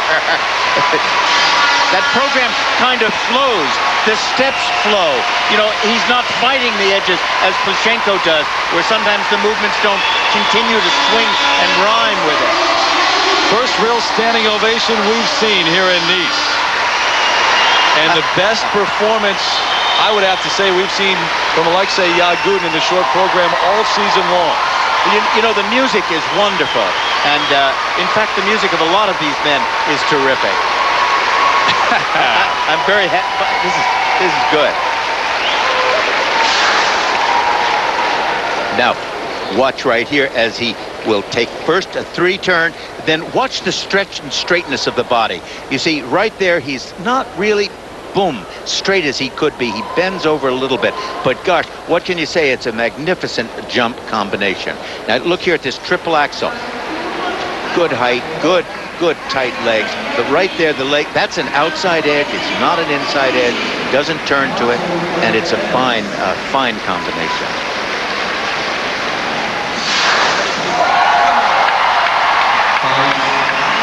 A season of injuries, boot problems, critics who said that he wasn't really the world champion anymore, wasn't skating like it. When you get to a world championship, Alexei Yagudin is Alexei Yagudin again. It required element marks. Those marks are just wonderful. His spins were really very good and far better than Plushenko's, and I think that's what stood it in good stead for him. Look at these, Dick, all 5 9s. Well, that was a clear picture, and when you have all the judges saying that, I think that's nice to see. With his coach Tatiana Tarasova. Wow, what a performance for Alexei Yagudin here in the short program of the World Championships. So the 2-time champion letting everyone know he will not go quietly. Yagudin over Plushenko right now, and then Michael Weiss in a great spot. He's in 3rd. Timothy Gable with a very good short program in 9th place right now. Let's take you over to Leslie. Terry, he is the reigning world champion, and he skated like it tonight. Congratulations, Alexei. First, tell us about the quad. Thanks a lot, first of all, and you know, it was pretty hard to skate last one in the warm-up group, so I concentrated so much, and it was the hardest to do a quad. So when I did it, I was like, oh my God, I did my hardest jump of the program. Yeah, you made it look pretty easy. You were saying yesterday that losing Europeans you think might have helped you. How is that? You know, like, I was not so pretty ready before the Europeans, but then when I lost, I understood that I missed so many work on ice, so, and I understood which work I have to do. Well, everyone talks about, of course, your rivalry with Plushenko. How do you describe it? I describe that this is our life, and sometimes you can win, sometimes you can lose, and you can't win everything. So, look, there are so many other skaters who are competing to be the first of the world. So, not just Plushenko is my competitor. Well, you will be going for your 3rd in a row in America. We call that a 3-peat. Good luck to you. Thanks. Back to you, Terry. All right, Leslie, thank you. He could be on his way to a 3rd straight title. Alexei Yagudin seemingly more confident than ever. And the same could be said for Michael Weiss after his win at the U.S. Nationals. A great short program here. He's joined Leslie now. Terry, he said he expected to land his quad, and that he did. Congratulations on that, Michael. What felt good about it? It was a great skate. You know, this is a long week. I really wanted to pace myself through it. I had a great program in the qualifying round. I wanted to come out and do a solid one here, show them that I'm hitting the quad well. I did that. Overjumped the double axle there. Must be all the sleep I'm getting, I think, because Annie Mae and Christopher are at home, and they've been keeping us up a lot late at night, but I've been sleeping well, and I miss you guys. Well, as you said, no double axle on the long program. That's right, no double axle, so I'll skate perfect, I guess. What does coming here as the reigning American champion do on this world scene? I think it brings a lot of prestige. Anytime the U.S. national champion is always strong, they're always vying for a medal, possibly the gold. And, you know, it's a very nice title to have. I've won it twice now, and there's a lot of expectations there. You know, I think I really need to live up to it, and, you know, I have so far. Yeah, you look ready for it. Thanks, Michael. Back to you, Terry. All right, Leslie, when we come back, the title will be decided. It's been intense so far. The men's free skate is next. Can you take me higher to a place with golden streets?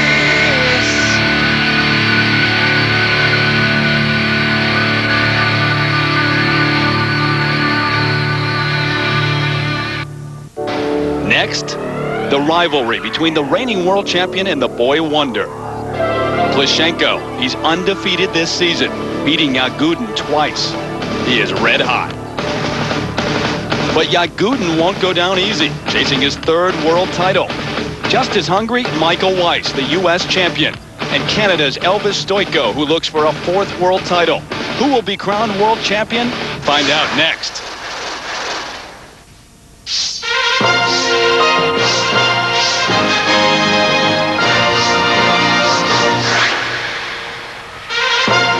The sun shining down on the French Riviera in the bright blue water of the Mediterranean Sea.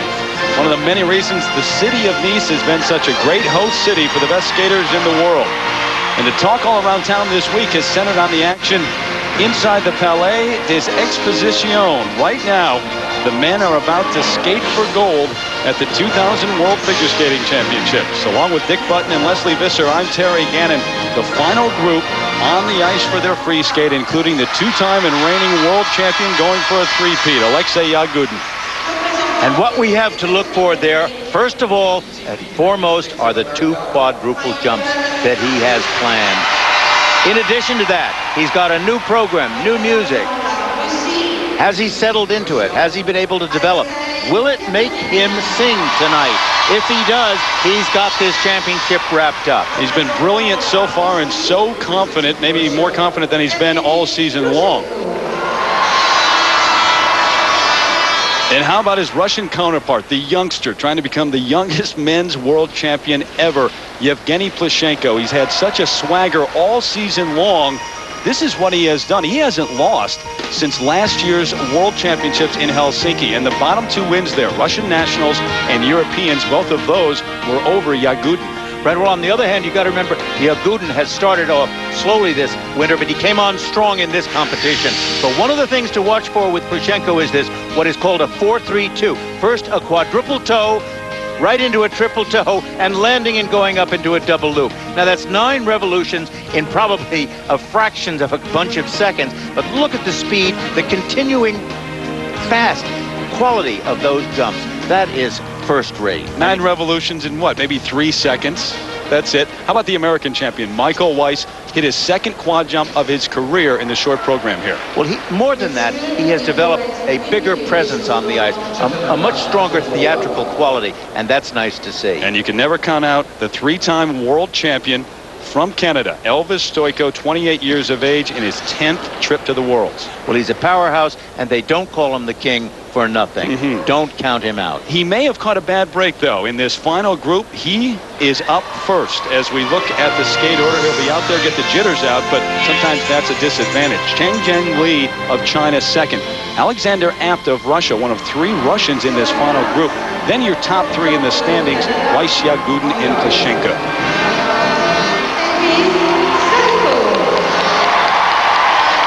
World titles in 94, 95, and 97. If he's going to add a 4th, he'll have to come from behind. In 4th place, Elvis Stojko won his 6th national championship in Canada recently, and renewed enthusiasm and confidence after that win.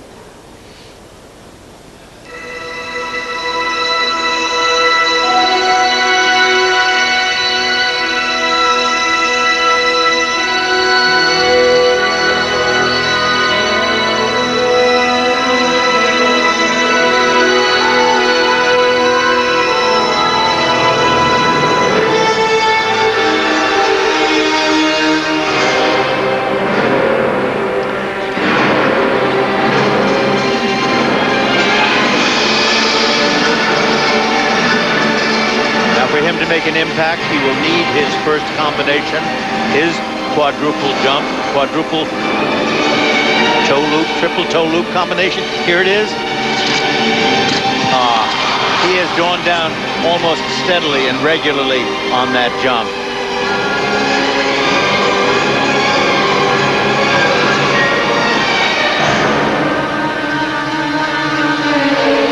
We saw Michael Weiss miss his quad at the U.S. Nationals and win, but at the World Championships, you miss that jump right off the bat. It's really serious. Yeah. Yep. There's so many factors that go into who wins and who skates well. Not only jumps and spins, but the whole overall effect of it. And that's, you've got to have everything to make it work. Now look at this. Triple axel, deep landing into a double jump combination.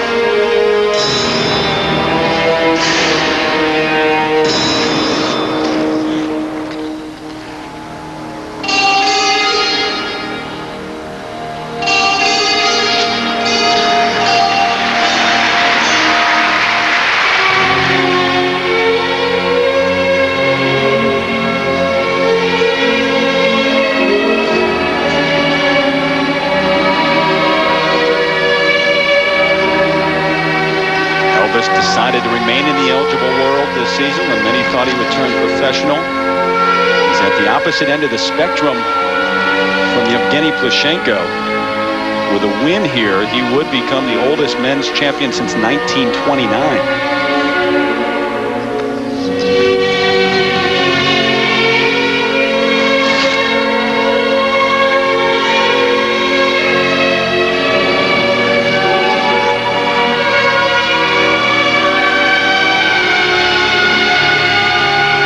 Triple axel, beautiful triple combination.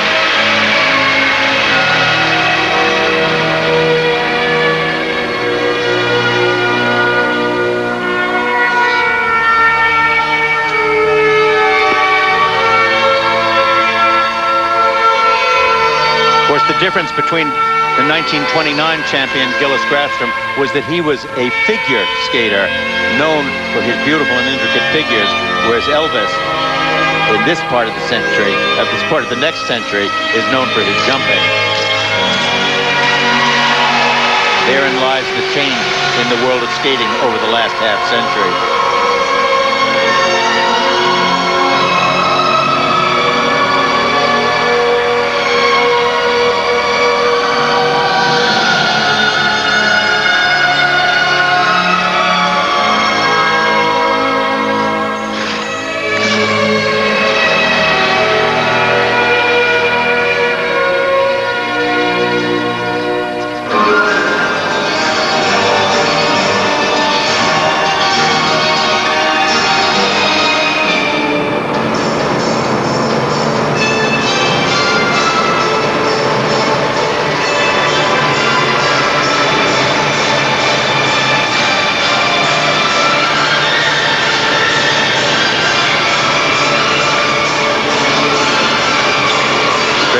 Footwork that was not as elegant or as complicated as it could have been.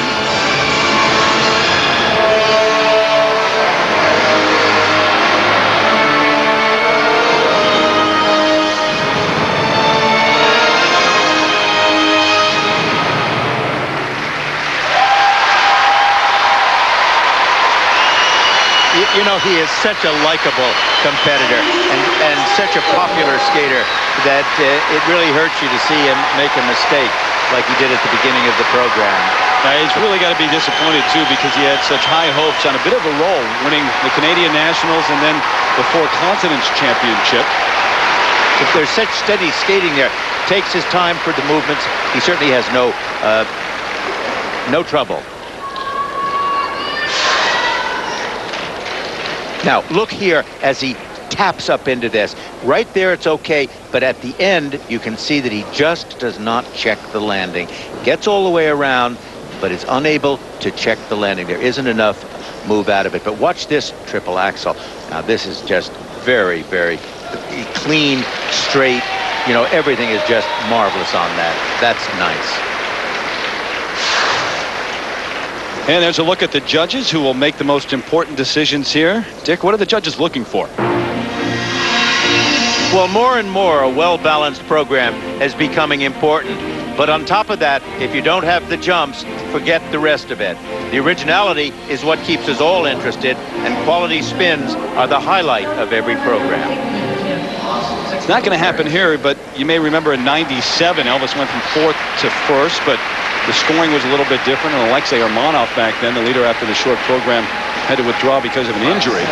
Well, look at these marks for technical merit. I mean, they're first rate. There's plenty of room for improvement, but it's hard to, you know, you've got to remember he landed 8 triple jumps. I mean, how far has this sport progressed in just such a short period of time that we consider he had trouble because he missed 1 quadruple? Now there's no end in sight either. Presentation marks. And there's a great variety there. A lot of people have always felt he's not been an artistic skater, but the rest of the marks are quite nice with 5.7s and 5.8s. In first right now, but a lot of skating left. Cheng Jiang Li of China is up next, a man who landed his quad jump in the short program, the 20-year-old making his first trip to the Senior World Championships. And he enjoys riding motorbikes. I wonder if his coaches know about that hobby. He'll take the ice when we come back to the World Figure Skating Championships. Sur la glace, représentant la Chine. On the ice, representing China. Shen Li. Welcome back to the World Figure Skating Championships here in Nice, France. The men's free skate, the title on the line. And on the ice right now, the 20-year-old from Changchun, China, who now lives and trains in Beijing, Cheng Jiang Li in 6th place after the short.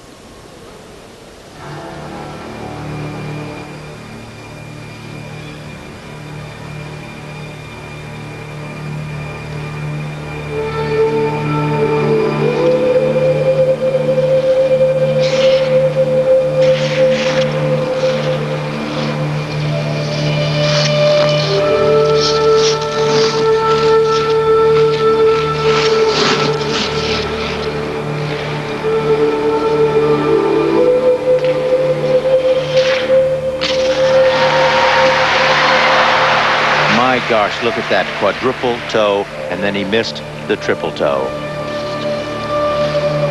Dick, you see so many skaters now skating to Celtic music. I guess the popularity of river dance. You do, but they're always wearing some kind of a green, and this is a blue, and it's a nice, refreshing change. Look at this. Oh, look at the revolution in that. The tightness, the speed that he is turning there. That is incredible.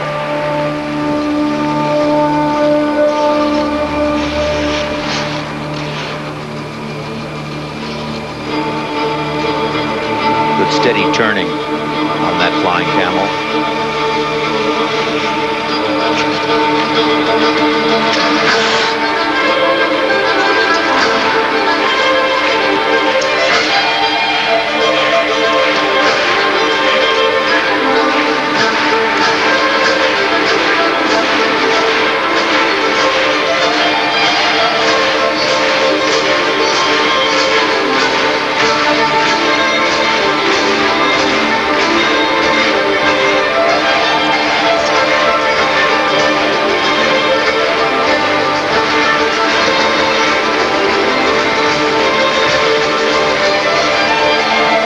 Footwork.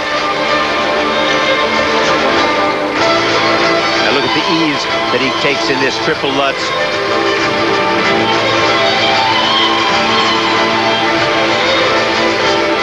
Really shows an international flair to have a Chinese skater skating to Celtic music in Nice, France. The world's getting smaller and smaller.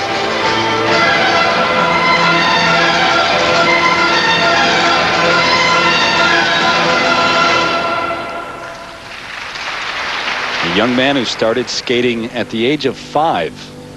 His mother, who's a skater and a coach, got him started. His hometown, which is in the northeastern section of China. This is his first trip to the World Championships. Well, it's really been a very short period of time that the Chinese have been competing in international competition, and already they have surged to the top, winning one world title, Lu Chen, the women's event, and now having these skaters that are right up at the top. I think they're going to be a major force in competitive figure skating in the very near future.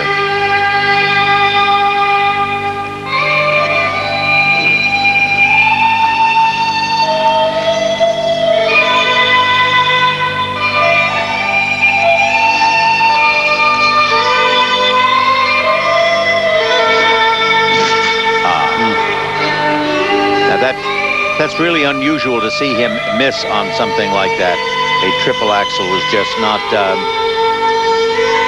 not usual for him.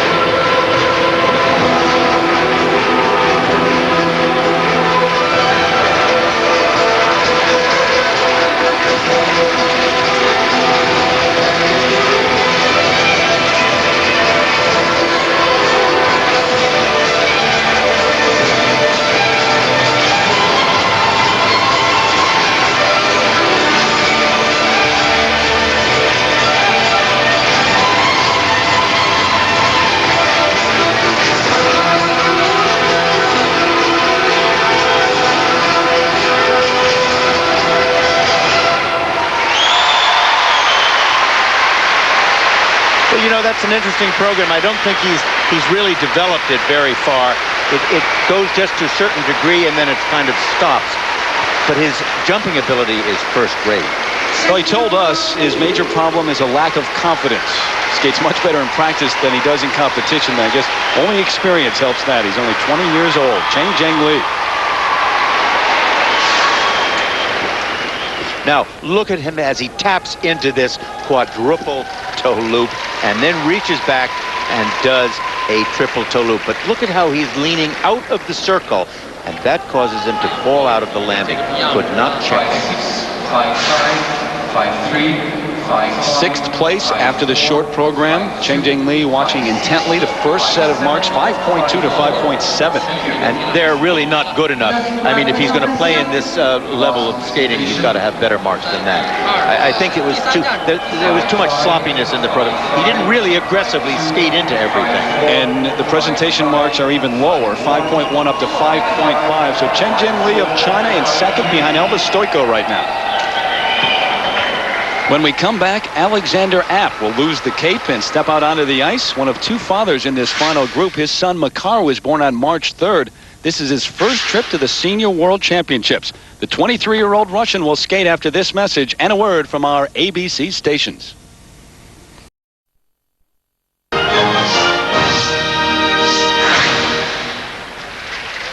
Still to skate for the men here at the World Figure Skating Championships. The top American here, Michael Weiss, the U.S. champ.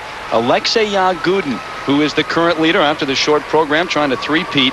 And Yevgeny Plushenko trying to unseat his countrymen at the top.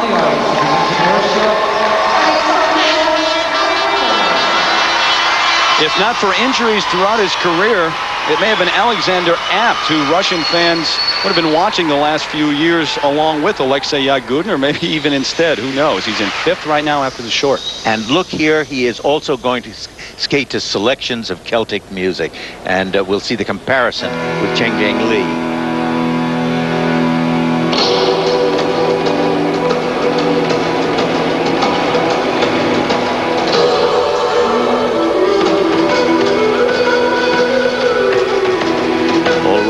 You see a much stronger dance quality. Look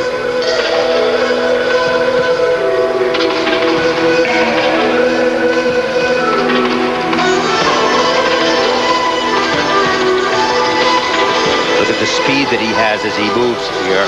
Now watch this quadruple toe loop right here. I think I couldn't quite tell, but it looked to me like there was a 2-foot landing there. Now, the judges had instant replay in the short program, but they do not have it here in the free skate at the World Championships.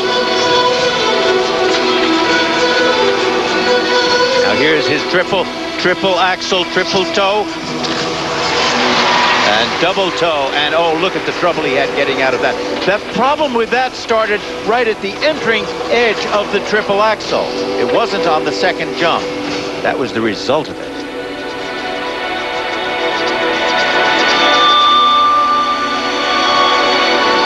The scene since 1995, but because of those injuries we mentioned, this is only his first trip to the Senior World Championships.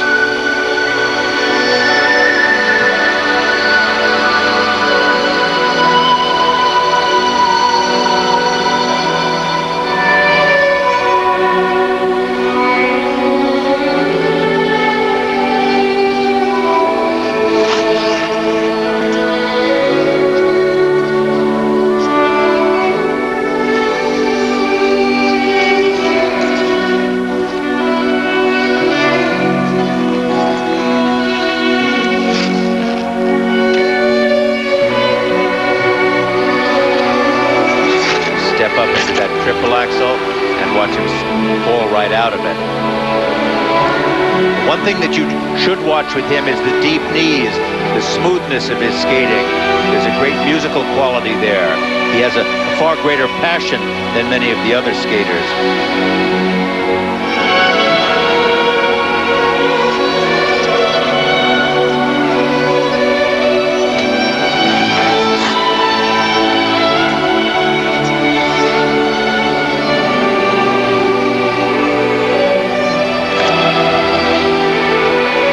Should have been a triple Lutz, but it was a double, and this kind of sort of skating down is not going to help him.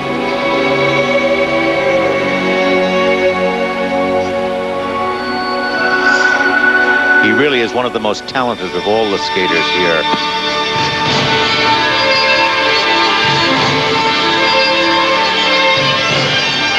That is in the theatrical sense.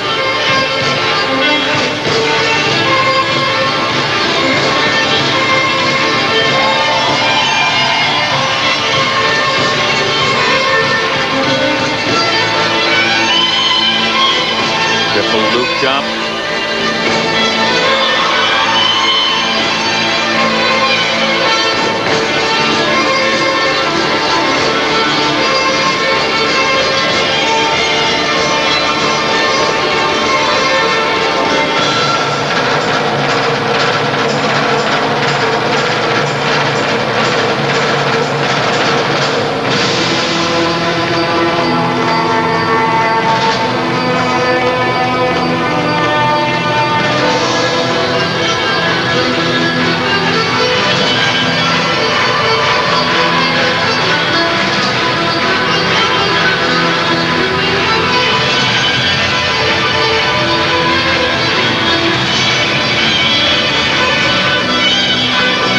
Triple flip jump.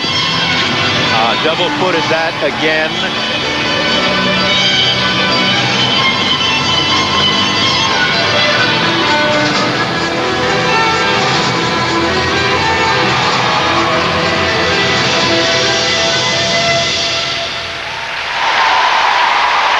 Well, he was trying to join his Russian teammates perhaps on the podium. Russia has never placed 3 skaters in the men's event at the World Championships up on the podium.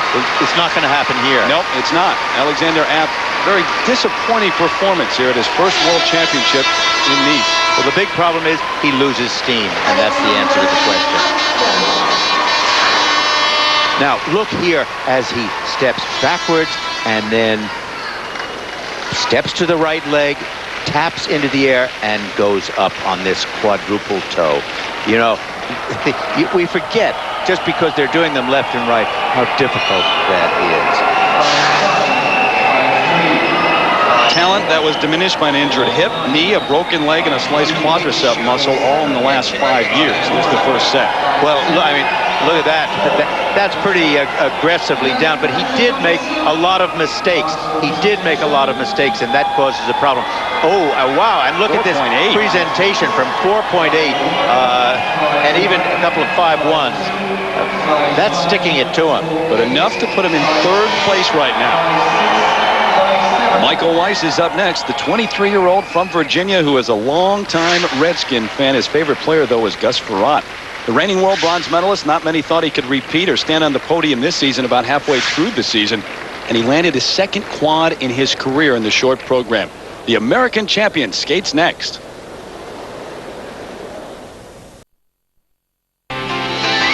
Michael Weiss in third place after the short program, getting ready. Now with 2 young children to support and a demanding skating schedule, he's learned some valuable lessons this season. Having a new baby in the house probably hasn't helped him get rest, but the most obvious problem dogging Michael Weiss this year has been his ankle. He struggled in international competition this season, but he has noticed sometimes blessings are disguised. I think it was probably the best thing that ever happened to me. You know, having the injury was really important because it made me take a little bit of time off and regroup. I was off the ice completely for a few weeks, and then I came back very slowly to make sure my ankle healed properly. And not only did it make sure that my ankle was better, but it also gave me a little bit of a mental rest to prepare for, you know, the big events that I had later in the year. Whatever his problems earlier this year, Weiss was right on at U.S. Nationals, taking the gold and a much-needed confidence boost. I was very unproven having a shaky season early in the year because of my ankle. It was very important for me to go out and do a solid program and get the confidence in myself and my skating. And I had a great month in between National and Worlds. I'm really psyched about being at this event. The Russians are very strong here. They always are. So if they went out and won the event, you know, it wouldn't be much of a shock. But if I went out to win the event, and it would be a big surprise. And I'm hoping that's what I can do here.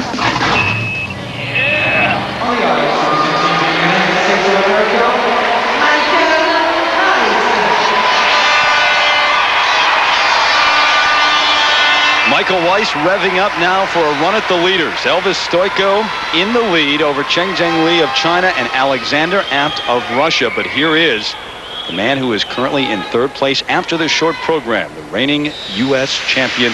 And he was terrific in his short program where he hit his quad jump.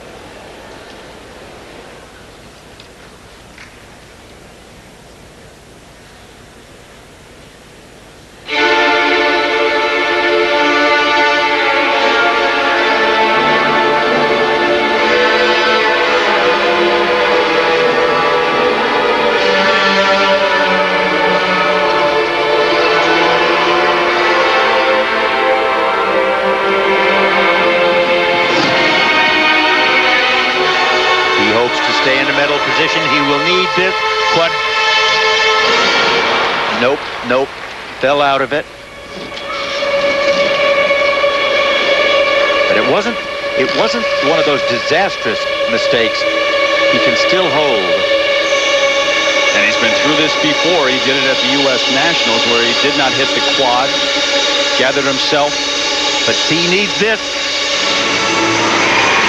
And it was a triple axel double toe.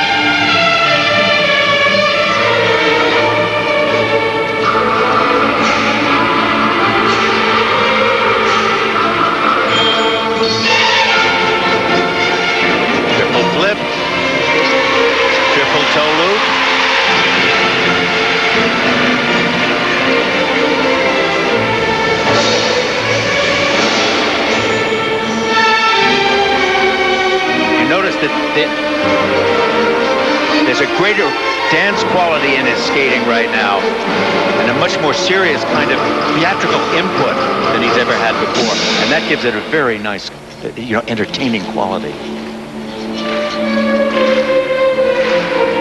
The experience of being on the world scene, too, for quite some time now has to help the reigning world bronze medalist. Trying to crash the Russian party here.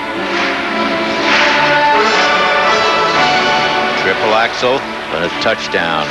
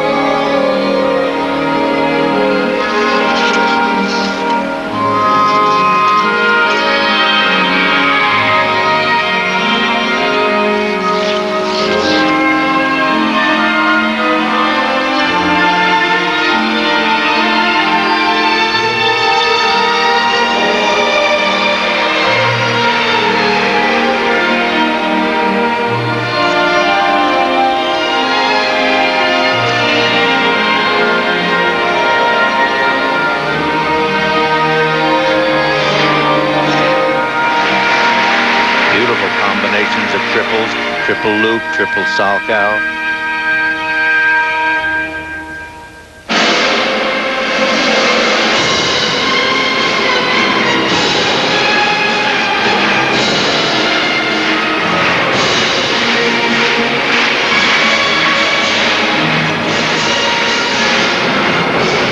Left jump. Musically perfect. Combination spin. Good speed. A jump over into a sit spin. That's hard.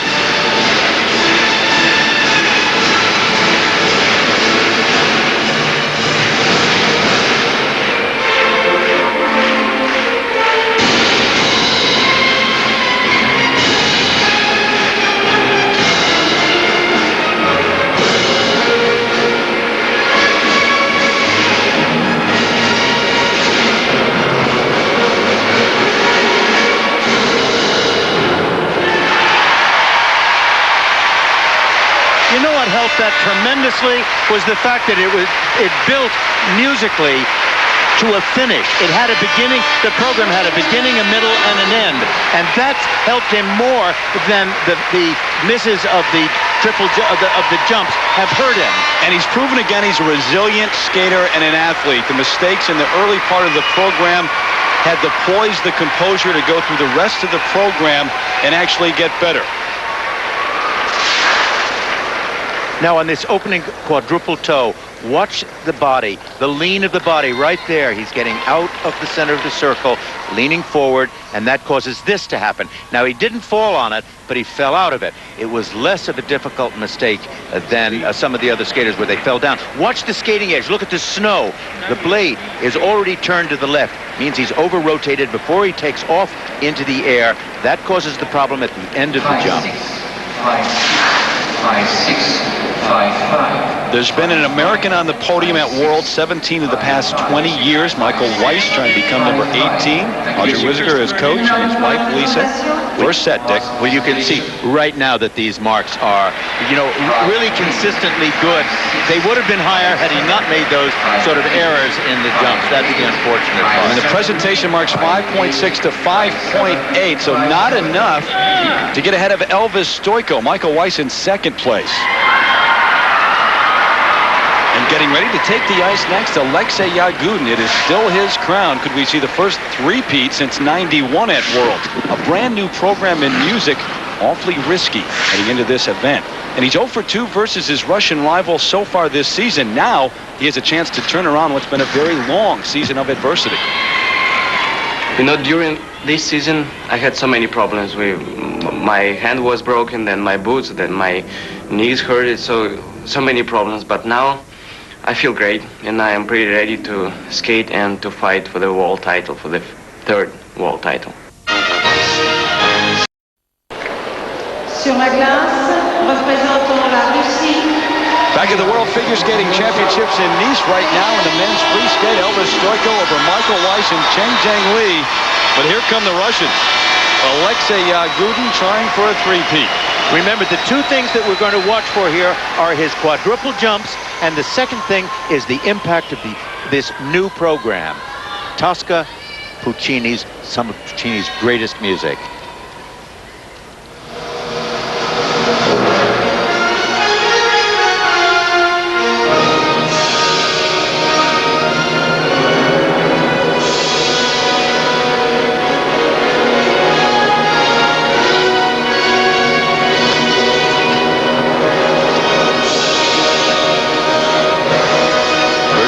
This combination.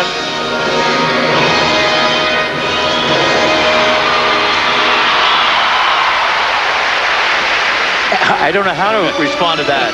He got the quadruple and he saved the second one. Yeah.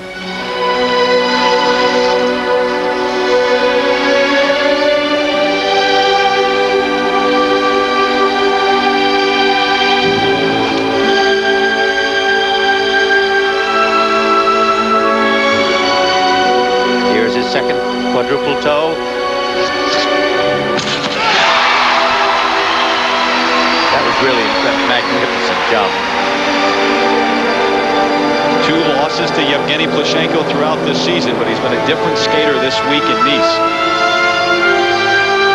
Now is this, he needs this triple axel? Oh, wow. You see, when he lands these jumps, he's been landing with a very low back. And that, I think, is getting him off edge, getting him off center.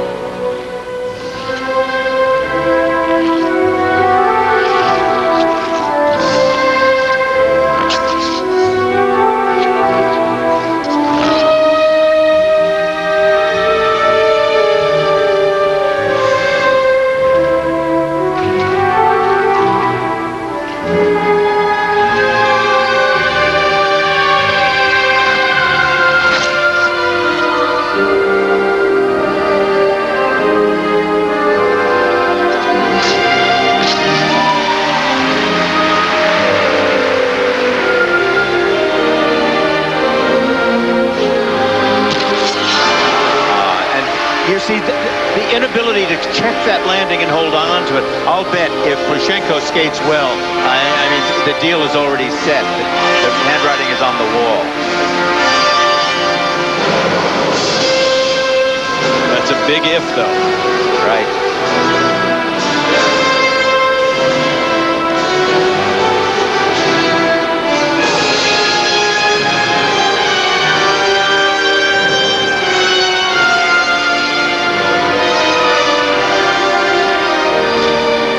Look at how low his back is when he lands these triple jumps. When he really lets the back sink down.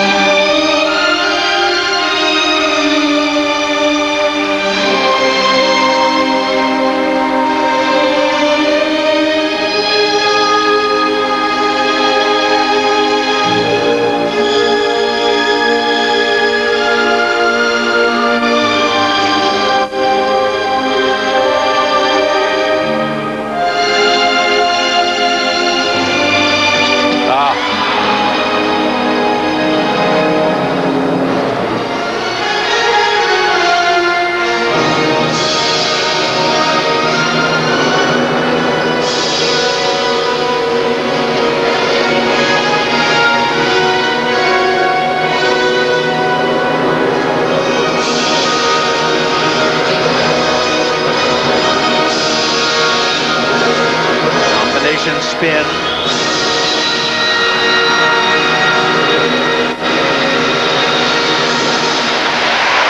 Well, what a disappointment for him. What a disappointment. I mean, he knows he's made mistakes, and you've got to be perfect before they look at the rest of your skating.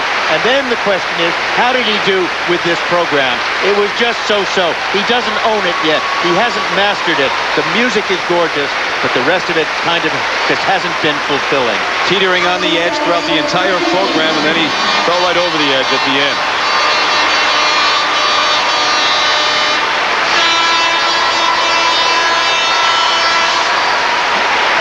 Now there's quadruple toe at the beginning of the program. Watch him step up into it. The look already, the lean is way out, and how low his back is on the landing. He does a triple toe there, but he stays on the toe. He hasn't checked it, and he whips around.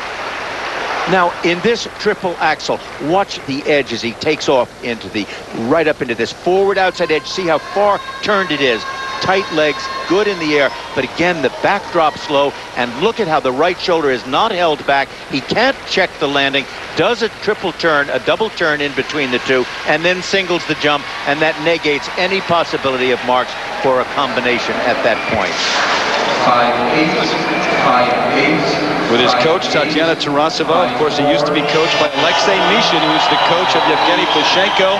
The first set now. Well, those marks are very good, but let me look at, you got a 5-4 and a 5-7. There is plenty of room between that and the perfect score of 6.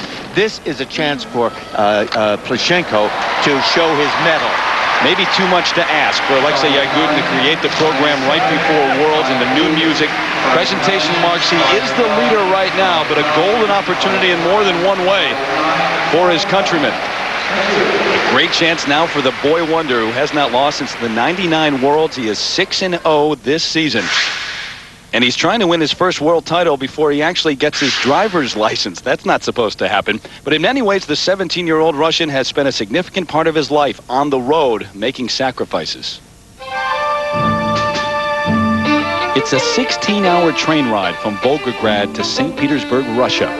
When 11-year-old Yevgeny Plushenko learned his local skating school was closing, he had a choice: give up skating or take the long ride to St. Petersburg alone, in search of a future on the ice.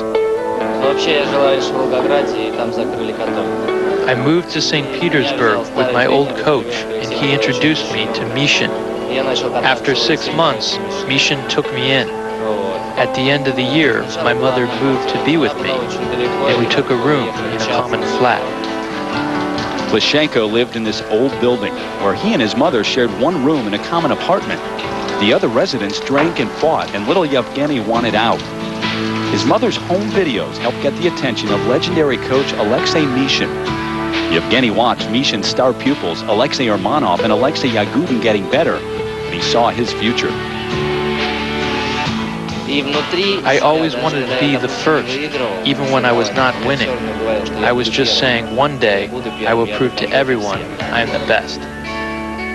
Plushenko took a big step toward proving his might at Europeans in February, finally capturing the European title over his old rival Yagudin for the first time. When I first started, I was just competing against Alexei Yagudin because I wanted to prove to him that I could be the first. But now everybody is a competitor to me, and Yagudin is only one of them. Because I won Europeans, I'm more eager to skate and win the Worlds, which I really want to win. I just proved to myself that I can win, that I can be the first. He left his home 6 years ago in search of this moment. Yevgeny Plushenko skates for the title right after this message and a word from our ABC stations.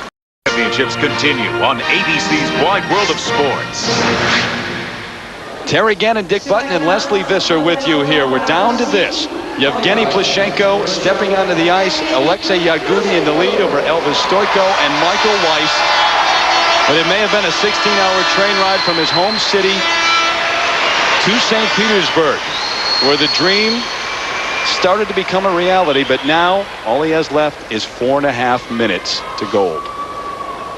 Well, he certainly has the opportunity here, I will tell you. The opportunity of a lifetime.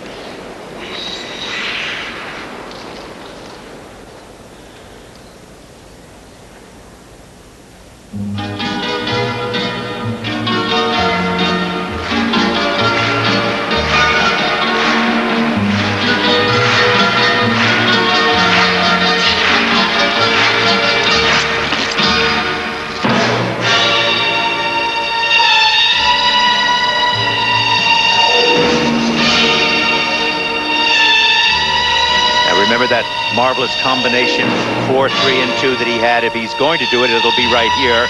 First, a quadruple. He popped his quadruple toe loop. Now, you can't do that at this level of skating. Don't hold out for Plushenko yet. You cannot give away the gold at this point. Who was it said, ain't over till it's over? Old Yogi. We know. Now, this is a triple axel right here. He put in a toe loop instead. No marks off for changing, but he hasn't yet done his triple axel. Here, maybe it is. Yep. Oh, look at the landings. They don't flow out. What's happening? We talked earlier a little bit this week about the ice here. It's a different kind of surface. This is not normally an ice rink. Here in Nice. It's a hard surface. Yep. And gives them no spring.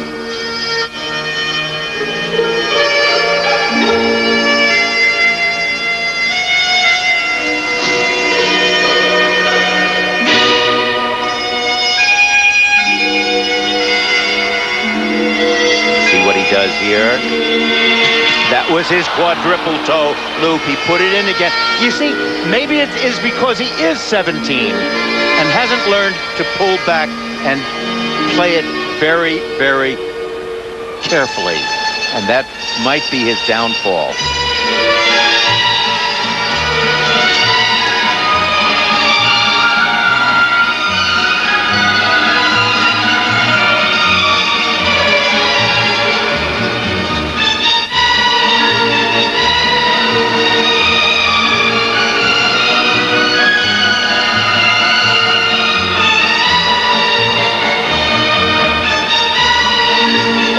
Did you see how the foot turned off there, too? It almost, but the jump was a fine one, so I can't nitpick on that.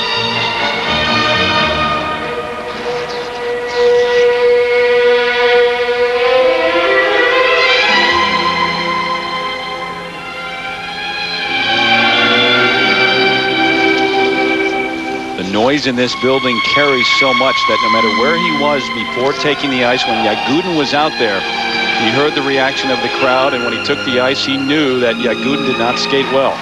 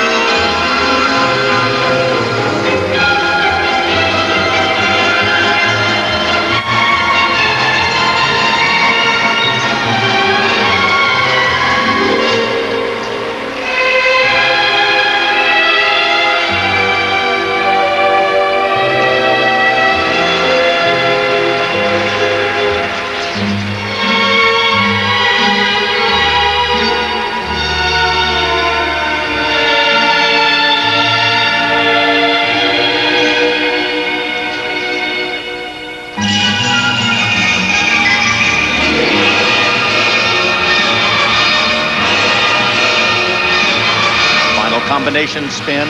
Now watch him catch his foot a la Denise Bielman. Got to be pretty flexible to do that.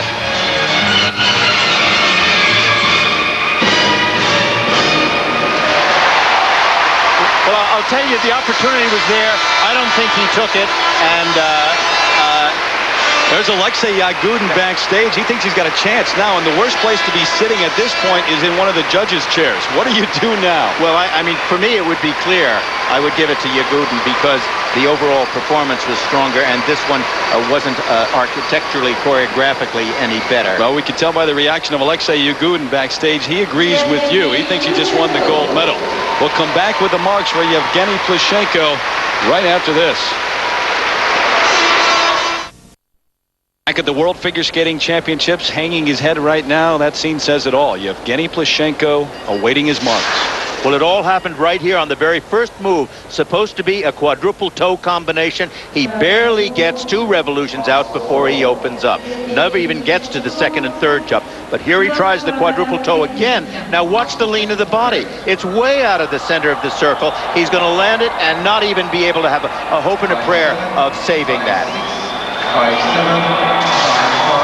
And now the first set, Alexei Mishin, his coach, shaking his head. These are marks that Yevgeny really didn't want to see. Well, they're just way down there, and rightfully so, because he did not complete the jumps, and his spins are not that great, and the rest of the program had trouble. Presentation marks. And look at that 4th place, Dick. But this is the serious part right here. It tells you that the program was not well put together, that it was mechanical, that it doesn't sing, and that therefore he's having having trouble with it. And that's a serious problem. And the crowd right now just realizing that Alexei Yagudin has won for the third straight time. And Yevgeny Plushenko, who was in second after the short program, took the ice knowing that Yagudin struggled, did not take advantage of his opportunity. And not only does Yagudin three-peat, Elvis Stojko wins a silver medal, and for the second straight year, the American champion, Michael Weiss, will stand on the podium. He captures the bronze medal again.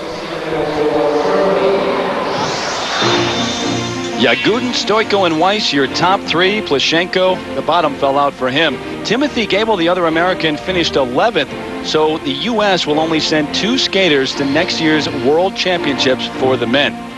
Alexei Yagudin, once again the world champion, the first man to three-peat at Worlds since Kurt Browning.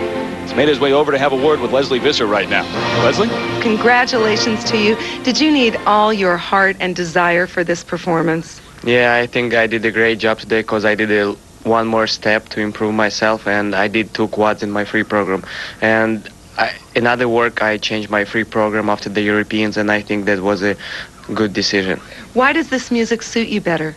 I think that it's easier for the judges to look at my program, and for me it's easier to skate on this music.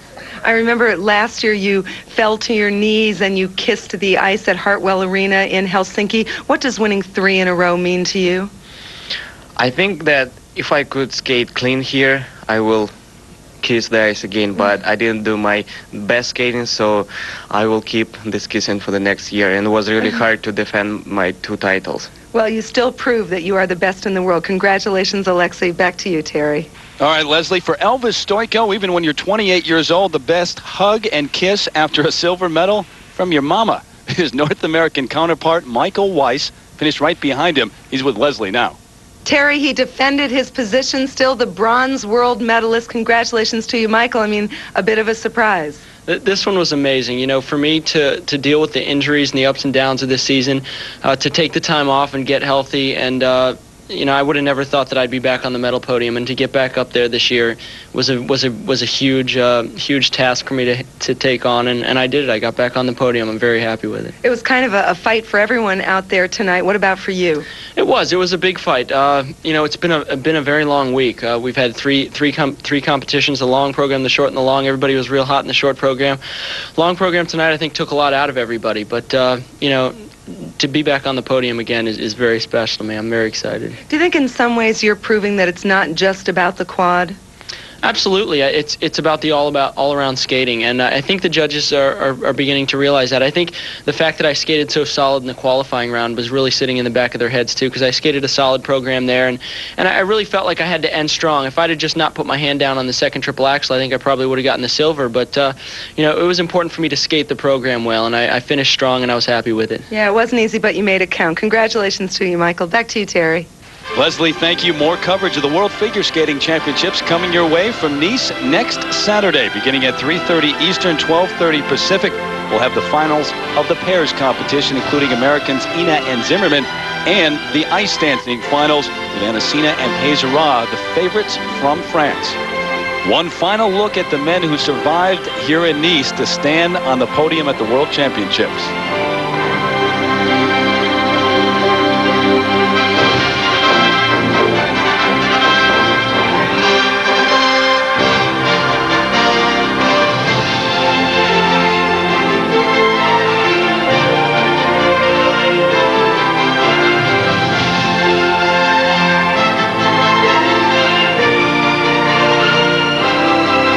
Remember, ABC Sports is online at abcsports.com, part of the Go Network.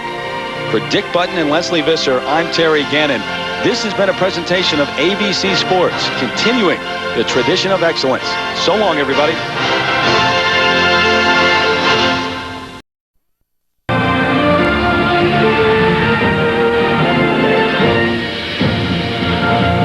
The exclusive stretch of coastline known as the French Riviera. Cities like Cannes and Monte Carlo and halfway in between. We are here in the city of Nice, where the best skaters in the world have already competed for gold, silver, and bronze medals at the World Championships. Now, with the judges on their way home, it's time to relax and have some fun on the ice. As we welcome you inside the Palais des Expositions here in Nice with the special performances of the 2000 World Figure Skating Championships. There's the young American teenager from Great Neck, New York, Sarah Hughes, 14 years of age, in her second trip to the World Championships, a top 5 finish here in Nice.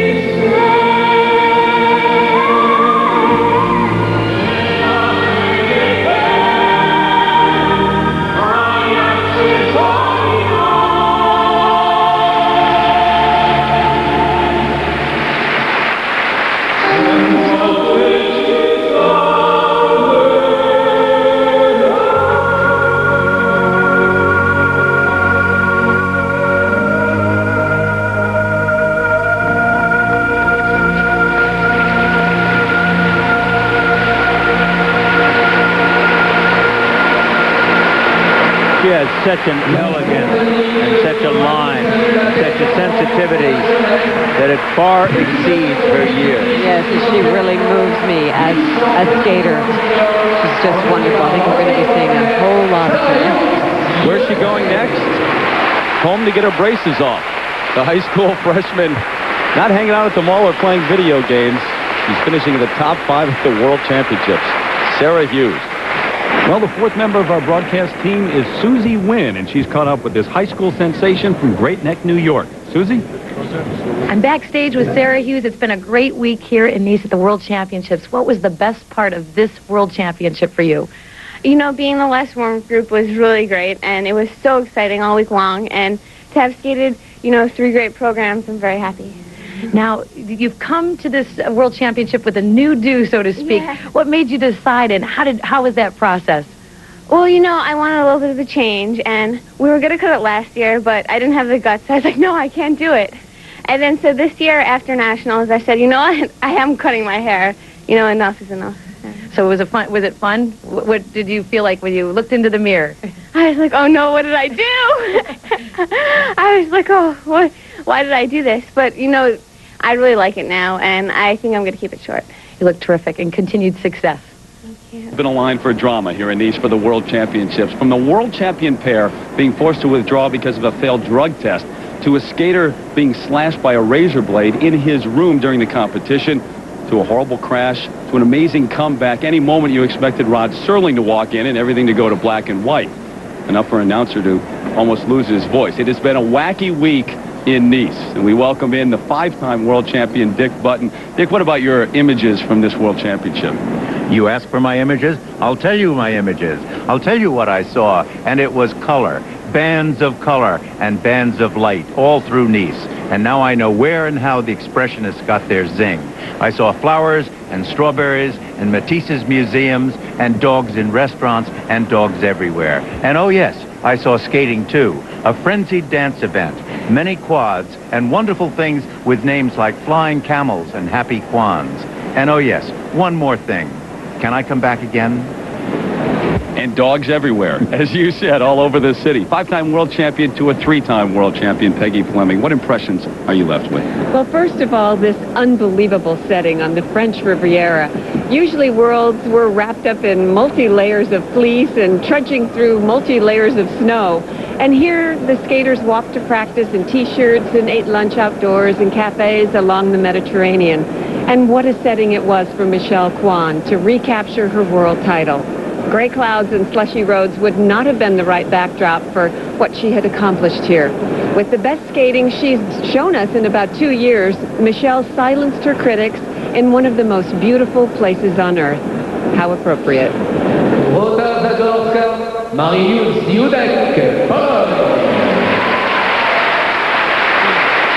Skaters from all ends of the earth and so many different backgrounds. Here's the pair that finished 5th here in Nice. From Poland, they live in Auschwitz. Dorota Zagorska and Mariusz Shudek.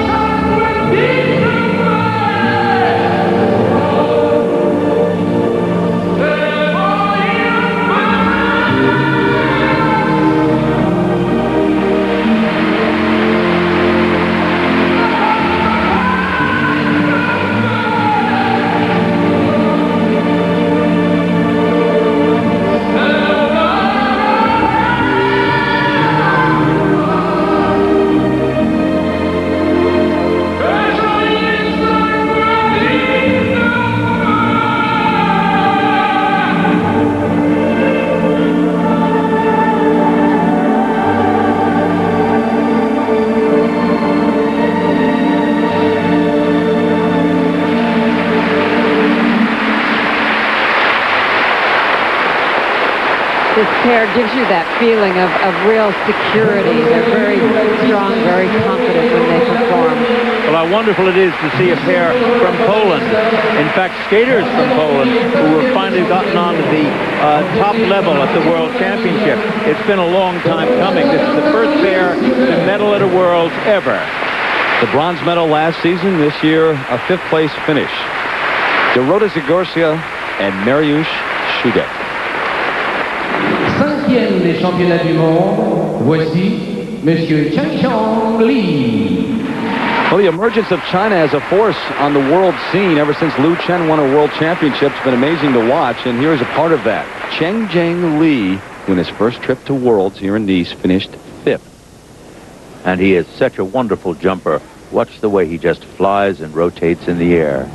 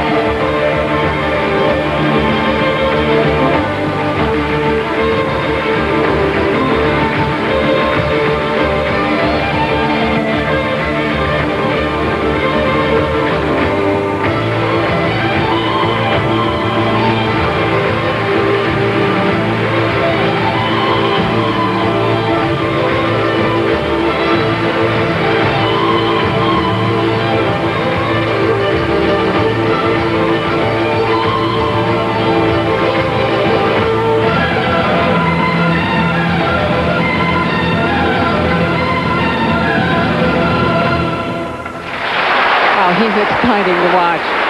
Very tight in the air. Wonderful jump. You know, he's a superb technician. Watching this, I've forgotten really how superb his jumping is, how fast it is, how tight the revolution is, and what a magnificent performer he is. I think he will be at the top of the podium within a very short period of time. He's amazing. Well, he and Zheng Jingguo, his Chinese counterpart, leading the way for that Chinese team on the world scene. The Chinese version of River Dance from Cheng Li. And the special performances here at the World Figure Skating Championship. The favorite coming in had a chance to win his first World Championship, and the bottom fell out. Finished 4th, Yevgeny Plushenko from Russia. You know, that happens to everybody at least once. And it isn't worth its weight in salt until it happens at an important championship. And this number was his free skate that he skated in the competition.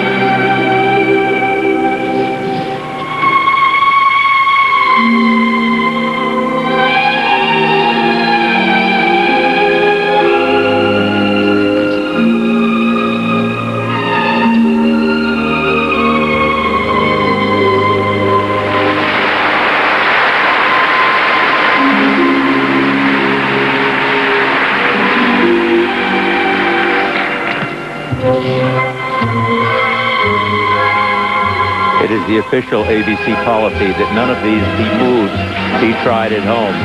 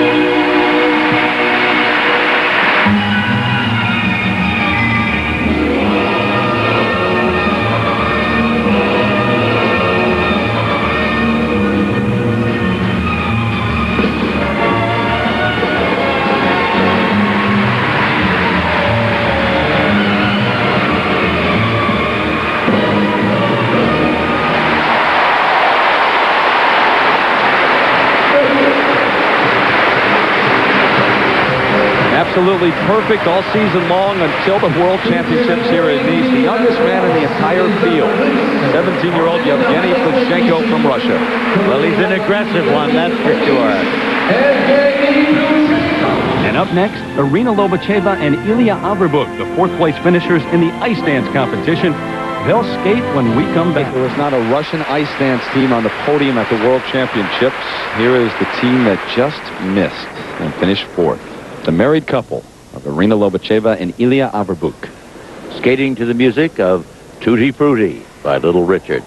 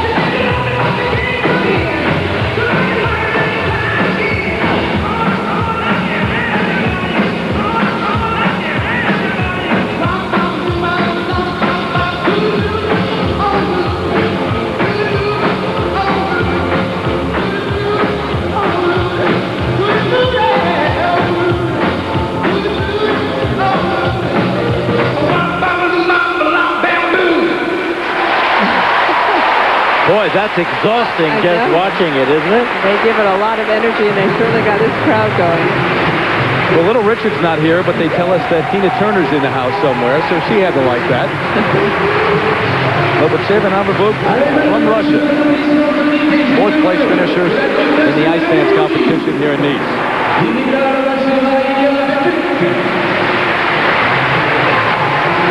What a thrill it has to be the French national champion, have the World Championships here in your home country, and finish in the top four. Vanessa Guzmaroli takes the ice, I think.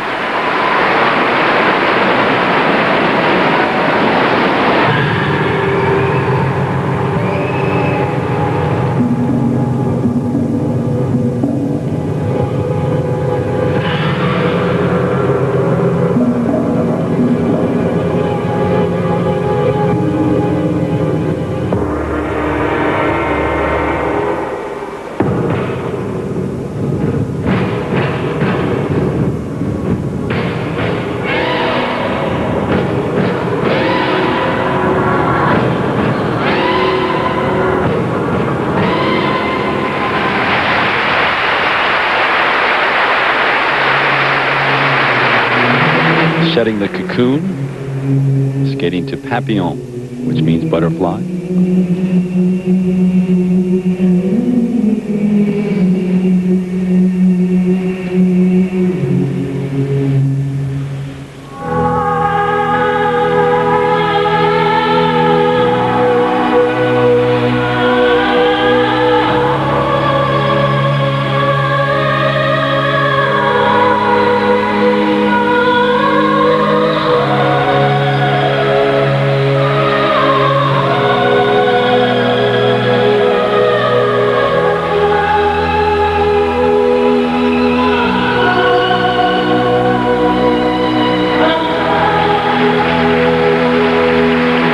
Effective costume. Well, I remember when Peggy Fleming used it in China in the early 1980s.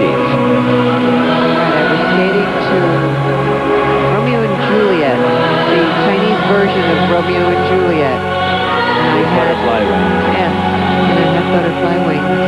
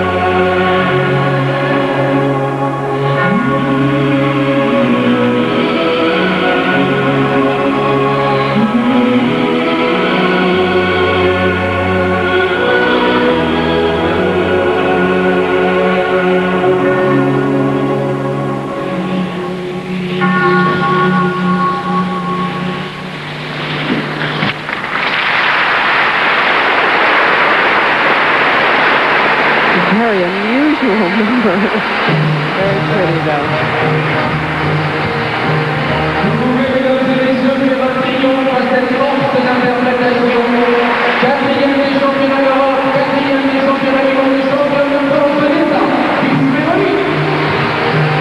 must say, I like the ending of that. That was an unusual ending, too. I'll leave it to the French.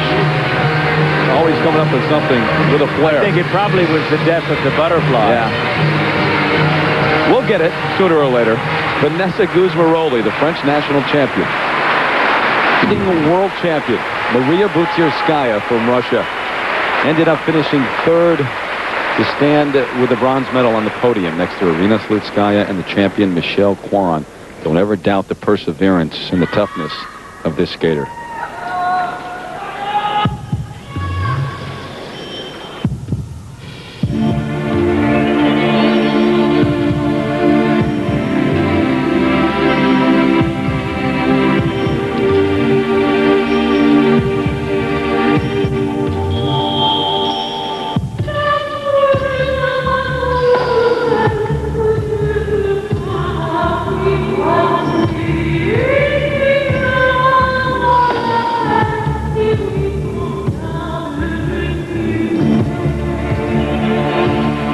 The habanera from Carmen. How many wonderful Carmens we've seen skate, from Katarina Witt, Debbie Thomas, and others who have enjoyed and loved this music.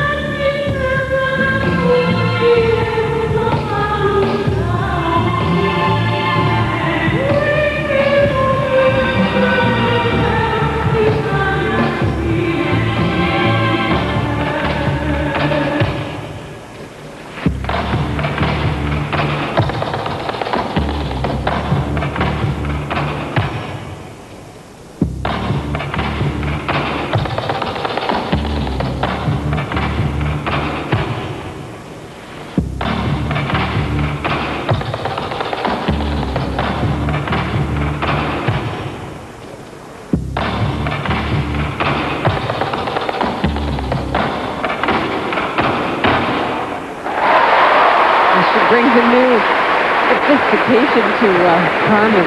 Certainly brings a different approach to it. Yes. Makes it work. Two other skaters using Carmen this year. Michael Weiss has used it. Irina Slunskaya as well. This version from Maria Butirskaya, the bronze medalist here at the World Championships.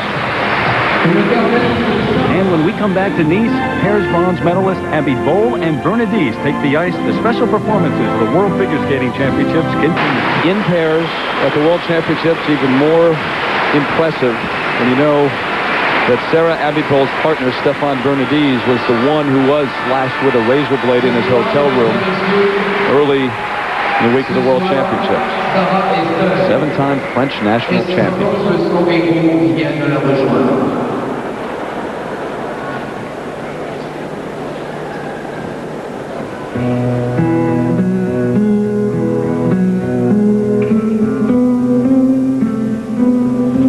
They're skating to the music from the motion picture, The Mask of Zorro.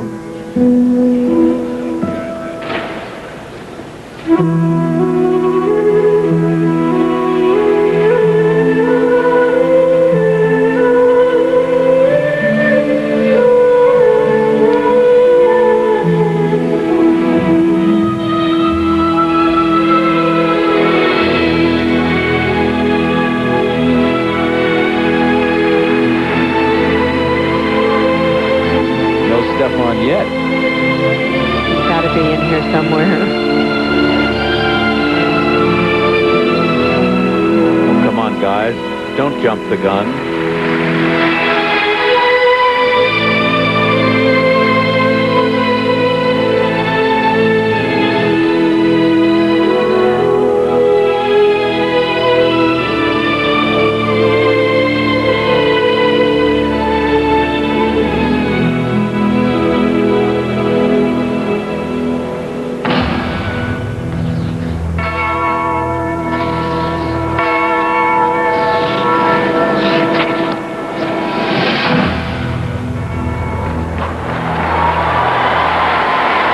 See a puff of smoke.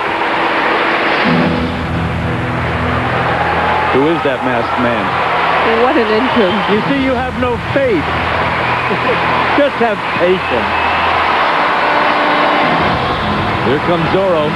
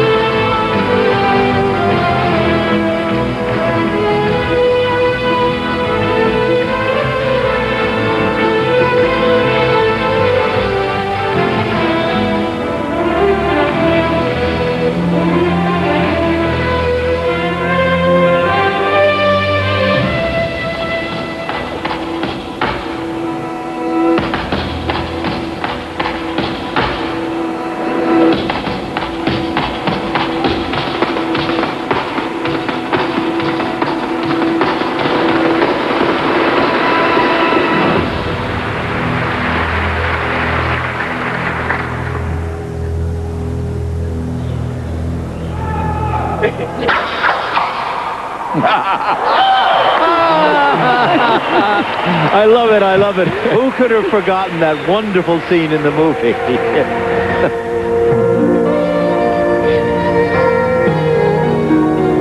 Wouldn't it be great if he took off the mask and it was actually Antonio Banderas? No, if he takes off his mask, it'll be Felipe Candeloro. No, he'd be taking off his shirt. And probably everything else. We are dreaming. Kiss the moon, catch the wind, ride the night to the end. These are the days that I know.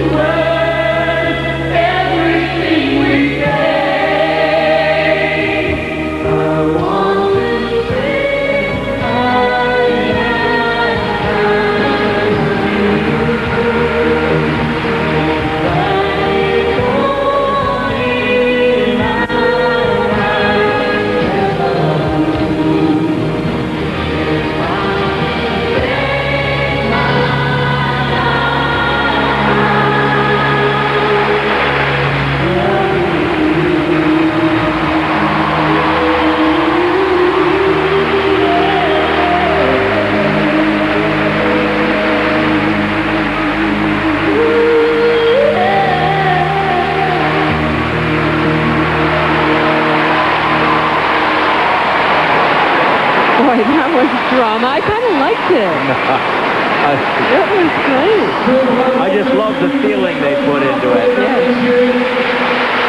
Zorro rides again here in the French Riviera. Here comes, you mentioned the dogs earlier in the show. They're everywhere.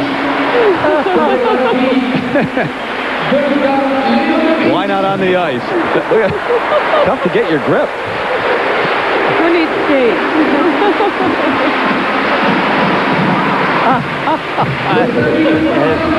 I love it. I love it. I love it. Sarah Abitbol, Stefan Bernadise, and an unknown friend. Not sure his name. And as Abitbol and Bernadise gather up their canine friend, we'll take a break and return to Nice with bronze medalist Drobiazko and Vanagas next. We didn't do that at Worlds. Margarita Drobiazko and Povilas Vanagas. Deep in the jungle, are living some little man and women. They are our past, and maybe they are our future.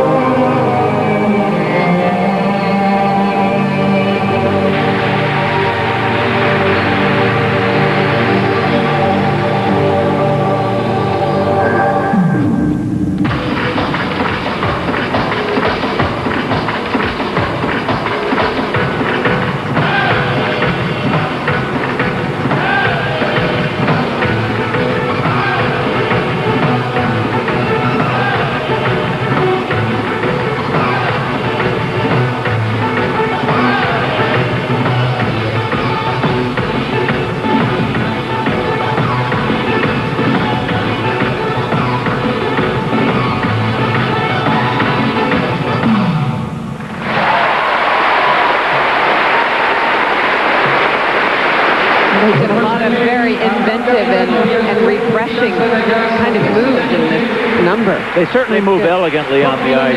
Ice dancing is the most beautiful of all the disciplines of skating. The most musical, the most theatrical.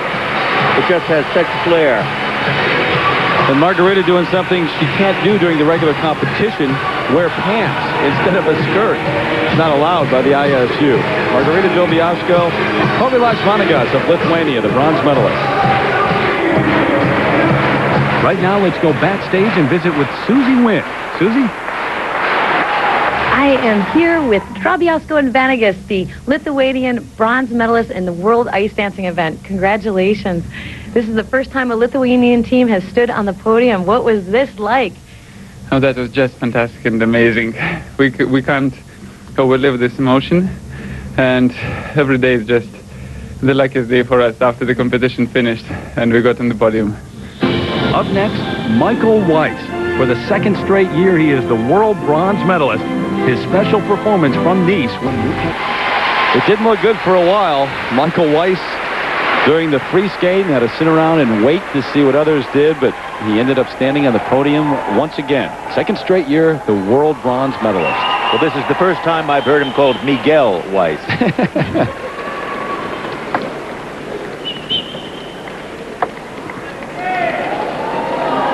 What a gentleman.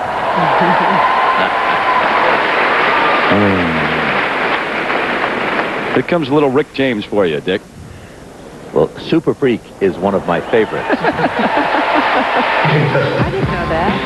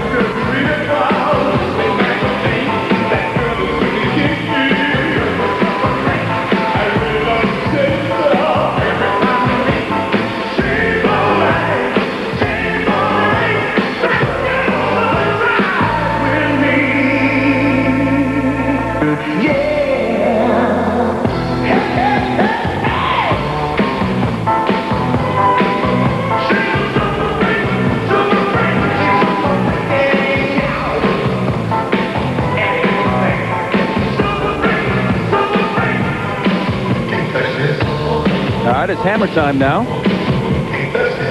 Looks pretty comfortable with these moves.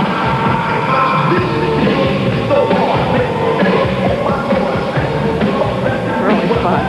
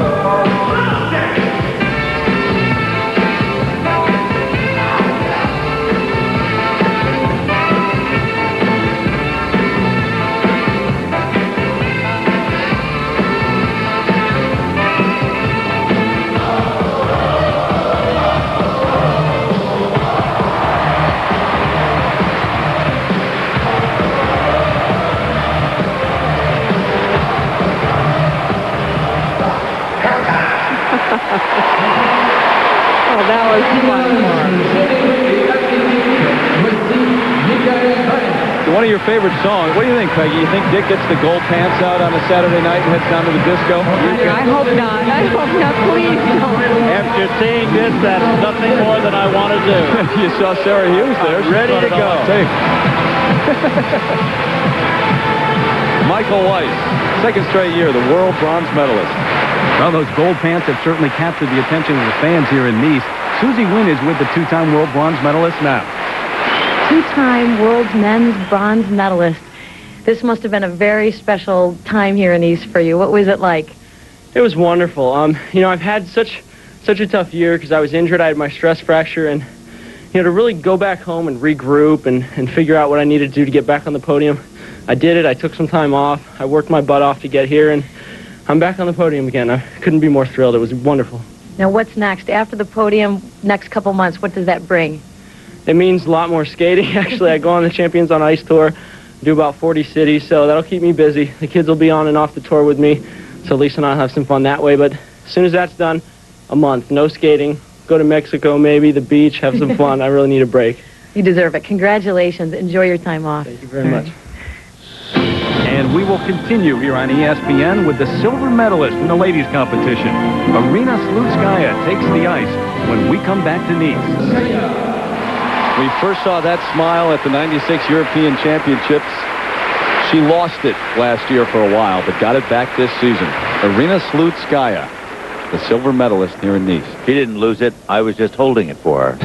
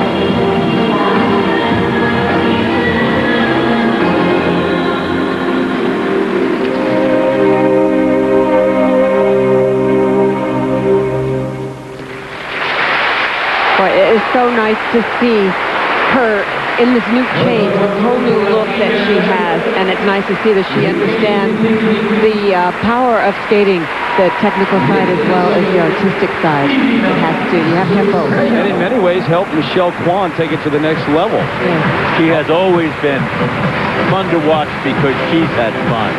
That makes it nice for us. No tears, just a smile on the face of Arina Slutskaya. Great to see.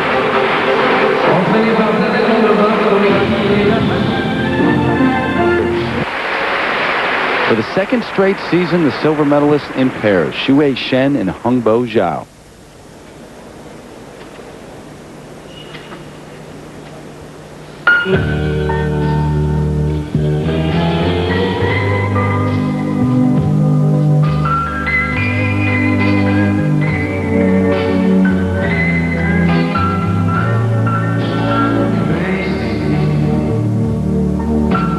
Crazy for feeling so alone.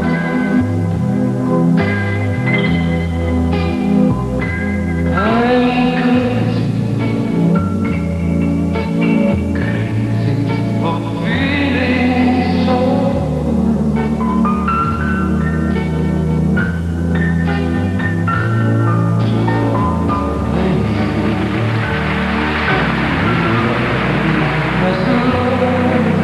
Wonderful balance.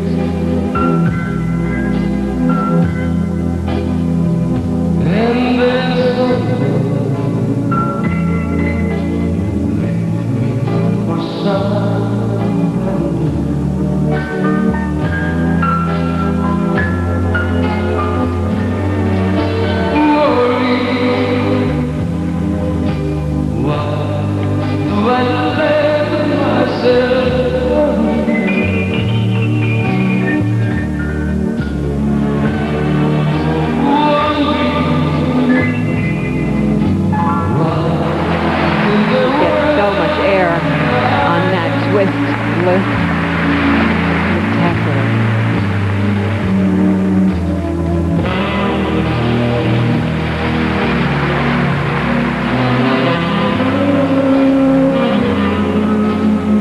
Skating, it's all about two shell skaters, one. And they work so well together.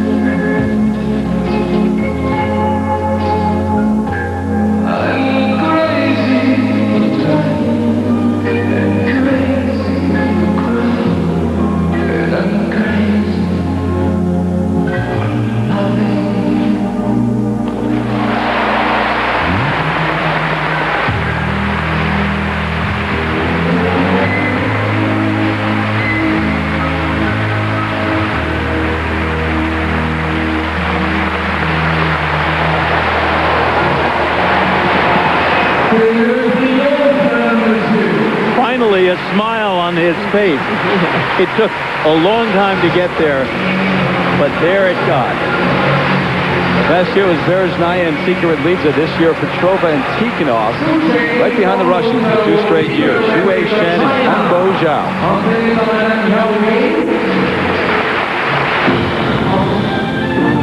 That's what I like about you. And he's the only skater here who's old enough to remember that song when it was first out.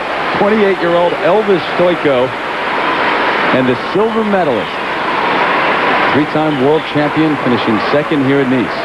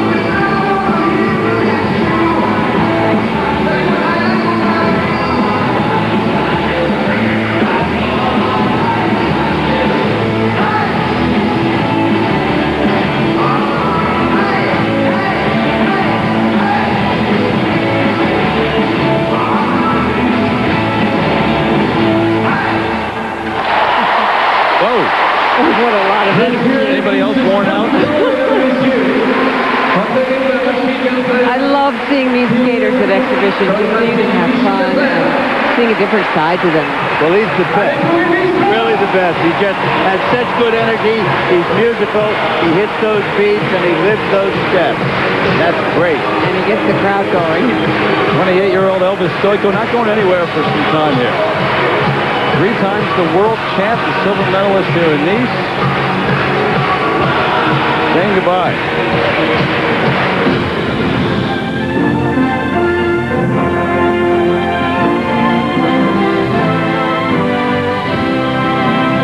Sina and Pejara from France, they just fell short.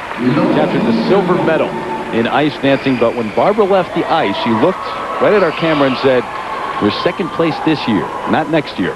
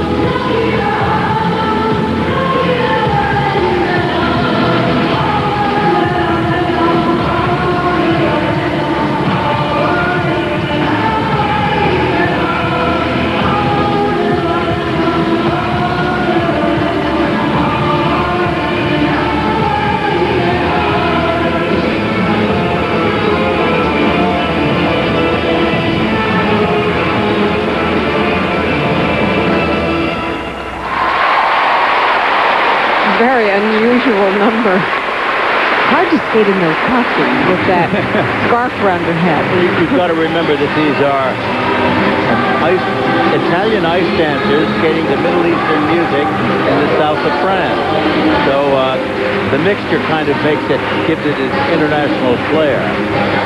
or something like that. Or confusing, either one. Italy just down the road from here, less than an hour, so there are a lot of fans here to watch them skate. Barbara Plushenko and Maurizio Morgalio.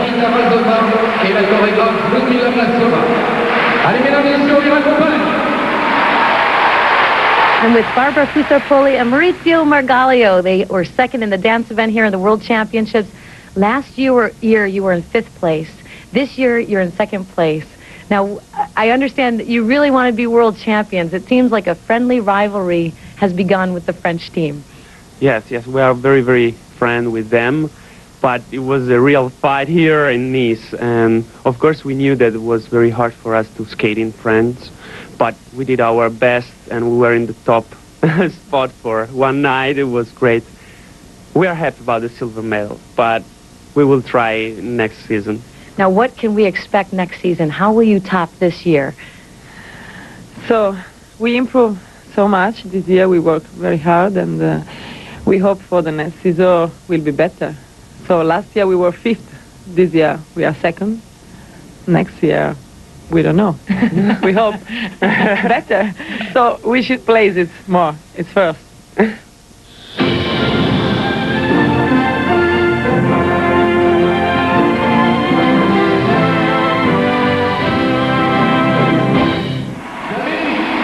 The first of the world champions to take the ice here with her special performance, and she should only skate at the World Championship in even number of years. 96, 98, now here 2000.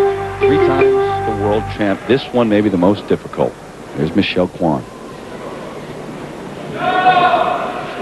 She's skating to hands by Jewel.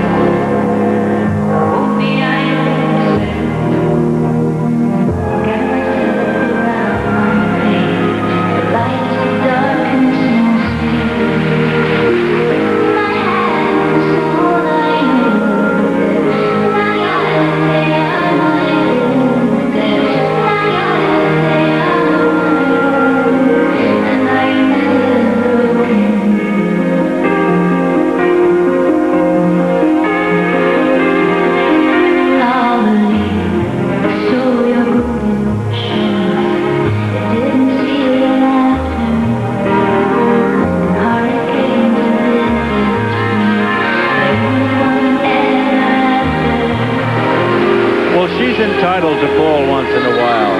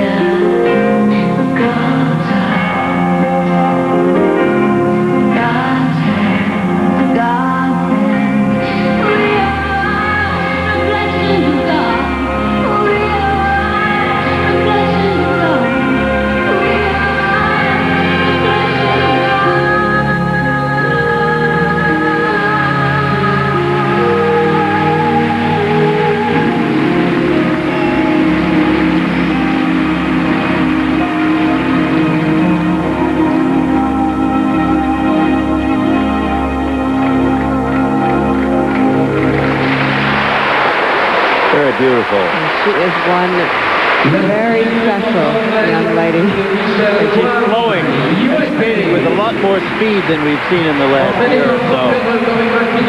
Another chapter in the Kwan mystique. The legend grows. Third world title against all odds this time here in Nice.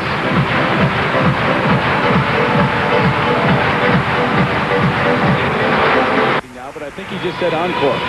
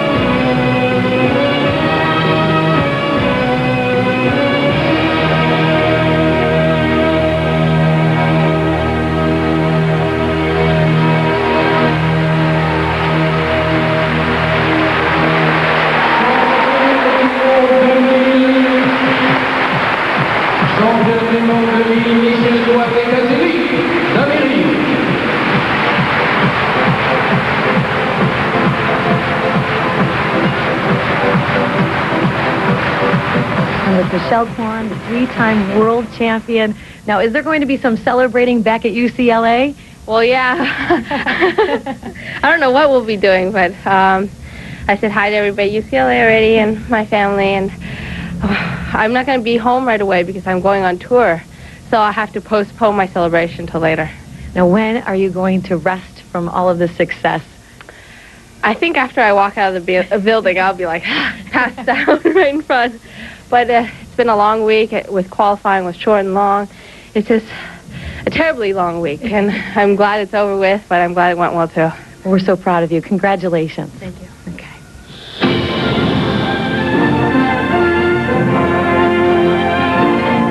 Rigoletto, Little Verdi. Was I right? Right on once again, Mr. Button.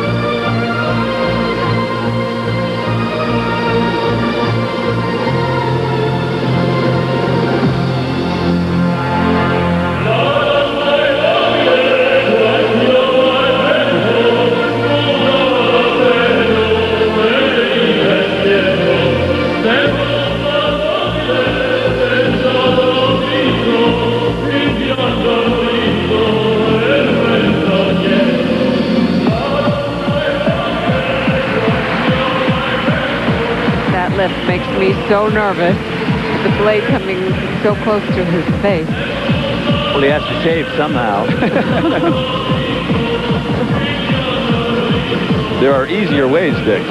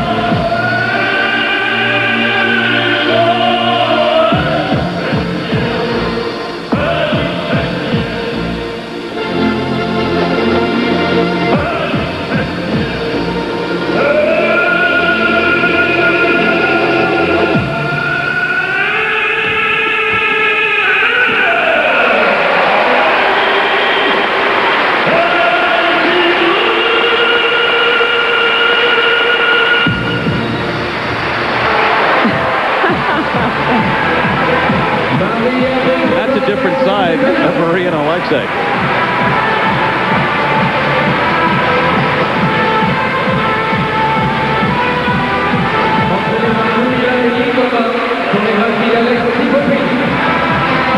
Maria Petrova, Alexei Tikhonov from Russia. They play second fiddle to Berezhnaya and Sikora-Lidze in the past. Of course, the two-time and reigning world champ not able to compete here and defend their title, go for a three-peat because of the failed drug test at Europeans. But take nothing away from Petrova and Tikhonov. A deep pairs field this year, and they won it.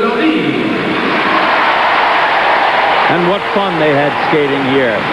This is what they really enjoy.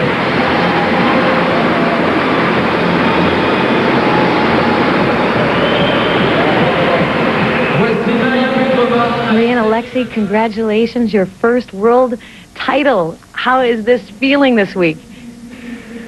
It feels unbelievable. So we're just so happy for this, and you know, actually we don't understand it because it's too much. Everything here is happened, and we won this gold medal in the world championship. So then, but we can't believe this. No, at the moment. Now, you've had such a successful season through the whole Grand Prix series. Did you hope to win the gold medal? Of course, we hoped to win the gold medal, but it's really difficult because it's the pair skating is now much better than it was 1 year, 2 years ago, and of course it's difficult to fight on ice. I mean, with Yelena and Anton, with Chinese couple, with Canadian and French couple, but we're glad we did it. And you did do it, and you did it so well. Enjoy your success. Congratulations to both of you. Thank you very much. Thank you.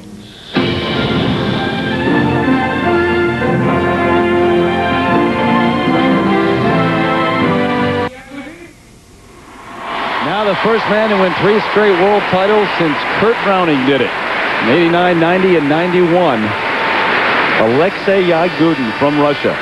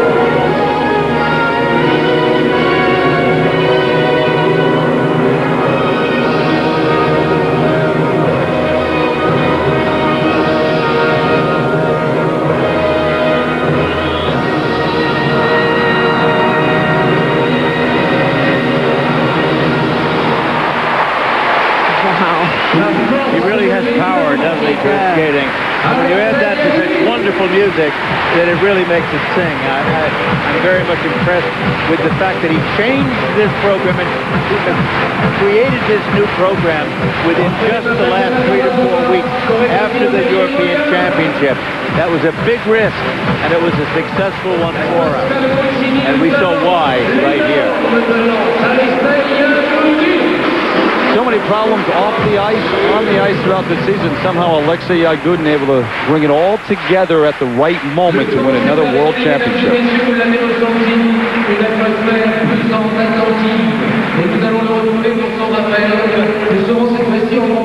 Alexei Yagudin, back here with me, backstage. You three-peated, 3-time world champion. Which victory was the best? I guess all the victories was great, but from one year to another one, it's really great and hard to defend the title again. So I think that the most beautiful winning was in Minneapolis when I won just first time, because I wasn't world champion before, and when I got this title I was like, oh my god, I can't believe in this. But now it's like, it's easier to understand, but anyway, it's hard.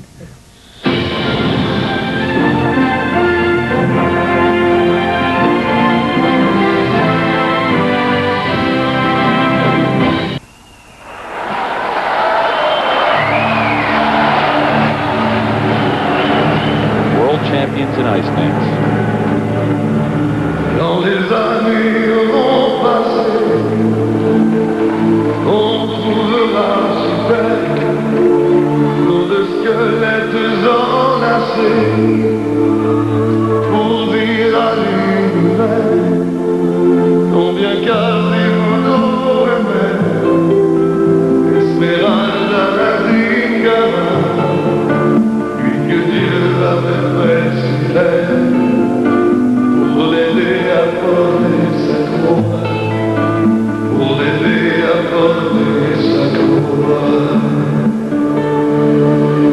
Non, j'ai mon corps brûlé, mon sang, autour de mon faucon, que la mort de l'habitant unisse nos noms. Laissez mon âme s'envoler, loin des misères de la terre. Laissez mon âme s'envoler, à la lumière de l'univers.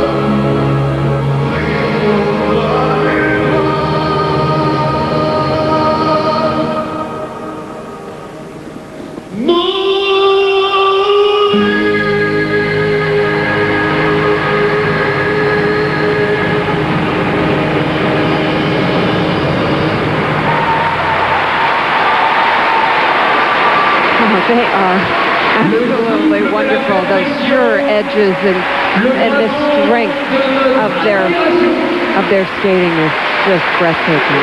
Great romance between the two of them. My favorite moment, Romeo and Juliet at the 1998 Nagano Winter Games. More images this year at the World Championships, too, that figure skating fans will remember for a long time. Carmina Burana, their music in the free dance. And this place was extremely loud when they left the ice after winning the World Championship. Marina Anasina and Gwendal Pezera.